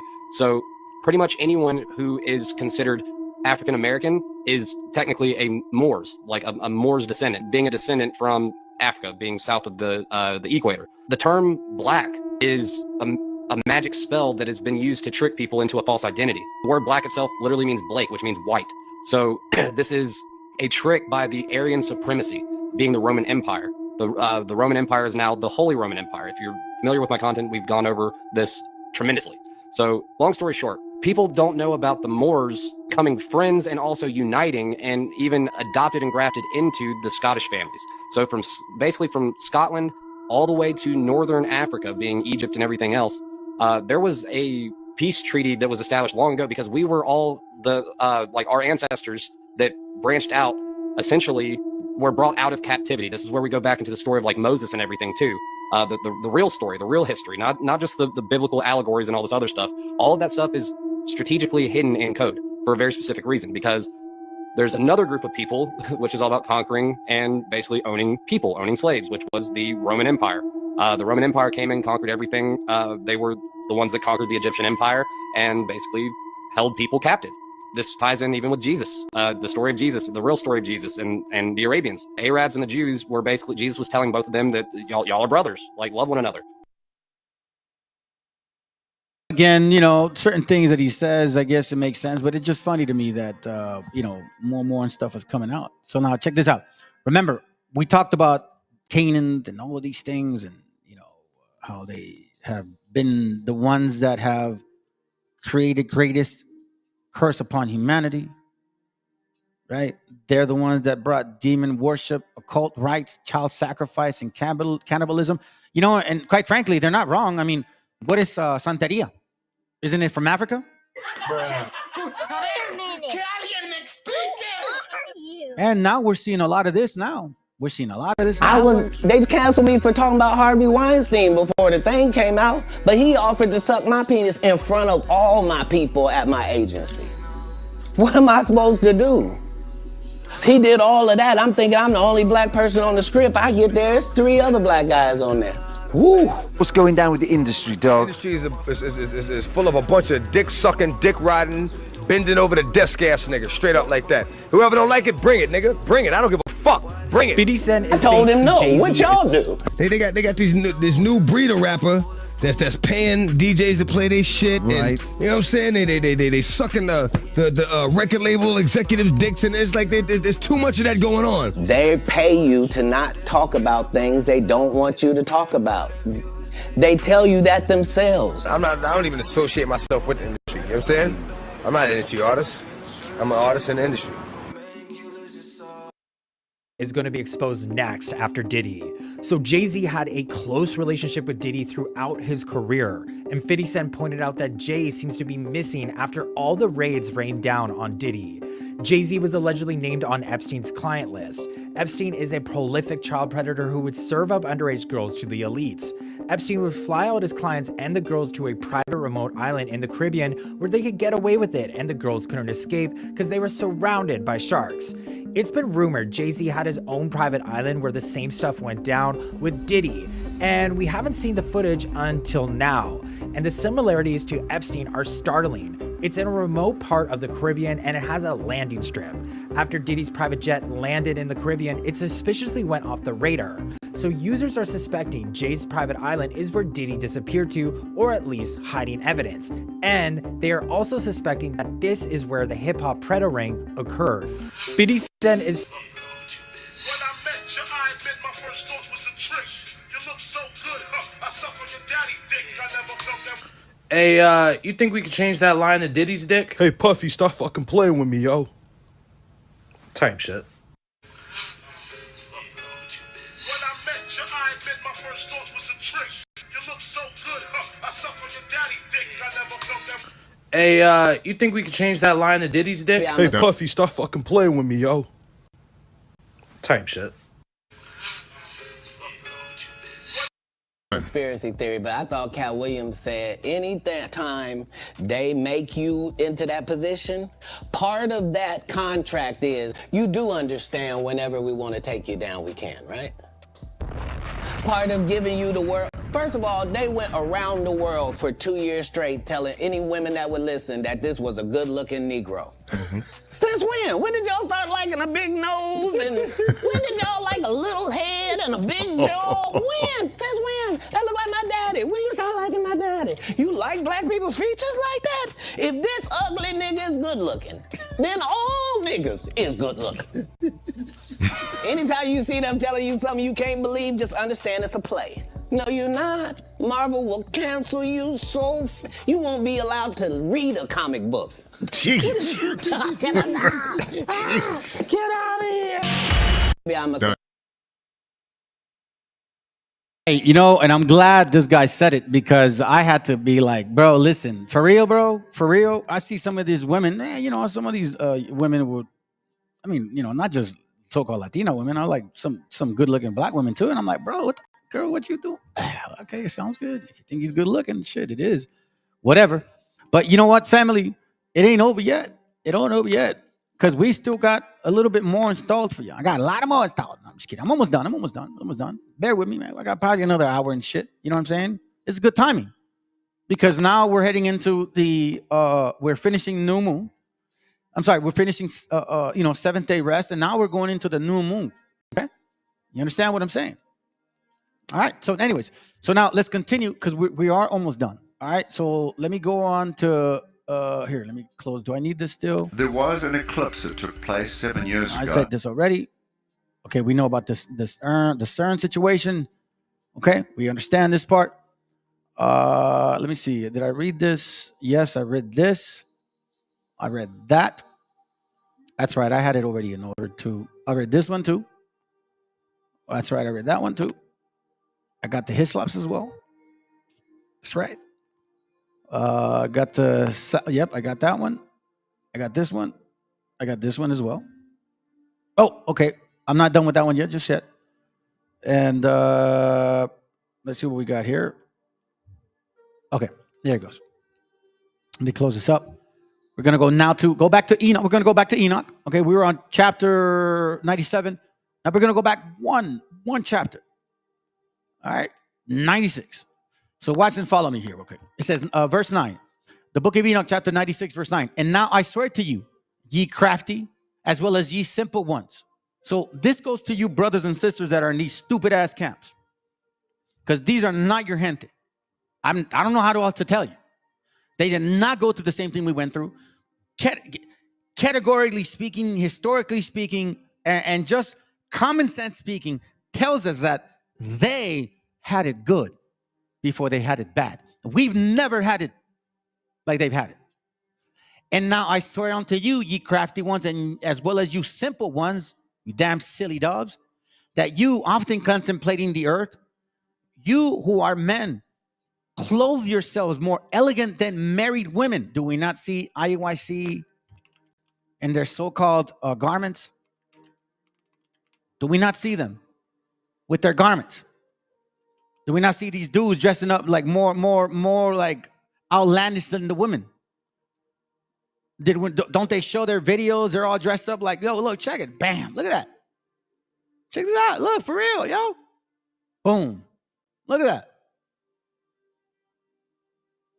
See this? Purple, right? Right? That's what we see. If you see their actual garments at the Passovers, it's pretty crazy. Right? Okay. Sounds good. It says here, now I say to you, ye crafty, like Nate the Snakes, you funky cold Medinas, right? You guys right here. You see, they dress up more lavishly than the women, family. I've seen these things. I've been to some of these places. You understand what I'm saying? Okay? So we see these purple people. All right. It's there. That you often contemplating the earth, you who are men, clothe yourselves more elegant than married women, both together more often, more so than unmarried women. Everywhere array yourselves in majesty, in magnificence, in authority. Isn't he walking in with a horse? In silver, but gold, purple, honor and wealth like water flow away. Erudition, therefore, and wisdom are not theirs, family. Thus, they shall perish together with their riches. Because we know how wealthy they are. Nate the Snake is $17 million worth net now. That whole school is $1 million school, 61 million, something to that effect. And with all their glory and with their honors. While with disgrace, with slaughter, and with extreme penury, shall their spirits be thrust in the furnace of fire. In the furnace of fire. For example, why do you think they do stuff like this? Brother, just want to remind you that these are pretendians. Hey, brother, I just want to remind you that if you go to Google and type the word pretendians and click the images, you can clearly see. Oh, natural. If you look up Aboriginal Americans, American Indians, Indigenous to America, First Americans, it's clear that you see us. And then when we look up African Americans, now let's talk about why you put Siberia up there. I know you're trying to say American Indians come from Siberia, whatever, but as you know, Aboriginal Australians also migrate into Australia from Asia. So by your logic, they're Asian and they're not indigenous to Australia. Migrating in ancient times doesn't invalidate anyone's indigeneity or Aboriginal status. It's just racism that you guys are using to invalidate us. So pick one, choose one, get it right.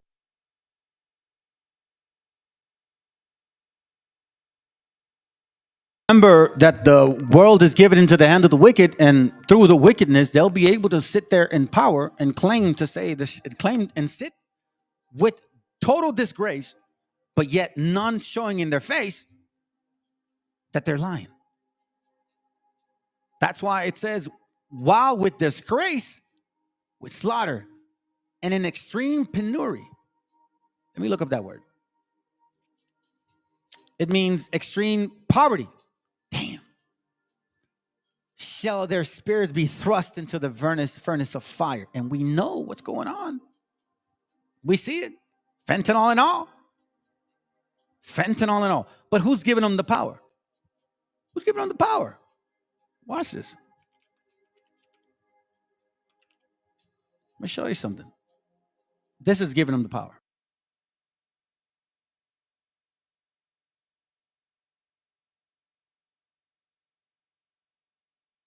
Now more than ever, travel all over the country. I fly commercial. I'm all, I have seen and witnessed now more than ever, the amount of African American men that have come up to me, literally like, "Hey man, you're my hero." I'm like, "What?" Really? I did not have that in my bingo card. These lights are so bright in my eyes that I can't see too many people out there. But I can only see the black ones. I can't see any white ones, you see? That's how far I've come. That's how far I've come. That's a long way. She was going to pick a female vice president in 2020. What qualities are you looking for in your vice presidential pick? Well, always the first quality has to be somebody that you think will be a good president, because if something should happen, you have to have somebody that's going to be a great president. A lot of people are talking about that gentleman right over there. And he's been so great. He's been such a great advocate. I have to say, this is in a very positive way, Tim Scott. He has been much better for me than he was for himself. That's who's giving them power. But remember, if you recall, Daniel 2:41. He said that these 10 toes, the 43, and whereas thou sawest iron mixed with merry clay, they shall mingle themselves with the seed of men, but they shall not cleave one to another, even as iron is not mixed with clay. It's talking about everybody, not just certain people. Okay? So check, here's go. Even though they want to mingle with themselves, it won't be possible. So again, excuse me, It goes back to the topic here. Revelation 12 and 2. 12 and 17, I'm sorry. It says here, and the dragon was wroth with the woman and went to make war with the remnant of her seed, which keep the commandments of God and have the testimony of the Meshiach.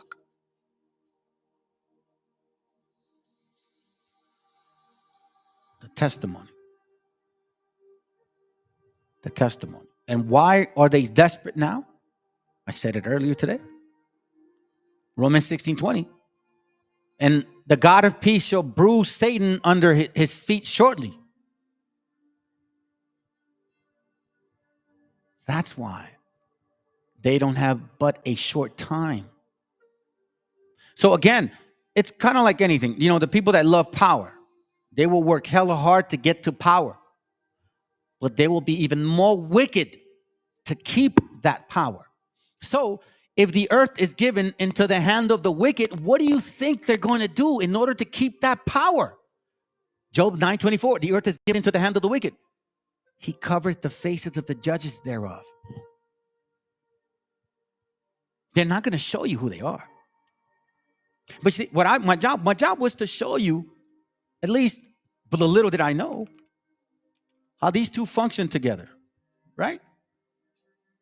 Let's see it again, and then I'm going to show you another video. A book called Bad Boy, where you talk about working with Puff Daddy. What do you think he learned from you that kind of catapulted him to being this music mogul that he is today? We met when he was very young. I think Puffy was 21. And in meeting Puffy, he played me Craig Mack. He played me Biggie. He had 4 cuts of Biggie at the time. And his vision and attraction to me was, looking back, I write in my book, I could be Mr. Magoo. I never had a bodyguard. Maybe I was in the midst, and of course I read. It's not that I was not aware. I'm a hands-on guy, but I was always treated by the hip-hop community with enormous respect, whether it's respect for all of the music and artists I've been involved with. So I didn't take, perhaps a little stupidly, serious that there could be some personal insecurity. You open up a very important dialogue, I think, in music with you coming out and talking about your sexuality openly. And Frank Ocean also is another artist who opened up this year about his sexuality. Do you think that there's other hip-hop and R&B artists that are closeted, and would it affect their careers and their marketing and album sales if they were to come out?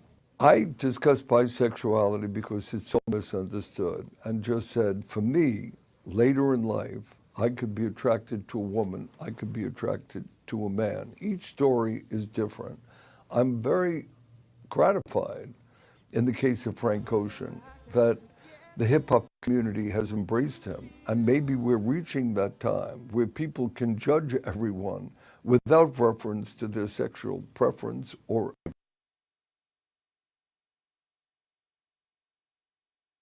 travel all over the country. I fly commercially. Like I'm all, I have seen and witnessed now more than ever, the amount of African-American men that have come up to me, literally like, hey man, you're my hero. I'm like, what? Really? I did not have that in my bingo card. The lights are so bright in my eyes that I can't see too many people out there. But I can only see the black ones. I can't see any white ones, you see? That's how far I've come. That's how far I've come. That's a long way. She was going to pick a female vice president in 2020. What qualities are you looking for in your vice presidential pick? Well, always the first quality has to be somebody that you think will be a good president, because if something should happen, you have to have somebody that's going to be a great president. A lot of people are talking about that gentleman right over there.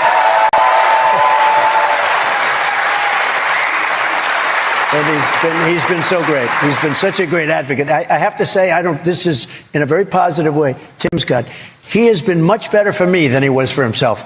I watched his campaign, and he doesn't like talking about himself, but boy, does he talk about Trump. And I said, I called him. I said, Tim, you're better for me than you were for yourself. But he's fantastic, and he's a fantastic person. Someone who can step into the role. Most importantly, you have to view that. I travel all over the country. I fly commercially. Like I'm all, I have seen and witnessed now more than ever, the amount of African-American men that have come up to me, literally like, hey man, you're my hero. I'm like, what? Really? I did not have that in my bingo card. That's why the black people are so much on my side now because they see what's happening to me happens to them. Does that make sense? I've heard that. When I did the mugshot in Atlanta, you know that mugshot is number one. Elvis Presley's number two. And Frank Sinatra's, they had Frank Sinatra for fighting, and they had Elvis for, I don't know, something in a gas station. He tried to hold up a gas station. I don't know, something. Elvis. So Elvis is number two, but he was always number one. The mugshot, we've all seen the mugshot. And you know who embraced it more than anybody else? The black population. It's incredible. You see black people walking around with my mugshot. You know, they do shirts and they sell them for $19 a piece. It's pretty amazing. Millions. And I think it presents a problem for the Trump campaign. What you've seen over the past, I would say, since the beginning of this presidential cycle, is Trump hasn't done much to expand his base. Right? How do I get more voters? And how do I make up the 7 million voter gap that I lost to in 2020? And if he's not expanding his base, and there's more and more Republicans saying, 59% of Nikki Haley voters saying, hey, I'll not vote for this guy if he's on the general election ballot, this presents a problem for him. And while he might create the best new sneaker and thinks that's going to appease the African American voters, the truth of the matter is, in rhetoric and in policy, he's failing when it comes to expanding the voter base. Like with the rest of his support. That's why the black people are so much on my side now, because they see what's happening to me happens to them. Does that make sense? I've heard that. When I did the mugshot in Atlanta, you know that mugshot is number one. So Elvis is number two, but he was always number one. The mugshot, we've all seen the mugshot. Yeah, it's pretty crazy, right? When you get to that. Again, the earth is given into the hand of the wicked. So when you see this kind of power behind these people, and when you talk about, like, damn, man, like, for real, you know what I'm saying? All right, so I'm going to share something else with you. So in this video that I was watching, let me see where you're at. I also found something very alarming. Nah, not really alarming, you know what I mean? But it sounded kind of funny, to be honest with you. It wasn't alarming. I was just like wow, this gets better. So before I show you the video, I want to read this to you. We're going to go to the golden age of the Moors. Ivan Sertimo, you know, pseudoscience, whatever. But he mentioned something here real quick. So this guy's name is Alexander Medici. Alessandro de Medici, Duke of Florence, son-in-law of the Emperor Charles V, Carlos V, like the chocolate in Mexico. His father was a pope, and his mother, Anna, an African woman. Alessandro was always referred to as the Alessandro d'Amore. Alessandro d'Amore. Okay? There's d'Amore. Okay. That was me being funny. But now, I'm going to show you something extremely intriguing. Which me personally, thought it was pretty cool. Hold on, where are you? Oh, here it goes. The Babylonian Medici family is possibly the most well-known black nobility family. They have been involved in the Vatican, banking, medical industry, secret societies, and Zionism, which is a political ideology. Medici Firma, an international investment firm, has branches in the United States, Switzerland, and Australia. They operate in collaboration with banks such as HSBC, Liechtenstein Global Trust, HNA Group, SoftBank, and BlackRock as a behind-the-scenes partner. Medici Firma utilizes a financial intelligence division to collect information on economies, governments, banks, and markets. The name Medici means medical. The family has been linked to practicing sorcery, and the word pharmacy derives from the Greek word pharmakeia, which means sorcery and poison. It's used in all of its contexts in Revelation 18:23, which is about Mystery Babylon.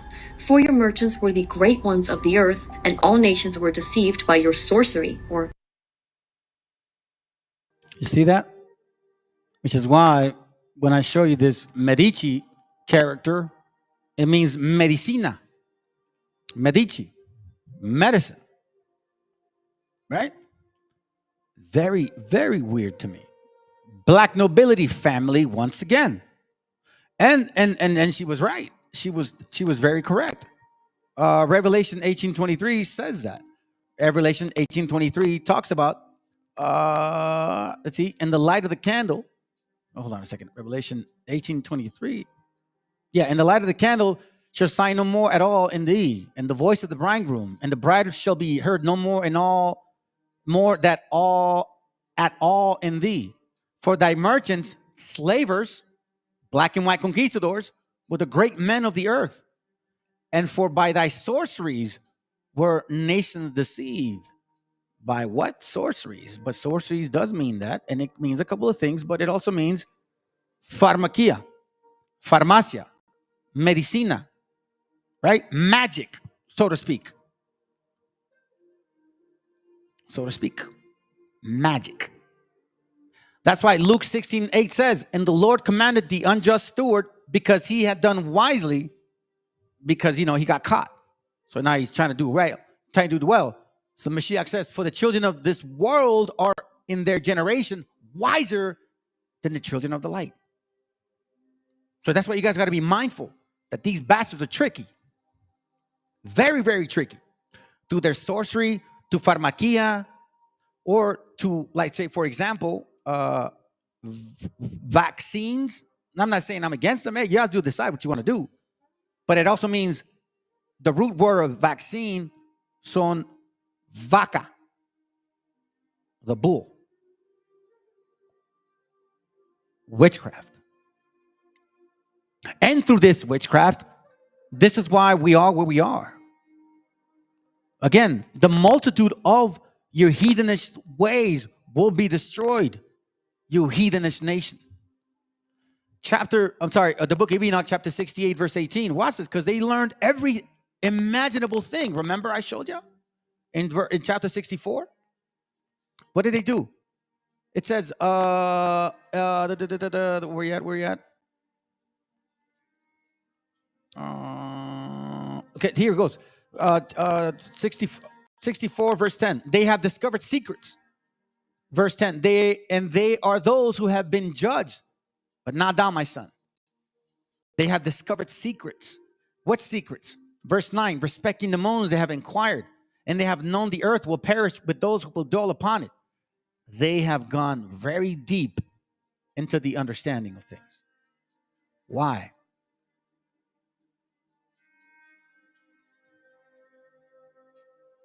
Think about that. They have gone so deep, so deep. Check this out.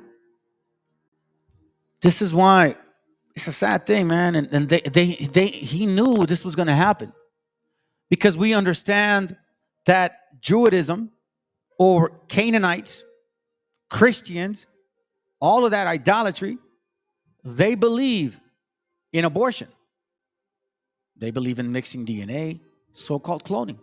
Supposed to be their fight against it, but check this out. The stroke of the embryo in the womb. This is the book of Enoch, chapter 68, verse 18. This is their witchcraft. The stroke of the embryo in the womb, to diminish it. The stroke of the embryo in the womb, to diminish it. How did they know that you could kill a child by injecting something in there? That happened to one of my kids. The stroke of the spirit by the bite of the serpent, and the stroke which is given in the midday by the offspring of the serpent, the name of which is Tabayet.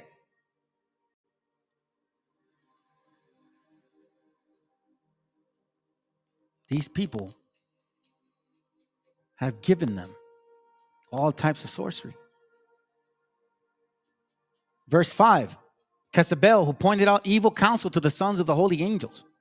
Gadriel, he discovered every stroke of death to the children of men.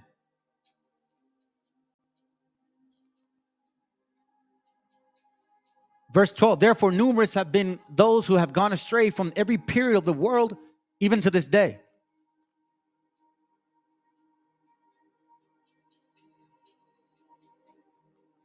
Verse 18, the stroke of the embryo in the womb, to diminish it. This is actually a good clear way of seeing why the Most High did what he did. Wisdom of Solomon 12:3.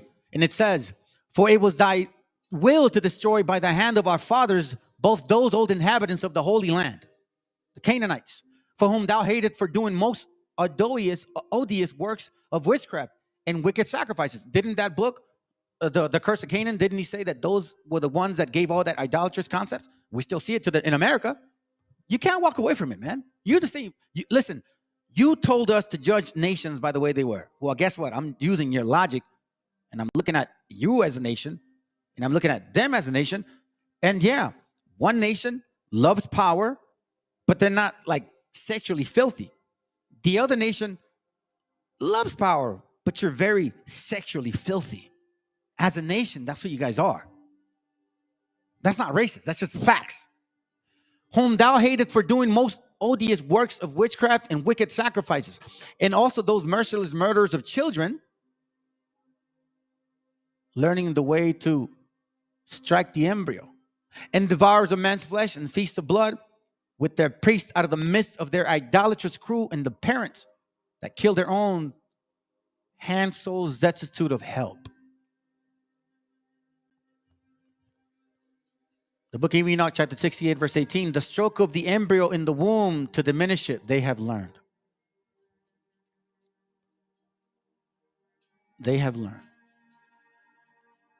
That's why, family, when they tell you who they are, believe them. Wisdom of Solomon 2 and 12. Therefore, let us lie in wait for the righteous, because he is not for our turn.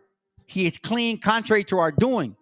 He upbraided us with our offending the law, and objected to our infamy and the transgressions of our education. The way that they like to live, we don't want that. I don't want that. They say that we're the weirdos. We're almost done, family. I'm serious. I'm almost basically done. Baruch 4:25. Check this out. Hopefully I leave it on a good note. My children, suffer patiently the wrath that is come upon you from the Most High. For thine enemy hath persecuted thee, but shortly thou shalt see his destruction, and thou shalt tread upon his neck. Shortly thou shalt see his destruction, and thou shalt tread upon his neck. How will we see his destruction? Because we'll start finding out that they've been lying for some time. You see how they go around saying that white people are the Jews and the black people are the Jews now, right? Okay. This is the book that I told you guys before, written in 1739, A New Voice to Italy, with curious observations on several other countries, together with the use of instructions of those who shall travel thither. Okay? So this guy, he's dissecting these Jews. So he says this on page 139.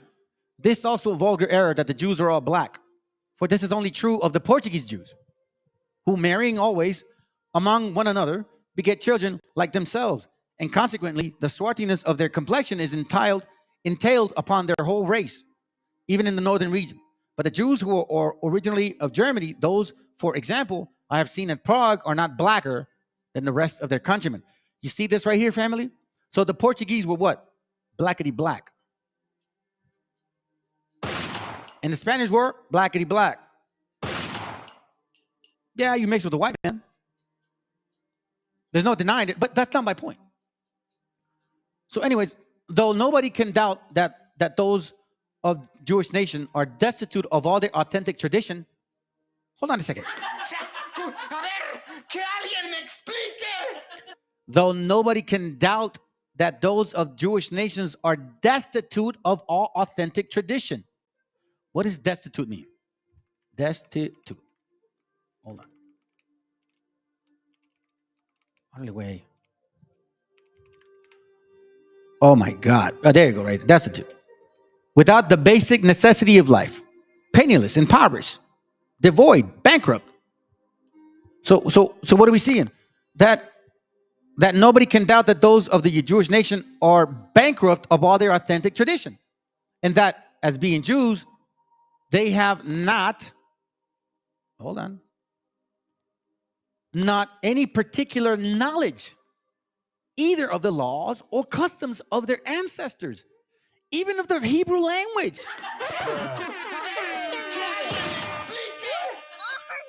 So these white Jews and black Jews, Sephardic and Ashkenazis, cannot prove that they're Sephardic or Ashkenazi Jews.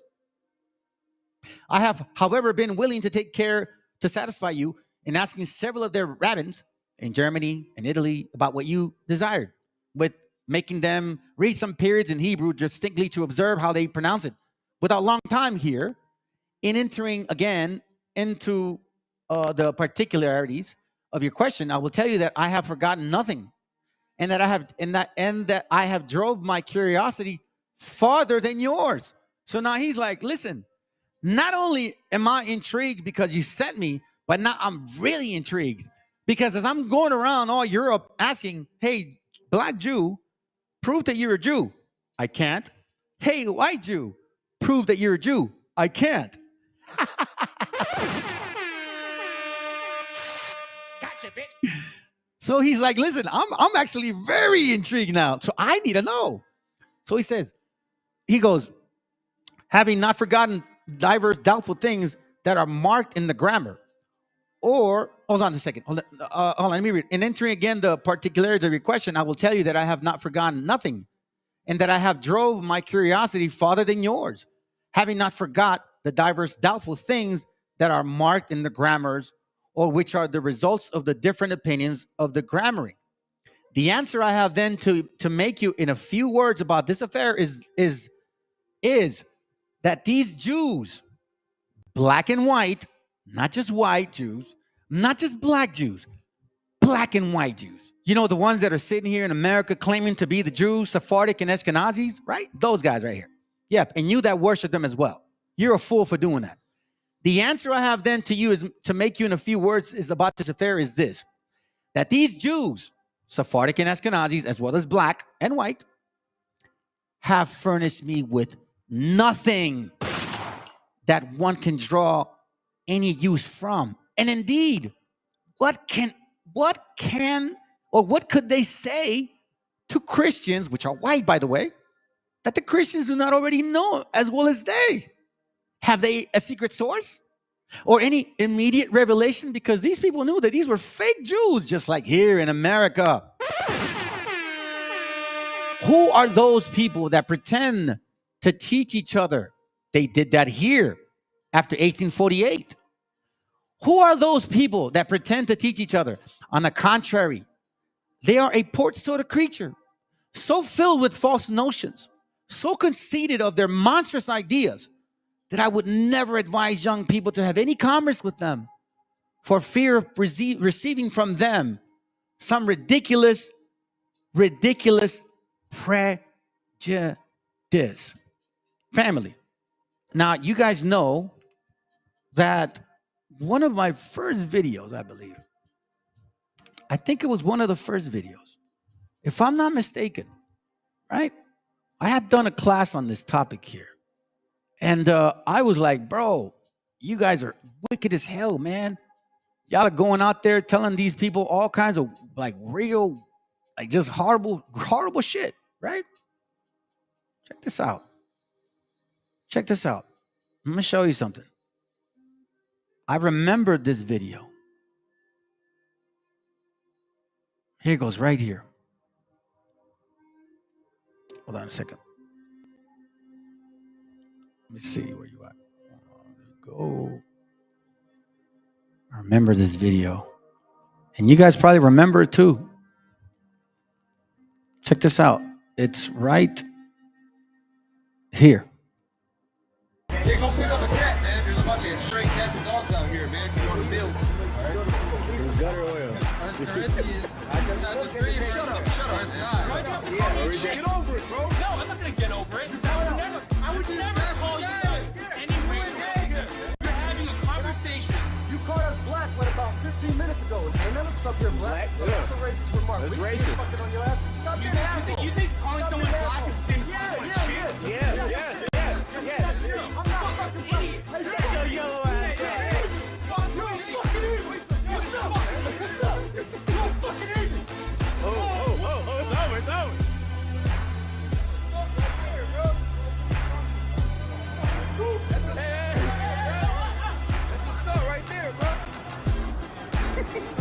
All you so-called white people are racist, man.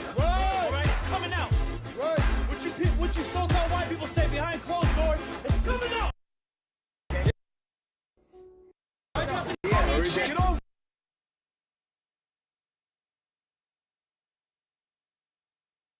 Yep. Like I said, so it says here, who are those people that pretend to teach each other? On the contrary, there's some sort of creature, so filled with false notions, so conceited of their monstrous ideas, that I would never advise young people to have any commerce with them for the fear of receiving from them some ridiculous prejudice.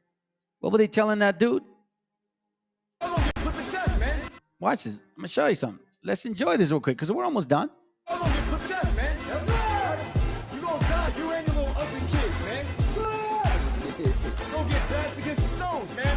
And all you so-called Asians, you're going into slavery, all right? That's right. You're going into slavery, all right? Where you belong.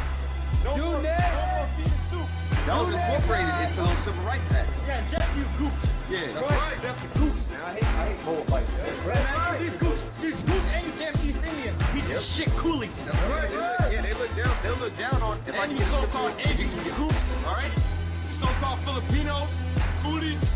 Yeah, you damn waste of space, all right? Because a damn goop, see, a goop ruling over you niggas, that should anger you, man.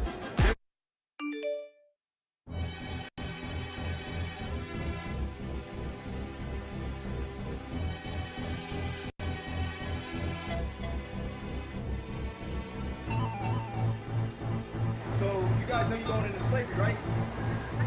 You know you're going into slavery? Are y'all American citizens? Okay, y'all know about the history of America then, right? Y'all are going into slavery for enslaving so-called blacks, Hispanics, and Native Americans.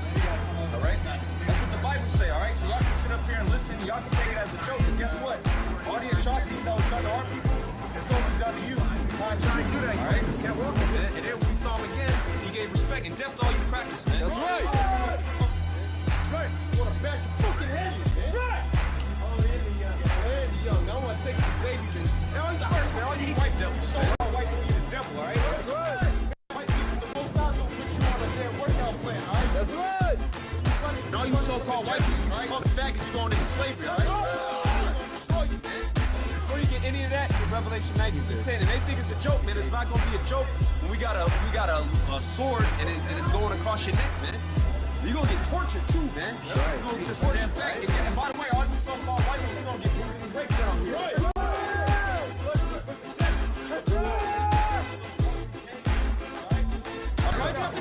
Get over it, bro. No, I'm not going to get over it. I would never call you guys any racial. We're having a conversation. You called us black, what, about 15 minutes ago? And none of us.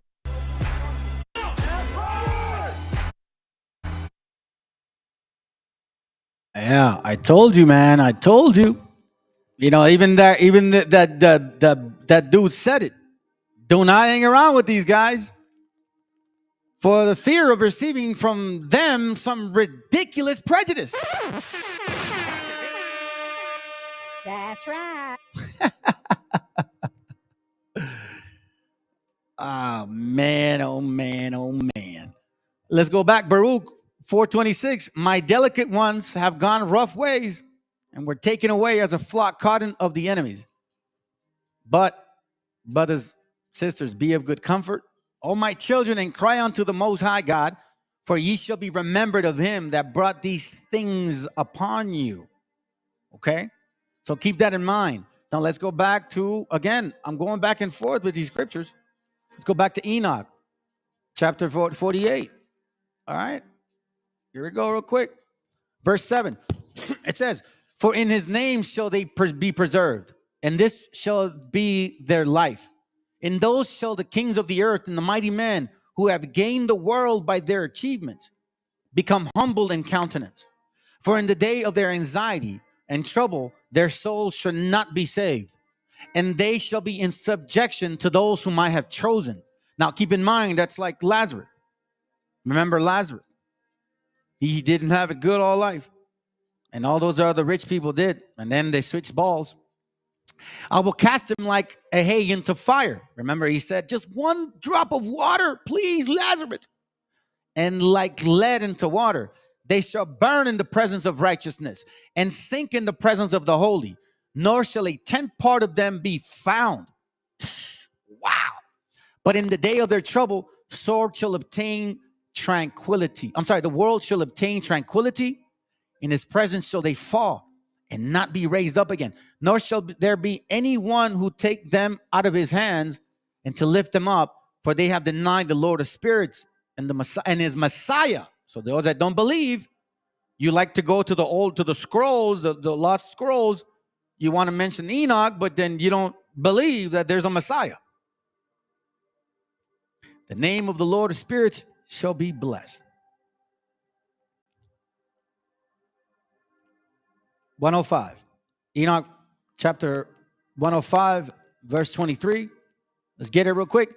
He said, there into that place which thou beholdest shall be thrust the spirits of sinners and blasphemers, of those who shall do evil and who shall pervert all which God has spoken by the mouth of the prophets, all which they do ought to do.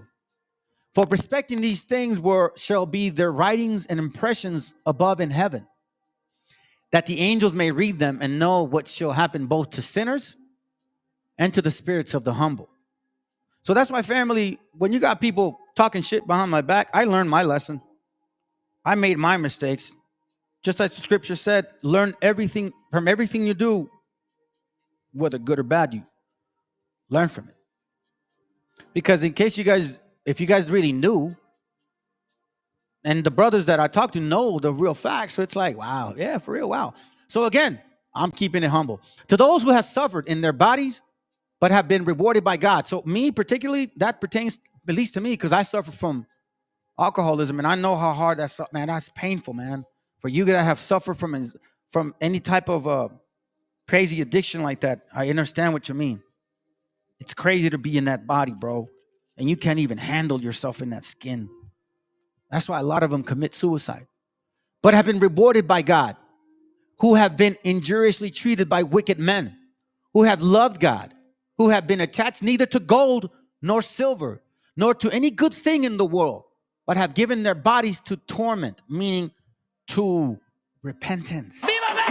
John, to repentance. To those who, from the period of their birth, have not been covetous of earthly riches, but have regarded themselves as a breath passing away. Remember, I told you guys, we're nothing but a speck. Nothing. When my change started, when I realized that I was just like a freckle. And I realized that I'm nothing, man. To those who from the period of their birth have not been covetous of earthly riches. I'm going to tell you this right now, since the beginning of my time, I've always been this way. That's why, my wife loved me, because she knows I'm not about this. Whether it's good for me now or not, it don't matter. But I've never been about it. Ever.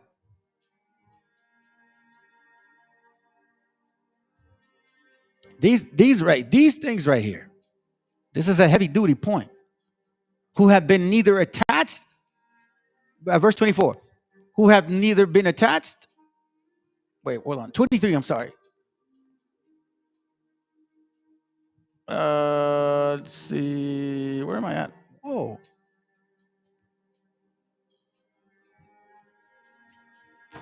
Let's see. Angels did what's happened to sinners. Yeah. I don't know why I read it like that. That's weird. Give me a second.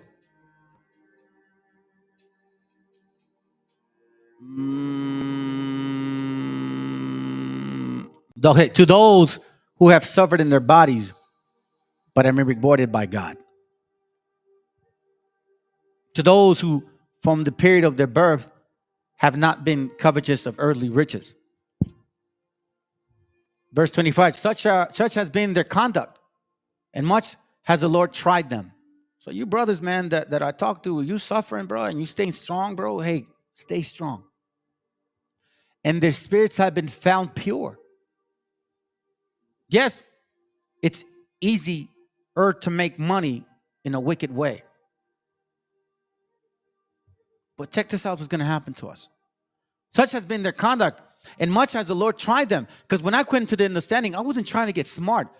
I was trying to not be stupid anymore. I was trying to keep it simple as best as I could because my way wasn't working.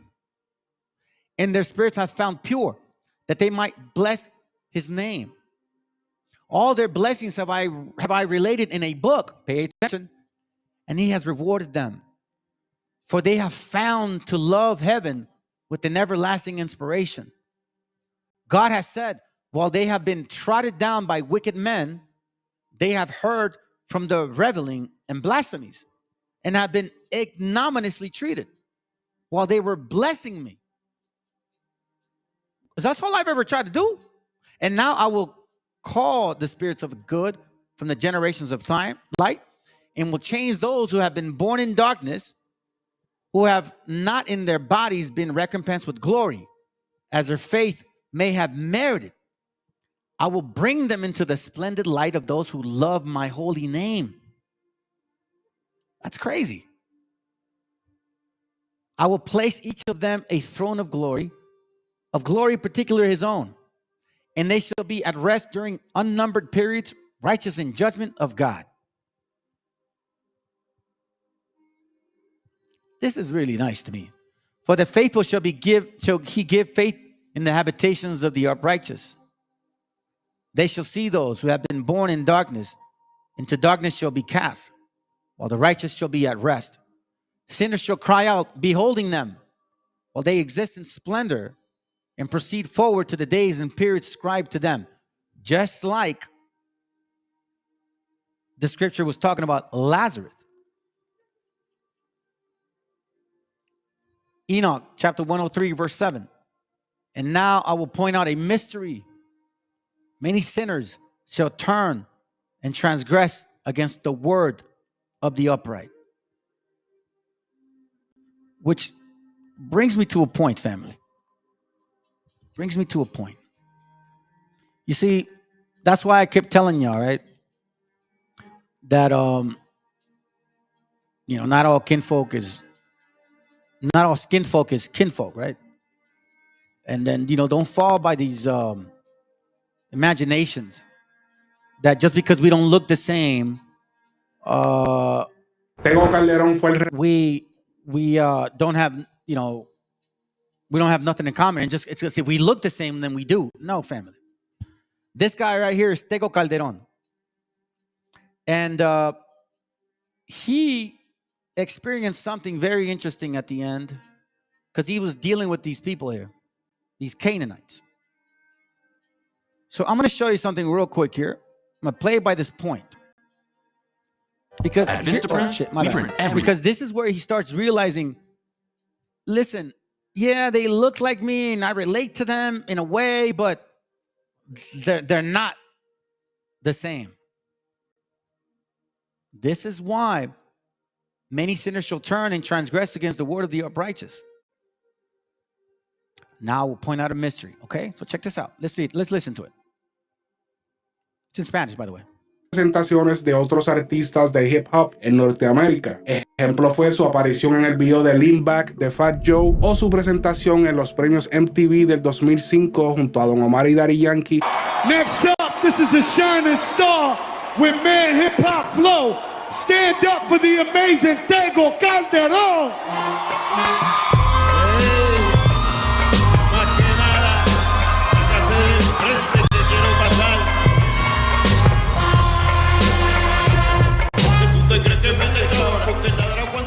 Como también su aparición en los BET junto a Ja Rule, Fat Joe, Lil Jon y el Terror Squad. Lo empezamos a ver utilizando prendas ostentosas, tal y como los demás raperos no. So us that don't covet these things, right? He's like, estamos viendo cosas que ellos, es como esas prendas, meaning these chains that we don't grow up with. Like, I can afford these things, family. I don't buy gold and chains and neck. I don't buy that shit. I don't give a hell about that, man. I was a piece of shit, drunk, alcoholic. All I wanted to do was just get sober and be a good husband finally in my life. Or be a good person. Stop sinning. Let's continue. Again, not all skin folk is kinfolk. And here we get a good example, family, to my Boricua brothers. Norteamericanos lo hacían. Tego se convirtió en una sensación la revelación latina en la música urbana. Los raperos lo invitaban a todos lados, querían andar con él, grabar con él y cantar en vivo con él. Por supuesto, las ofertas de endoso publicitario empezaron a llegarle a Tego por todos lados. Las marcas querían apelar al mercado latino que claramente representaba a Calderón. Una de las marcas que se acercó fue Sean John, la marca del artista, productor y empresario P. Diddy o Puff Daddy. Diddy buscaba expandir a otros mercados y que los latinos conocieran su marca a través de los ídolos como Tego Calderón. Pero mientras Diddy negociaba el endoso con Tego, sale la noticia de que las fábricas donde se manufacturaba la ropa de Sean John en Honduras se cometían violaciones de derechos humanos con los empleados que creaban las famosas piezas que todos utilizaban. There you have it. This fucker was selling these shirts for $50 to $70 or $100, forcing our gente to work like slaves, family. They don't love you. Just like these stupid camps. Like the brother said, I feel bad. I don't feel bad for them, bro. I don't. Not the ones that I talked to, because I told them they don't give a shit. But let's continue.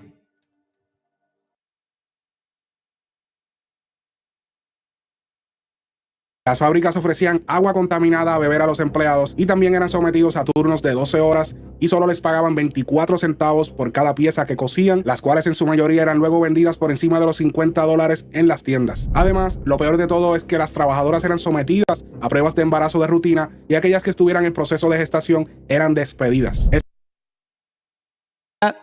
So Sean John, you know, the ones that all these black people glorify, but now, oh, I didn't know Sean John. I didn't know what you would. Well, I mean, I kind of knew. You know, everybody knew, but nobody was. No, listen, if you don't know, you're an accomplice to this whole thing.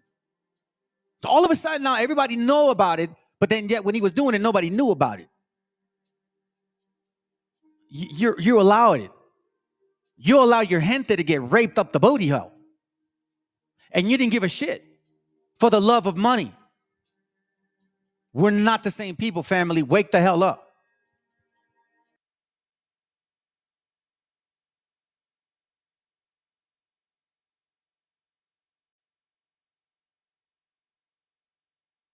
Esto claramente molestó bastante a Tego y rechazó la oferta de endoso, porque como alguien que sabe que su raza tuvo que pasar por la esclavitud y la discriminación podía permitir que algo como eso sucediera frente a él, y se quedaba callado por tener un margen de ingreso monetario más grande. Luego supimos que no fueron solo las violaciones a los derechos humanos, sino que también la oferta que le había hecho Diddy fue una falta de respeto, según lo indicó Tego en una publicación de New York Post. Dijo: escuché sobre las violaciones de derechos humanos en sus fábricas de Centroamérica, pero francamente había más. Me faltó el respeto con su oferta. Acabo de hacer un comercial de $75,000 en Puerto Rico con Nidia Caro. Alguien como Puffy podría haber ofrecido más de $2,000. Pero una vez más, no se trataba de dinero, no me dejé persuadir, se trata de principios. Diddy también intentaba comprar el endoso de Tego con una fracción del dinero, tal y como hizo con las fábricas en Honduras. Suponemos que Diddy pensó: Tego es otro latino más que podemos pagarle una fracción del costo y ayudar a multiplicar los ingresos.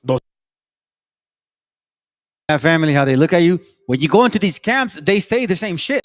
They say you're a silly dove, you're a Issachar, you're a donkey, you're a dumbass, you're no good kings. Us Negroes, we are the head tribe. And then they go with this stupid ass like, That's right. That's right. James 4:14, whereas ye know not what shall be on tomorrow, for what is your life? It is even a vapor that appeareth for a little time and then vanisheth away, which means keep it humble. Keep it humble. Matthew 3:13, he told many stories in the form of parables, such as this one. Listen, a farmer went out to plant some seeds. Oh yeah, that's a good one, bro. For sure. Let's go. $2,000 fue la oferta de Diddy para Tego, pero nunca se supo la cifra final que terminó tomando Daddy Yankee para modelar la mencionada marca Sean John tiempo después. De hecho, Tego comentó en el mismo artículo: lo que más me duele es que mis colegas aceptaron la oferta pensando que era una gran oportunidad. Esto se trata de respetarnos a nosotros y a lo que hacemos. Algo que pocos recuerdan es que tiempo después, Residente Calle 13 le hizo una tiradera a P. Diddy en su primer álbum llamada PDDD, en la cual le reclama por querer tratar a los puertorriqueños como ignorantes. Si Pop Daddy me ofreció $1 millón, yo le digo que no. Hay un chorro de... Have you tried Wix or Squarespace but never finished your website? You're not alone. With these websites,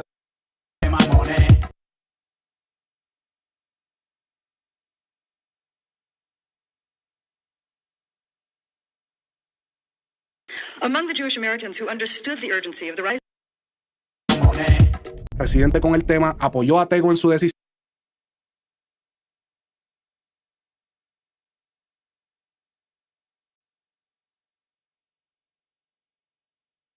What's going on, family? Let me see if I can close some windows here. Maybe that's what it is. Yeah, let me close that. All right, hold on.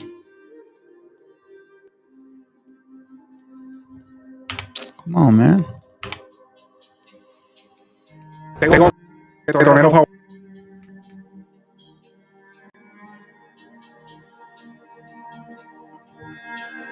Por querer tratar a los puertorriqueños como ignorantes. Si por cariño ofrece un millón, yo le digo que no. Hay un chorro de mamones.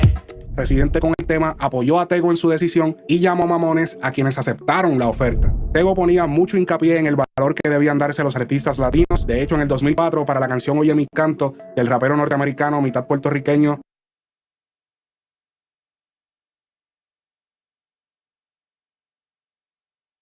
Nori, Tego le pidió $50,000 para estrenar una versión de la canción con sus voces, a lo que luego Daddy Yankee alegadamente hizo sin ningún costo alguno, y por eso existe una versión de Oye a mi canto con Tego y la oficial que se le hizo video musical donde sustituyeron a Tego por Yankee.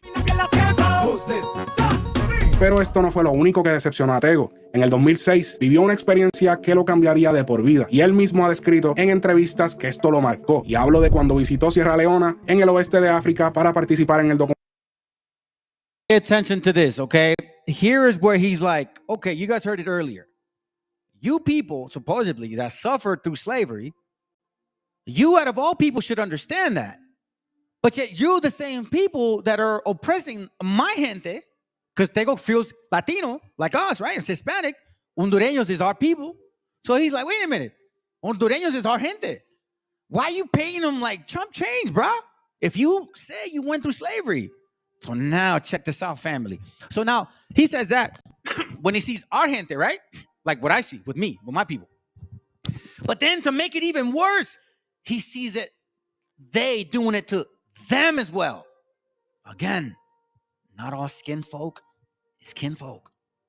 Documental Blink a Planet Rock de VH1 junto a distintas figuras del rap como Raekwon de Wu-Tang Clan. Dicho documental mostraba los estragos que estaba ocasionando la compra de diamantes en la guerra civil de ese país. Después del viaje, en una entrevista, Tego dijo: Sierra Leona cambió mi vida. La gente de Sierra Leona no quiere que dejemos de comprar diamantes porque entonces no comen. Lo que aprendí es que hay una esclavitud moderna en donde los que están buscando diamantes no conocen el valor de lo que están encontrando y los están timando.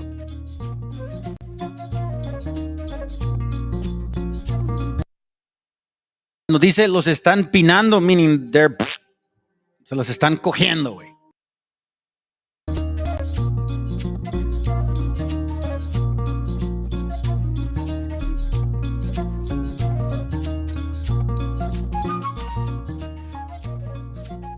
Cuando le preguntaron sobre los rumores de que grabaría música en inglés con otros artistas, dijo: ya me cansé de todas esas bobadas, yo estoy para mis latinos. Mi próxima canción tiene que ser con un Juan Luis Guerra o un Rubén Blades. Hay gente que decían que no eran boricuas y ahora son boricuas, gente que no era latina, ahora es latina, gente que odiaba el reggaetón y ahora lo canta. No quiero ser parte del circo, ya desperté, ya estoy para los míos. El Tego Calderón del 2006 en Hear what he said, ya desperté, ya estoy para los míos. Chapter 7, verse 38. That's what we're talking about. Man, shut up, bro. That's not the right button. Gosh darn it. I don't know why it does that, fam. We're almost done. adelante fue diferente. Desde aquel entonces no solo dejamos de verlo con las cadenas que usualmente lo veíamos, sino que dejamos de verlo tratando de pertenecer al grupo de artistas norteamericanos negros que se quejaban constantemente del maltrato y discrimen, mientras ellos mismos eran responsables de la esclavitud moderna que se vivía en países como se quejaban constantemente del maltrato y discrimen, mientras ellos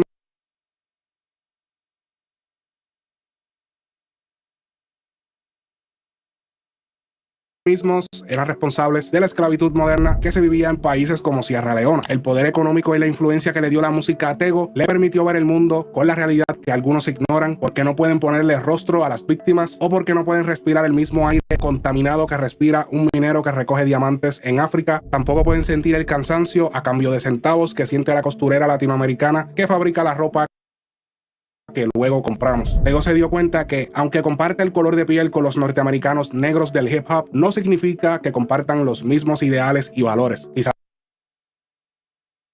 You see that? Even though they share the same shade and all that, they don't have the same ideas or values or spirit, fam. Or spirit. Or spirit. And again, it goes back to what we were reading. Did I close it accidentally? Oh, I might have closed it. I think I did because I was upset, but it's all good. I got you. Hold on a second here. History. Give me a second.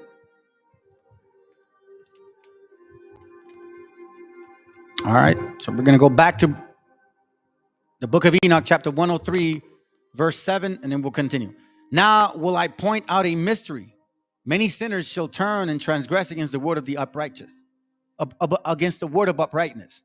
They shall speak evil things. They shall utter falsehood, execute great undertaking. We see it.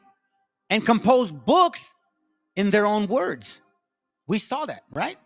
You have the Kabbalah, the Talmud, the Sohar, the Mishnah, the Buddha, the Hindu, the Christians now with all their translations, the BHIs with their preference of King James, or don't read this and don't read that. But when they shall write all my words correctly, and compose books in their words, but when they shall write all my words correctly in their language, they shall neither change nor diminish them. Meaning you're going to embrace all the scroll, but shall write them all correctly. Which is why I always go back to the beginning of the milk, the basic milk, the basic understanding, which is basic. It's this one. 1 Peter 2:1, wherefore laying aside all malice and all guile and all hypocrisy and all envies and all evil speaking, as newborn babes, desire the sincere milk of the word that ye may grow thereby. So the milk is going to help you get rid of this shit here.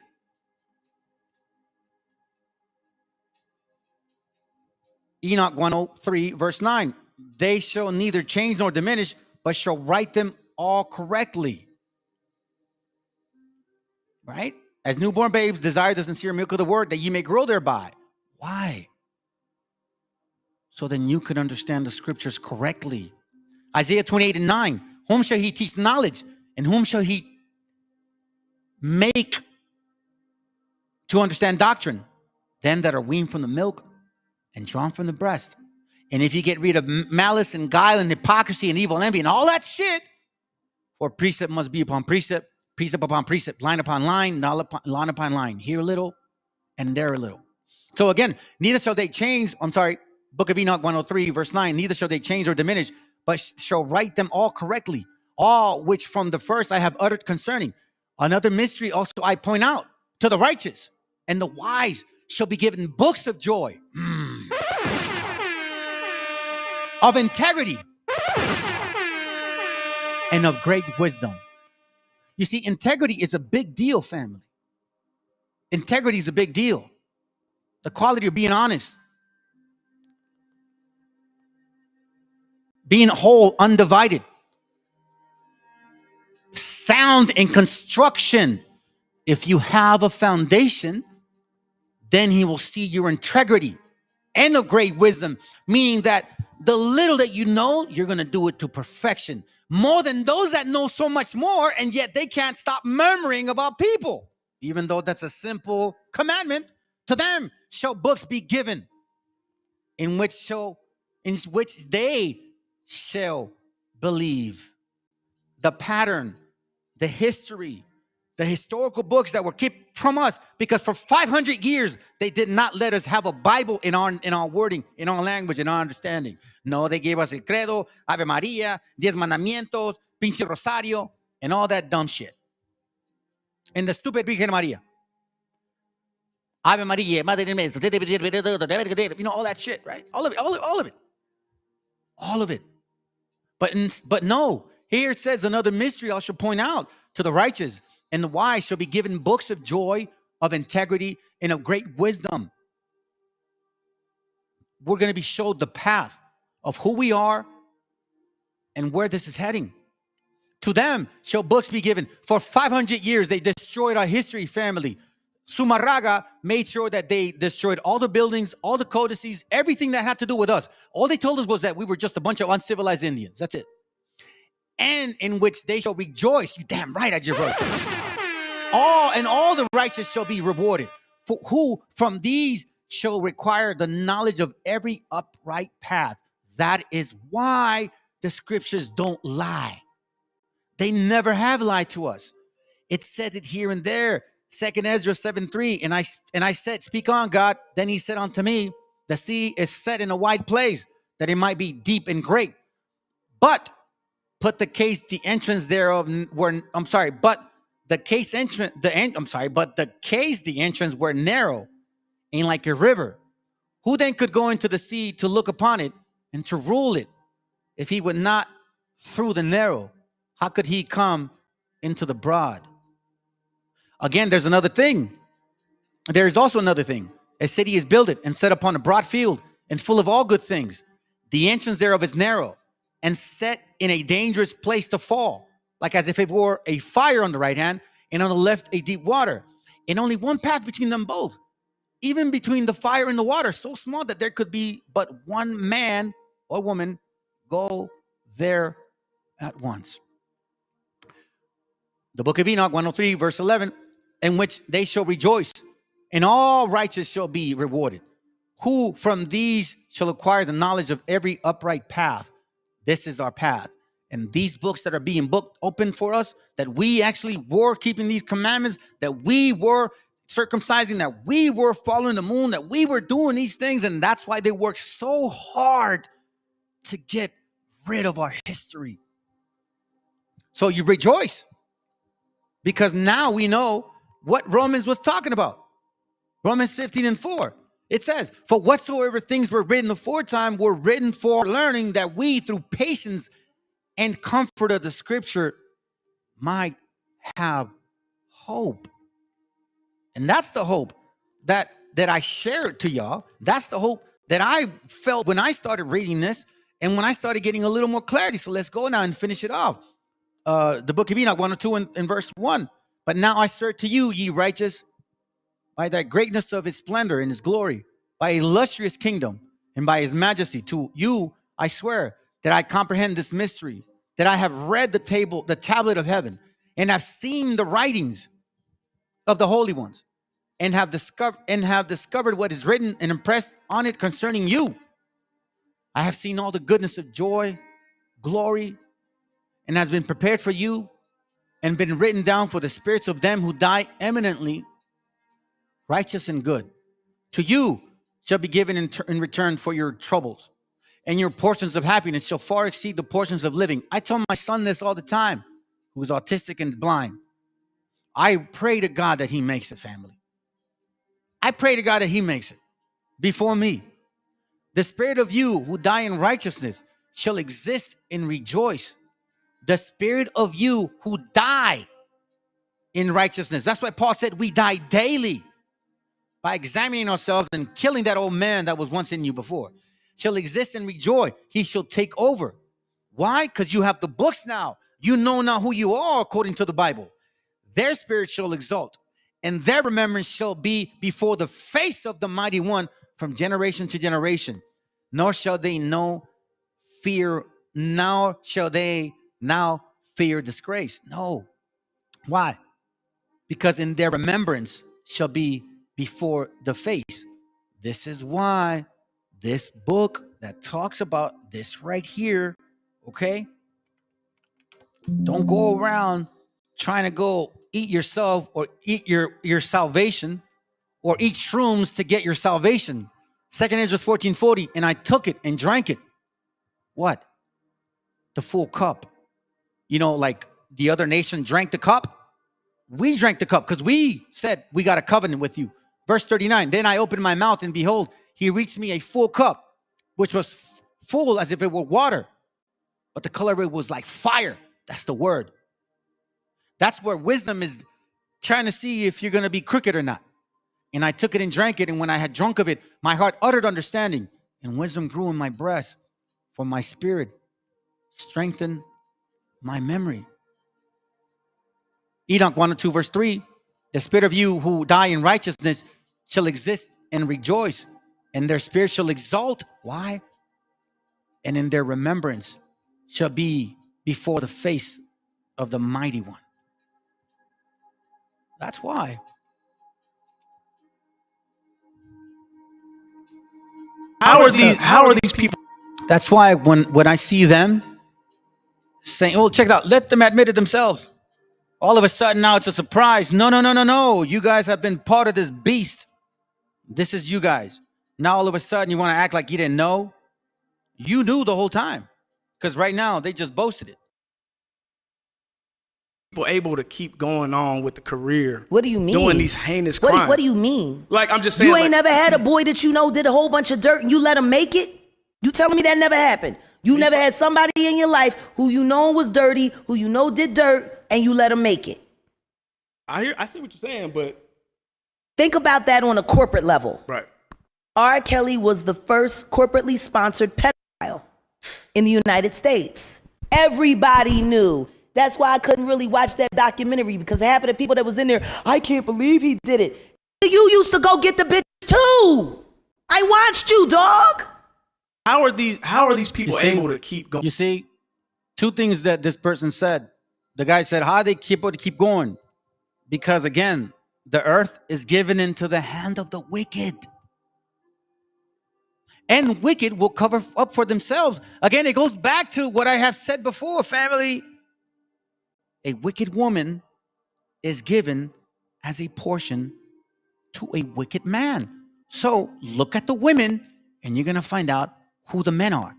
Revelation 13:9, if any man have an ear, let him hear. And we're done. After this video, I'm done. He that leadeth into captivity shall go into captivity. He that killeth with the sword must be killed with the sword. Here is the patience and the faith of the saints. We have our history back. Be happy and joyful. Be happy and joyful, family. Let's get a little laugh. Yeah.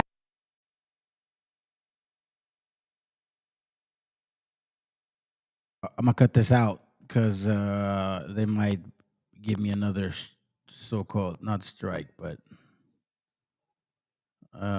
you know. All right, hold on a second real quick. Give me a second, fam.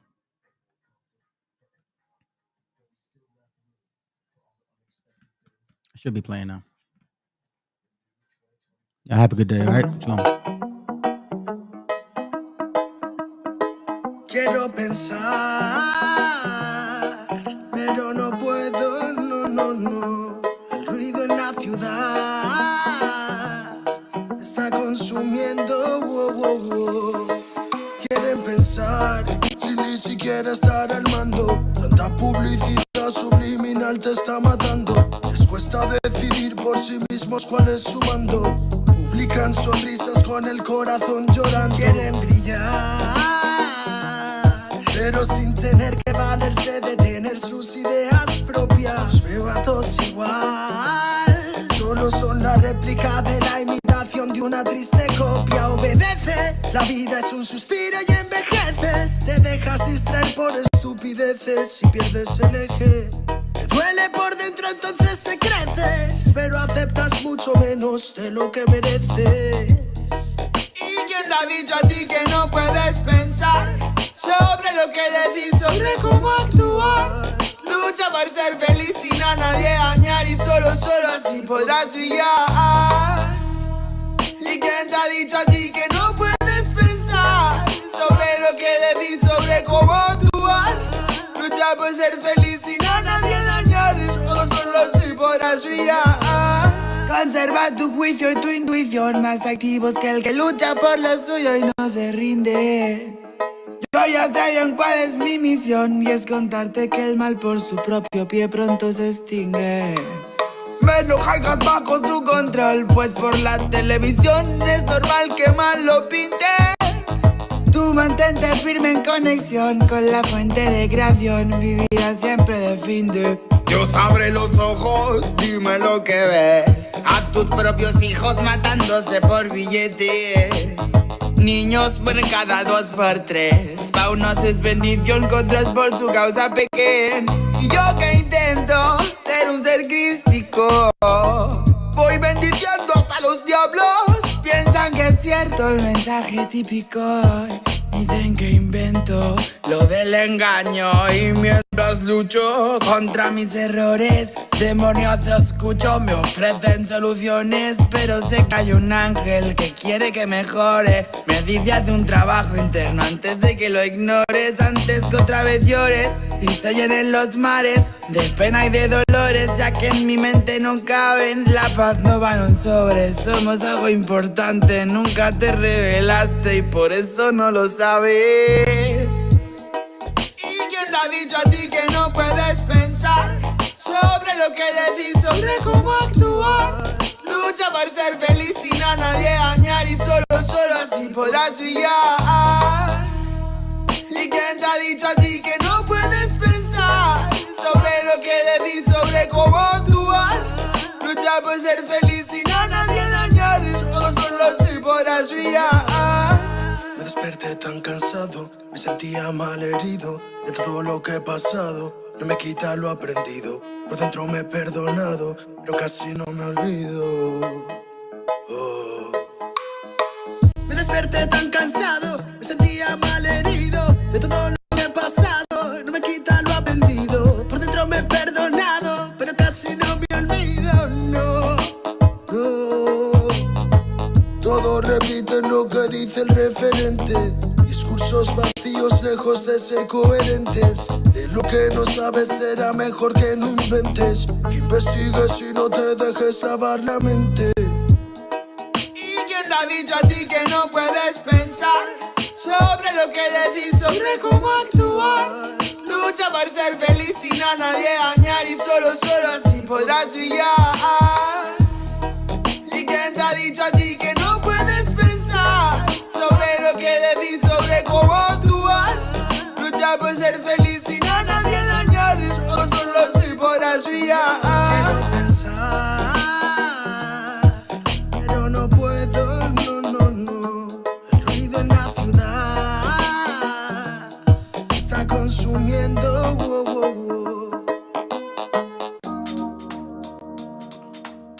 Yeah, man. Respect and love from the world, nigga. Show them. You nigga on a microphone. Can't I sit the number for everything? Rock you in the studio. Bomba, claro. ¿De qué manera sufre el alma cuando alguien se va? No hay medicina que cure esa larga enfermedad. La vitamina de la vida en esta sociedad es tan divina que por nombre tiene libertad. Libérate de la mentira que está por llegar. Mide tu orgullo antes de empezar a hablar. Cierra la puerta a quien no merezca entrar, porque hay mucho que se fue y sueña con regresar. Hablemos en silencio y así no me mentirás. El poder de la palabra muere cuando hablan de más. No me fío de oraciones que se dicen por detrás. Si me miras a los ojos no te mentiré jamás. Que besar por besar es jugar por jugar. Y vivir sin amor es vivir sin amar. Solo queda la fe, solo queda soñar. Ponte de pie, ready para luchar. Some love, I can just smoke and there are some love them. I can just smoke and there are some love. I remember no fire, no girl. Ribby day. Cali with a mama soul, yeah. Tell them alright. ¿De cuánto tiempo hablamos cuando hablamos de querer? Si la mitad lo malgastamos solo en comprender. ¿De qué manera es más fácil aprender? Que nacemos para ganar y morimos al perder. No puedo dejar de animarte, que cuando te caigas debes levantarte. Llegué para contarte que no todo artista muere por su arte. Traigo el honor de un humano con valor que utiliza poesía para respirar mejor. Escribo prosa para vengar al amor y recuerdo Consider this your sign to stock up on signage. Because right now at Vistaprint, all signs are 20% off. Oye,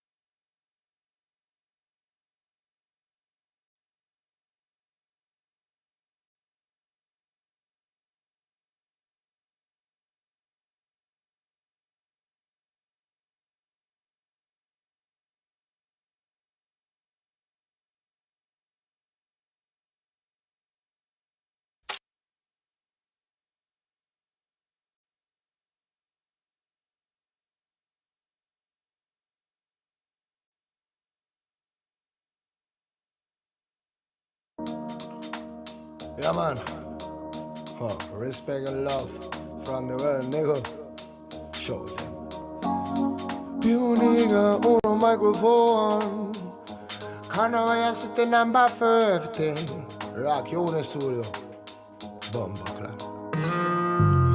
¿De qué manera sufre el alma cuando alguien se va? No hay medicina que cure esa larga enfermedad. La vitamina de la vida en esta sociedad es tan divina que por nombre tiene libertad. Libérate de la mentira que está por llegar.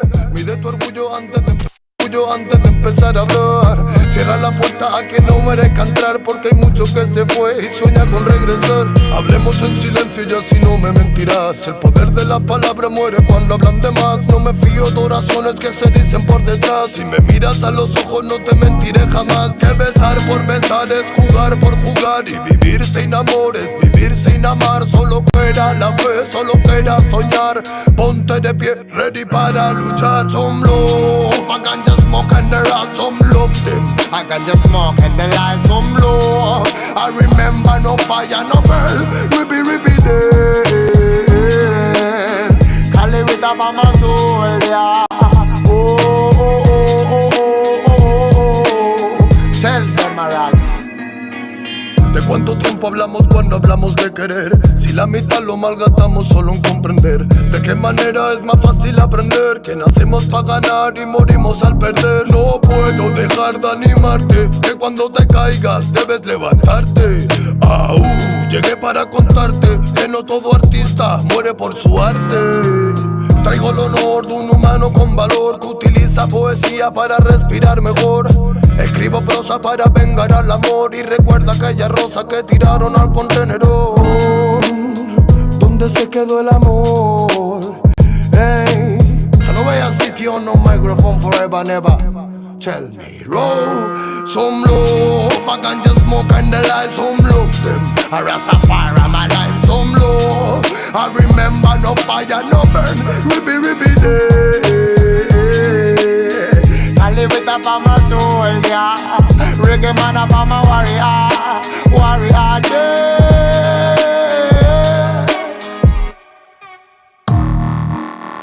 Not a really thing. Oh, yeah, man. Y se piensa que la música es un juego, lo lleva claro, hermano. Desde España, international, bombo, clack, un Lego. Not a really easy. No. Pure nigga on a microphone. Hey, tell us all what. Tell us anything. Tell if I'm a Rasta feeling on my sin. Hey, more love.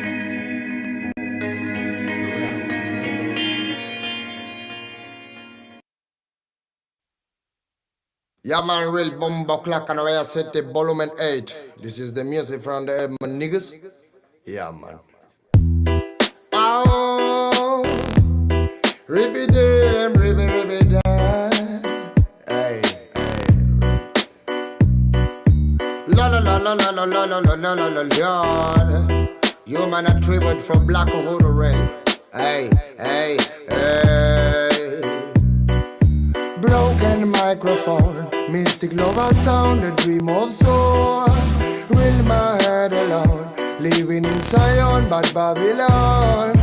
Broken microphone, mystic lover sound, a dream of soul. Will my head alone, living in Zion, but Babylon. Por soñar soñé que todo cambiaría, por pensar pensé. Luchar a sangre fría sin perder la fe. Viviendo el día a día, más con sentimiento que marcó mi sinfonía. Darle pan al que no puede comer, darle bendición al que sepa renacer. 3000 errores solemos cometer, pero solo un gran hombre lo sabrá reconocer. Y me di cuenta hoy de tantas cosas, algunas crudas, otras bastante hermosas. Son los más sabios, personas poderosas, no aquellos bastardos que destrozan nuestras prosas. Es la perdición, mala situación de manchar tu corazón por tu mala acción. Dame una razón para darte mi perdón. Siento que tu alma se consume como el humo de este blon. Derramo poesía, arte mensajero que reclamo cada día. Pretendo ser sincero, más comparto mi alegría con todo caballero que mantenga la presión cuando andamos bajo cero. Sentimientos perdidos con calma, malos actos mancharon tu alma. No pide perdón quien dispara el arma, no sabe que un ladrón se bate con el karma. Broken microphone, mystic love sound, a dream of soul. Real my head alone, living in Zion, but Babylon. Broken microphone, mystic love sound, a dream of soul. Real my head alone, living in Zion, but Babylon. Wanna ganja respect from Volumen 8. My niggas on Volumen 8, this is key on the studio respect. Alright, alright, alright. Bad boy kills, criminal of sound and rich. Money is a gun for me. Respect the nation. Below the time like this. Bad boy kills, criminal of sound and rich. Money is a gun for me. Respect the nation. Below the time like this. Bad boy kills, criminal of sound and rich. Money is a gun for me. Respect the nation. Oh. La la la la la la la la la la la la la. When I got just smoking from the studio of the on. And when I can just your nigga on the floor. When I live a sound. Oh them, ah. Bye bye rhythm, bye bye sound in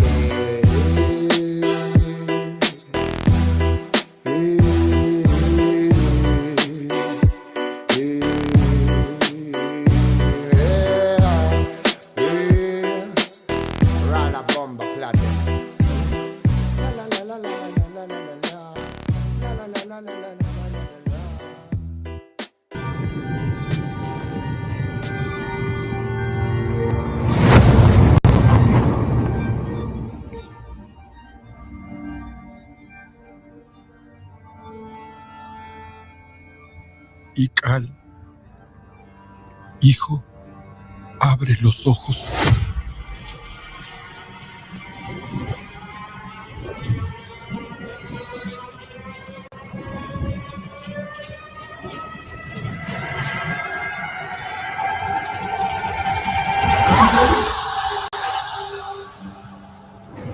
Tu cuerpo se queda con nosotros, pero tu espíritu debe seguir.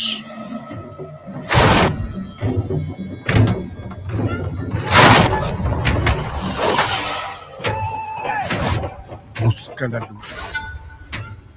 Aléjate de las sombras. Deja que nuestro dolor sea tu fuerza. Desde aquí iluminamos tu camino.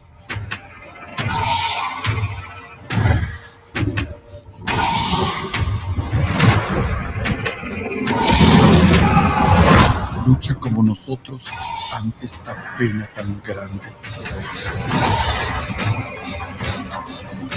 Yo soy tú. Tú eres yo.